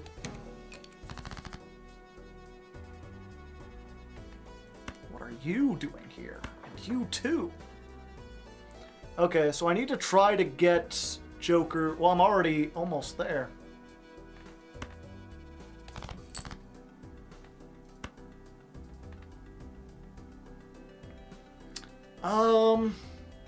How many queens do I have? 4, and I have 6 kings. So I can turn this queen into 1. If I get more strength, this 9 will be closer to being a jack. I could also discard these 2 and hope I get a 10. There we go. Strength.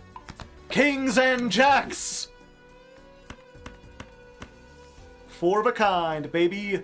This'll win definitely, so we should discard to see if we can get a gold thing. Never punished.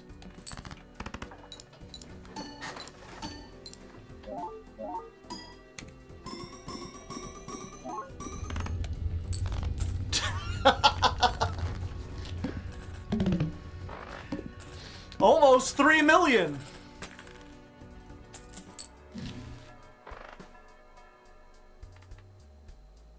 Four of a kind.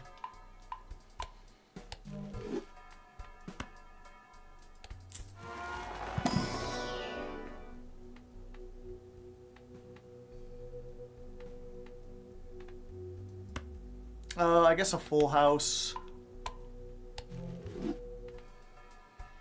Turn into a gold card if we can't find anything better. Nope, that's definitely... Well, you can have 2. When the round begins, add a random playing card with a random seal to your hand. It's uncommon. So that just gives me... No, I still need this to get... Yeah, plus... It's only gonna get better. Nope. Ooh, I need steel more than I need gold.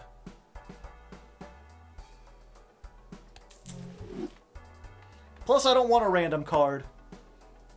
I need good cards, specifically.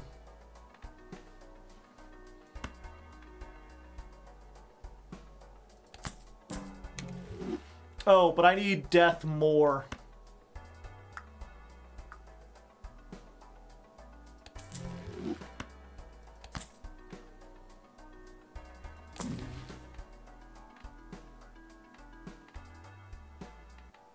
This could be anything. It could even be death and strength.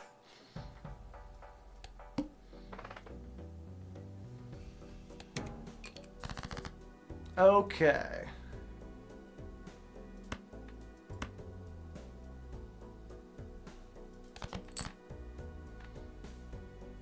Okay, so we'll turn this 6 into a... We want to increase 4 of a kind, so we should make jacks when possible.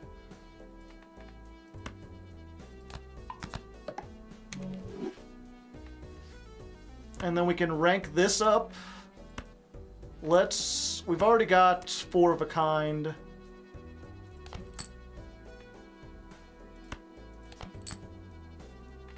Two queens become 2 kings.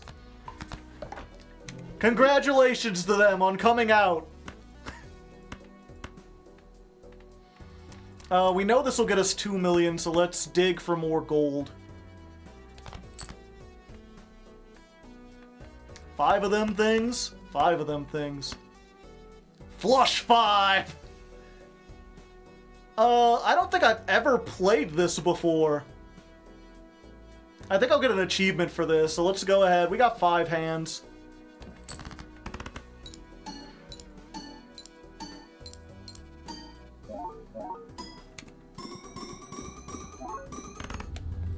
Yeah, I still got 3. Oh, wait. If it contains 4 of a kind. Hold up. I still get the ×4 if I play 5 of a kind.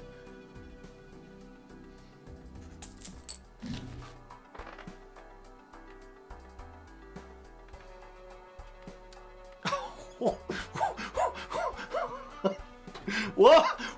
Chat. Oh, Lord! I think I found something worth getting rid of Fortune Teller. Re-trigger all face cards. So I could add plus 93, or I could have all of my holographic cards activate twice. I think that's better, especially since it's uncommon. It'll give me 1.5 times as well.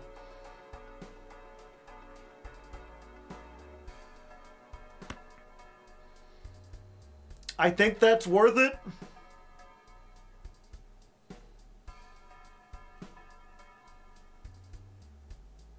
Yeah, we're already high. We'll see. Maybe this is wrong, but if it is, I don't want to be right.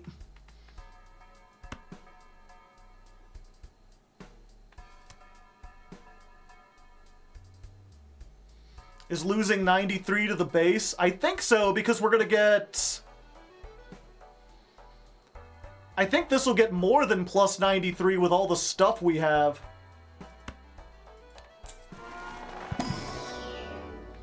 We'll see, I might be wrong.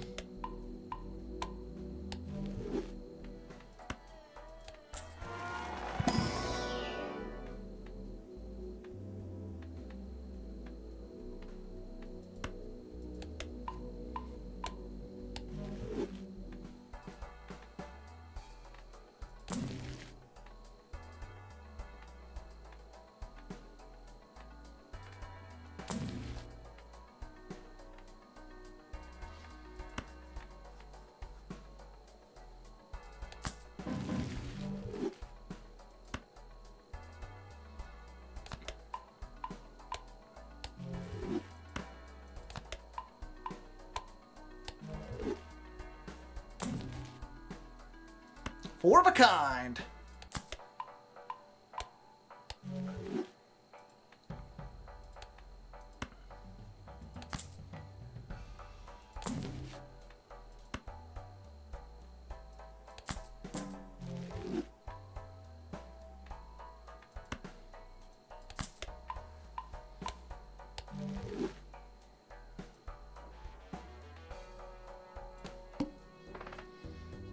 All right.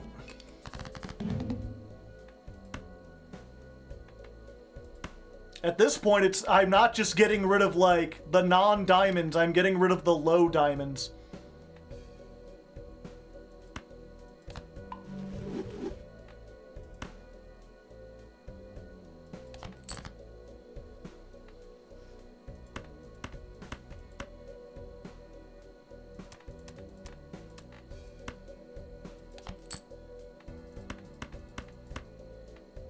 Four of a kind, let's try it.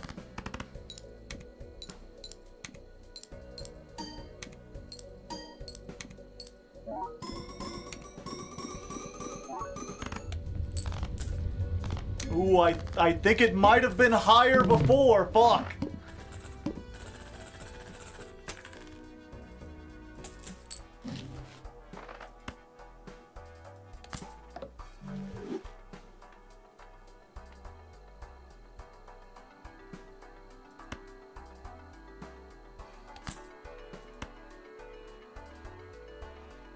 We went from 3 mil to 2.5. Shit.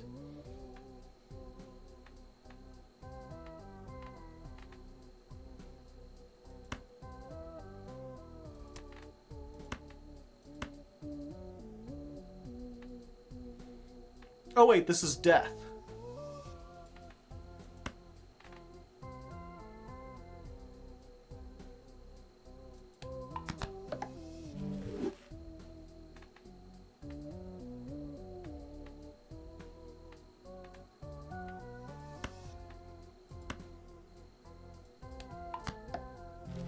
Glass cards will fix any problem, trust.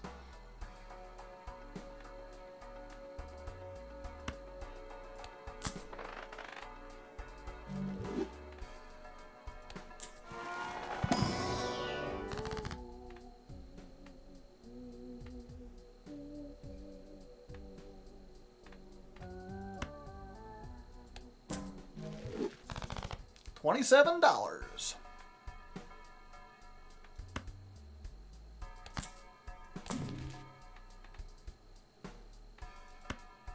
Let's go gambling? Nope.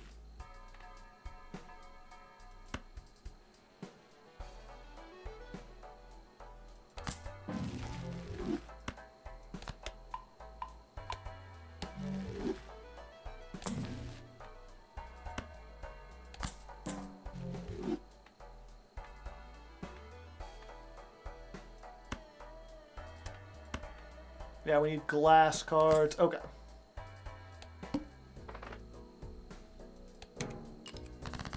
$7 million. Holy fuck.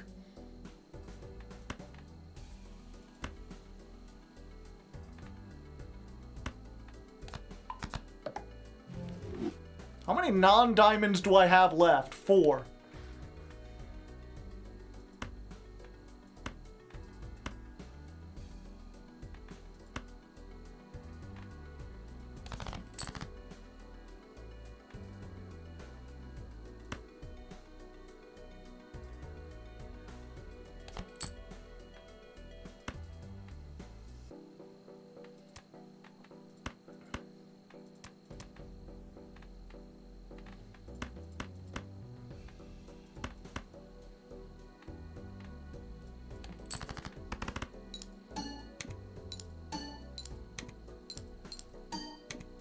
Have you ever looked at the score chart?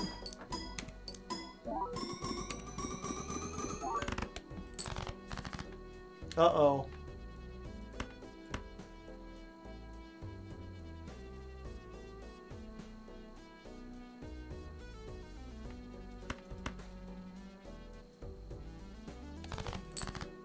Yeah, I need to get 4 of a kind or I'm never gonna get out of here.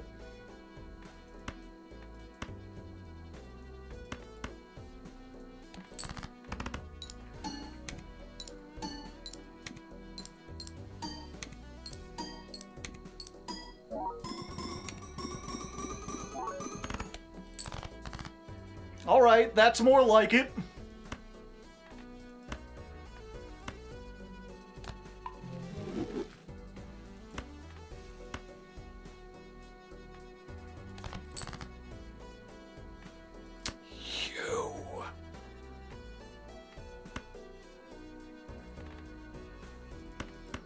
I'm in danger. I got too arrogant.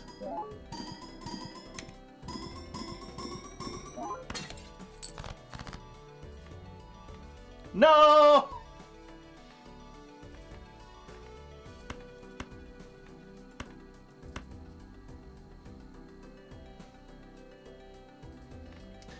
This will give me another 1.5. Or I could just go with a... That's times 34, yeah. Oh, wait, can I can't do both.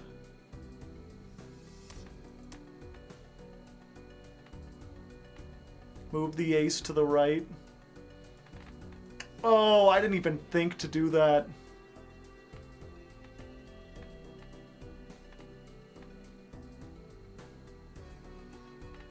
How many jacks do I have left in the deck? 1. I have 4 kings, though. Yeah, so we play it like this.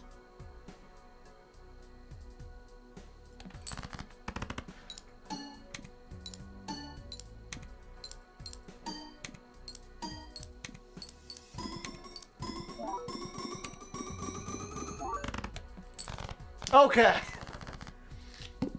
I did not even realize you could rearrange the cards when you played the hand.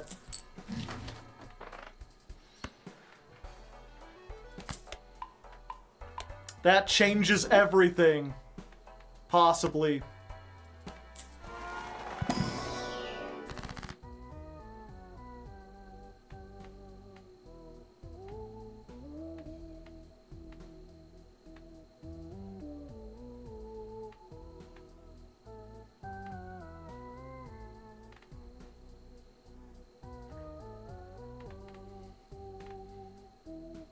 Fuck it, we've been doing it this whole time, chat. We might as well go gambling one last time. Damn it.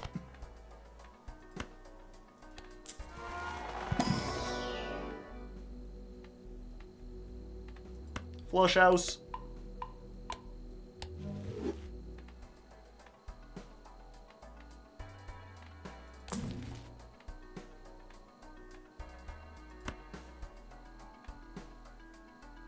Re-trigger all cards played in the final. I mean, everything's a face card anyway, so that doesn't do anything different.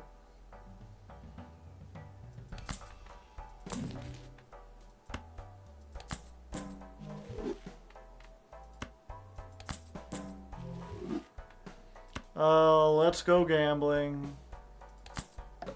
Nope. Always take Pluto. You'll never know when you have to play a high card. Wow, these extra tarots when you have infinite money are just crazy. Let's go gambling? Damn it.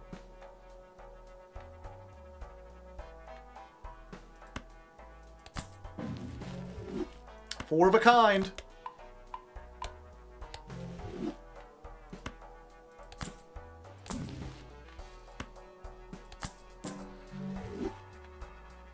They're tarot-fying. Yeah,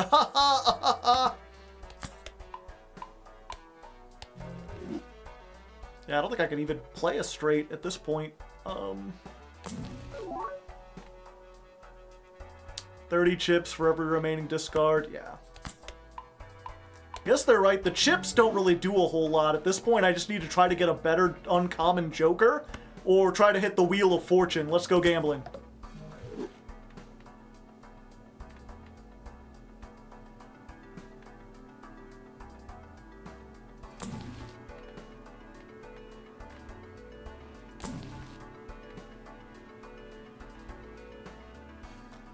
Joker, Tarot, Planet, and Spectral cards may appear... Oh, it's that one.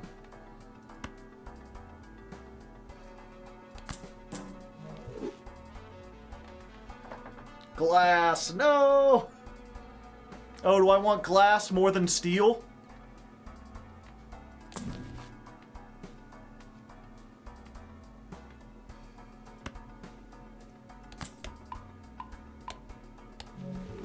I thought steel was better.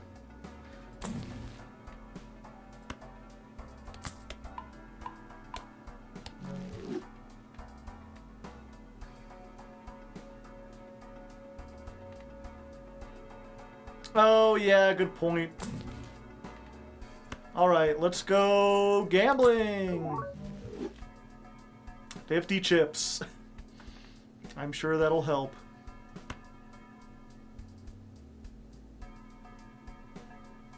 Okay, yeah. Let's get this then. Let's go into the next round. Next base edition Joker is free and polychromatic.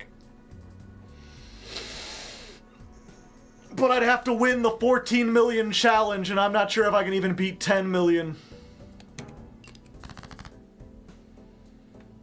Okay.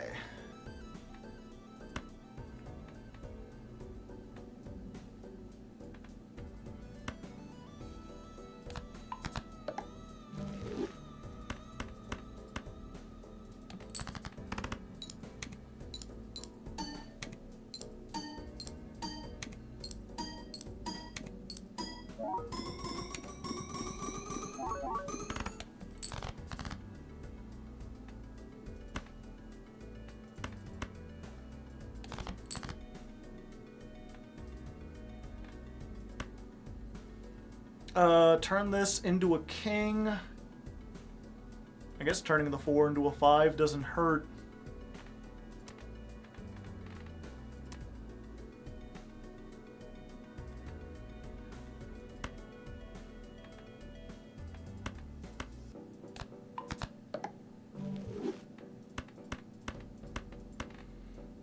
I move the kings over here so we get to ×2 at the end, right?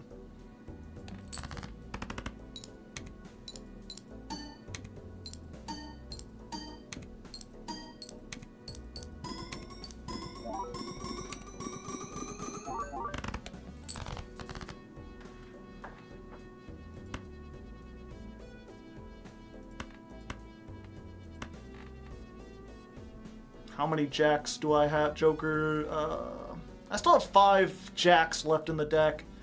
And 5 kings.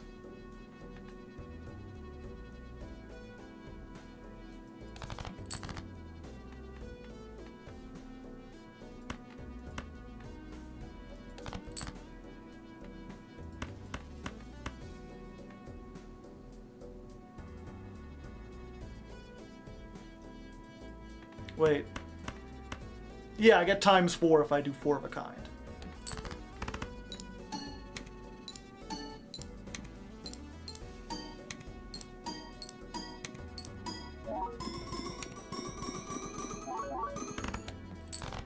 Alright, we made it!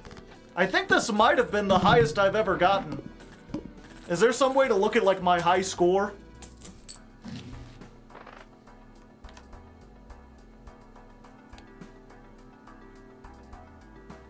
Highest round? Yeah, I'm at my highest round ever.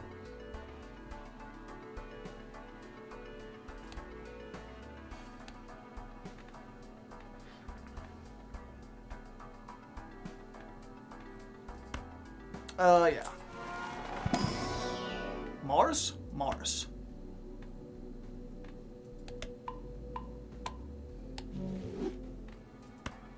Mars?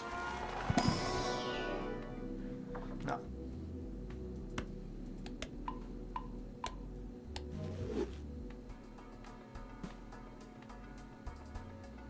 Allow straights to be made with gaps. But my chances of getting a straight are very low. I have 12 kings, 10 jacks. My deck is mostly kings and jacks.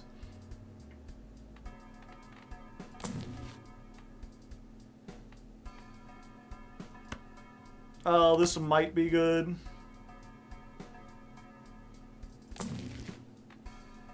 Flush 5, sure. Oh hey, I've never gotten that one before. Let's go gambling. Another Mars.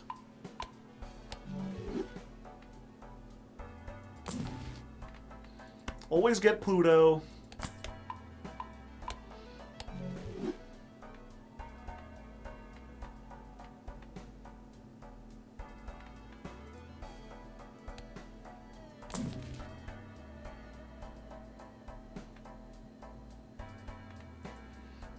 So how many? I have 0 queens remaining, and I have 1 10, so strength doesn't do much. I have literally 3 non-diamonds. So I think we just go with the Fool.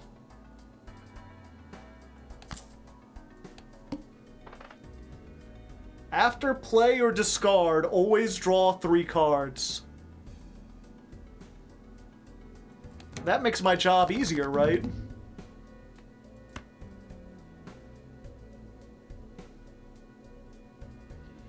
Because I discard 1 and I draw 3.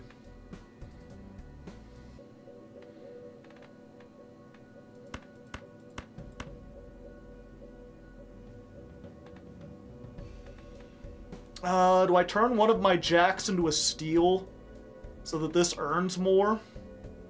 No, I'd wait till I draw a non-jack or a non-king or the non-glass ace. Fool can be anything. Can bonus cards also be steal cards? No, I would get rid of the molt. It wouldn't become a multiplier, it would just be a steal card.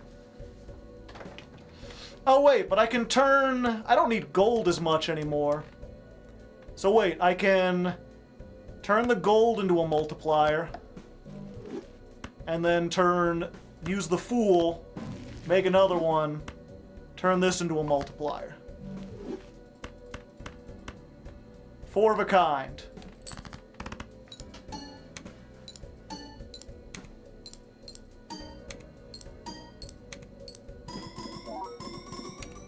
I should have arranged those better. That worked out pretty well.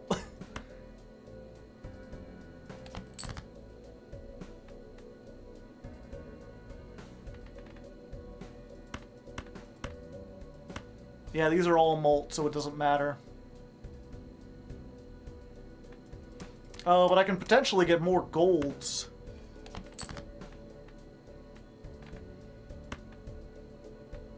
Yeah.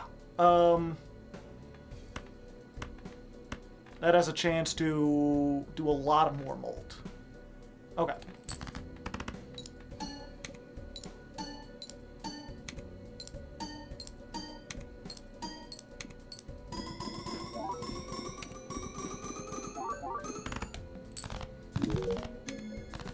Well, there you go.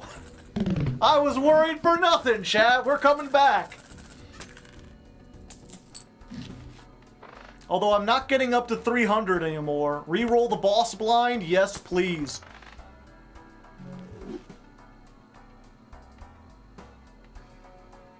Glass card.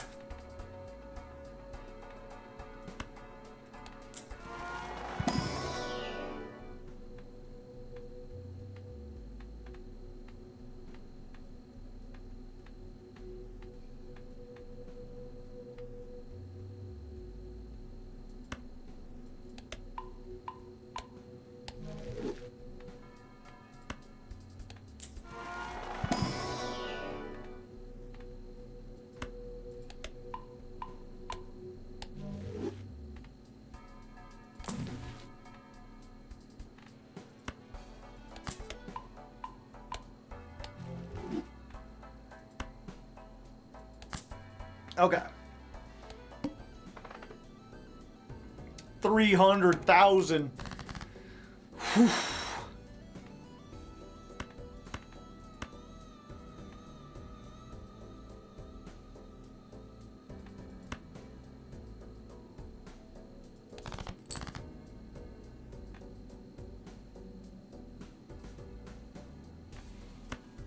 Oh, but if I switch this, okay. So we'll turn one of these kings into a glass king. And we'll play it at the end.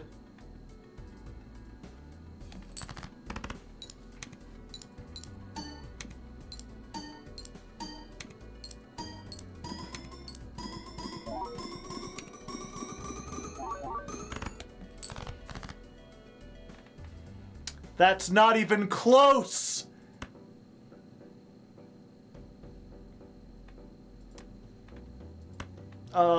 You are also being turned into a glass king.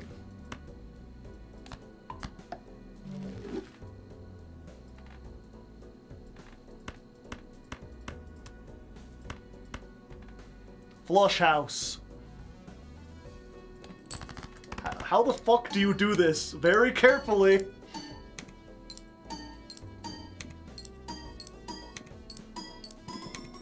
Yeah, unfortunately that's the thing about this, is it might just be too high. I think we've reached the end of our run, chat.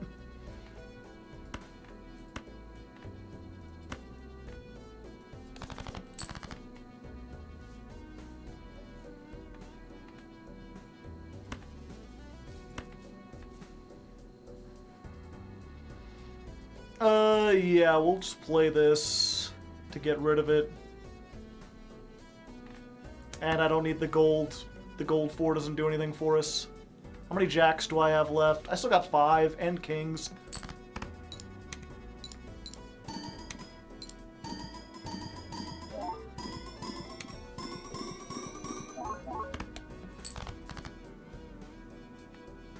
Should have saved for another ace.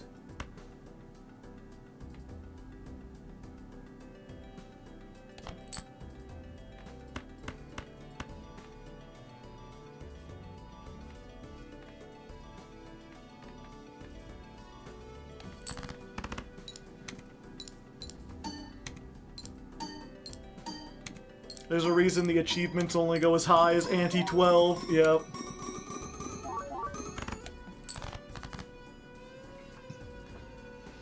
We tried our best. Unfortunately, we will sail into the sunset.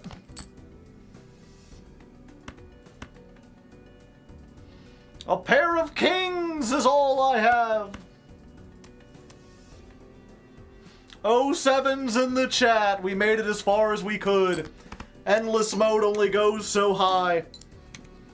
I wonder if the tarots would have made it that much better if we would have still failed. Yeah, we didn't even make it to 100,000. But we got to our high score. Good run, yeah. We were here.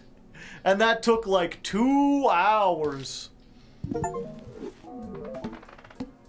Have at least 30 diamonds in your deck. Play a game with a diamond suit earns... Played cards with diamond... Ooh. Diamonds get you $1. That would have been a nice one to have. Redeem at least 10 vouchers in one run. All cards are 50% off. Discover every planet. The Planet Joker. All planets and celestial packs are free. Reach level 12 ante. -1 ante. -1 discard. Yeah, I guess that's how you keep going. I've seen there's a thing where it's like you can lower your ante by 1, and then the number of hands you can play each round goes down. And I'm like, why would you do that? That makes it so you have to play another whole round before you get to the end of the game.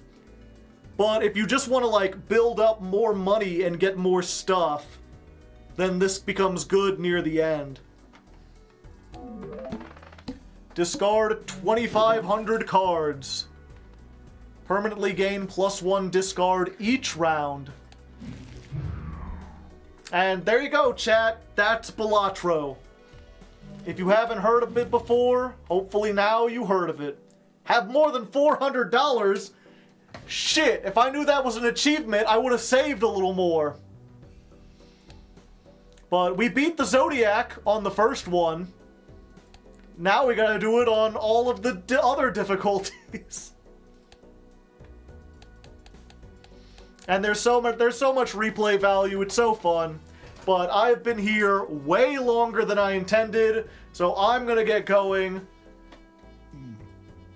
As I said earlier to the people who were here in during Yu-Gi-Oh! I'll be playing Yu-Gi-Oh! On Thursday. We'll be testing out the Ritual Beast deck. I'll hopefully be figuring it out. That would be nice. For now, I think I'm going to send you over to someone playing Yu-Gi-Oh!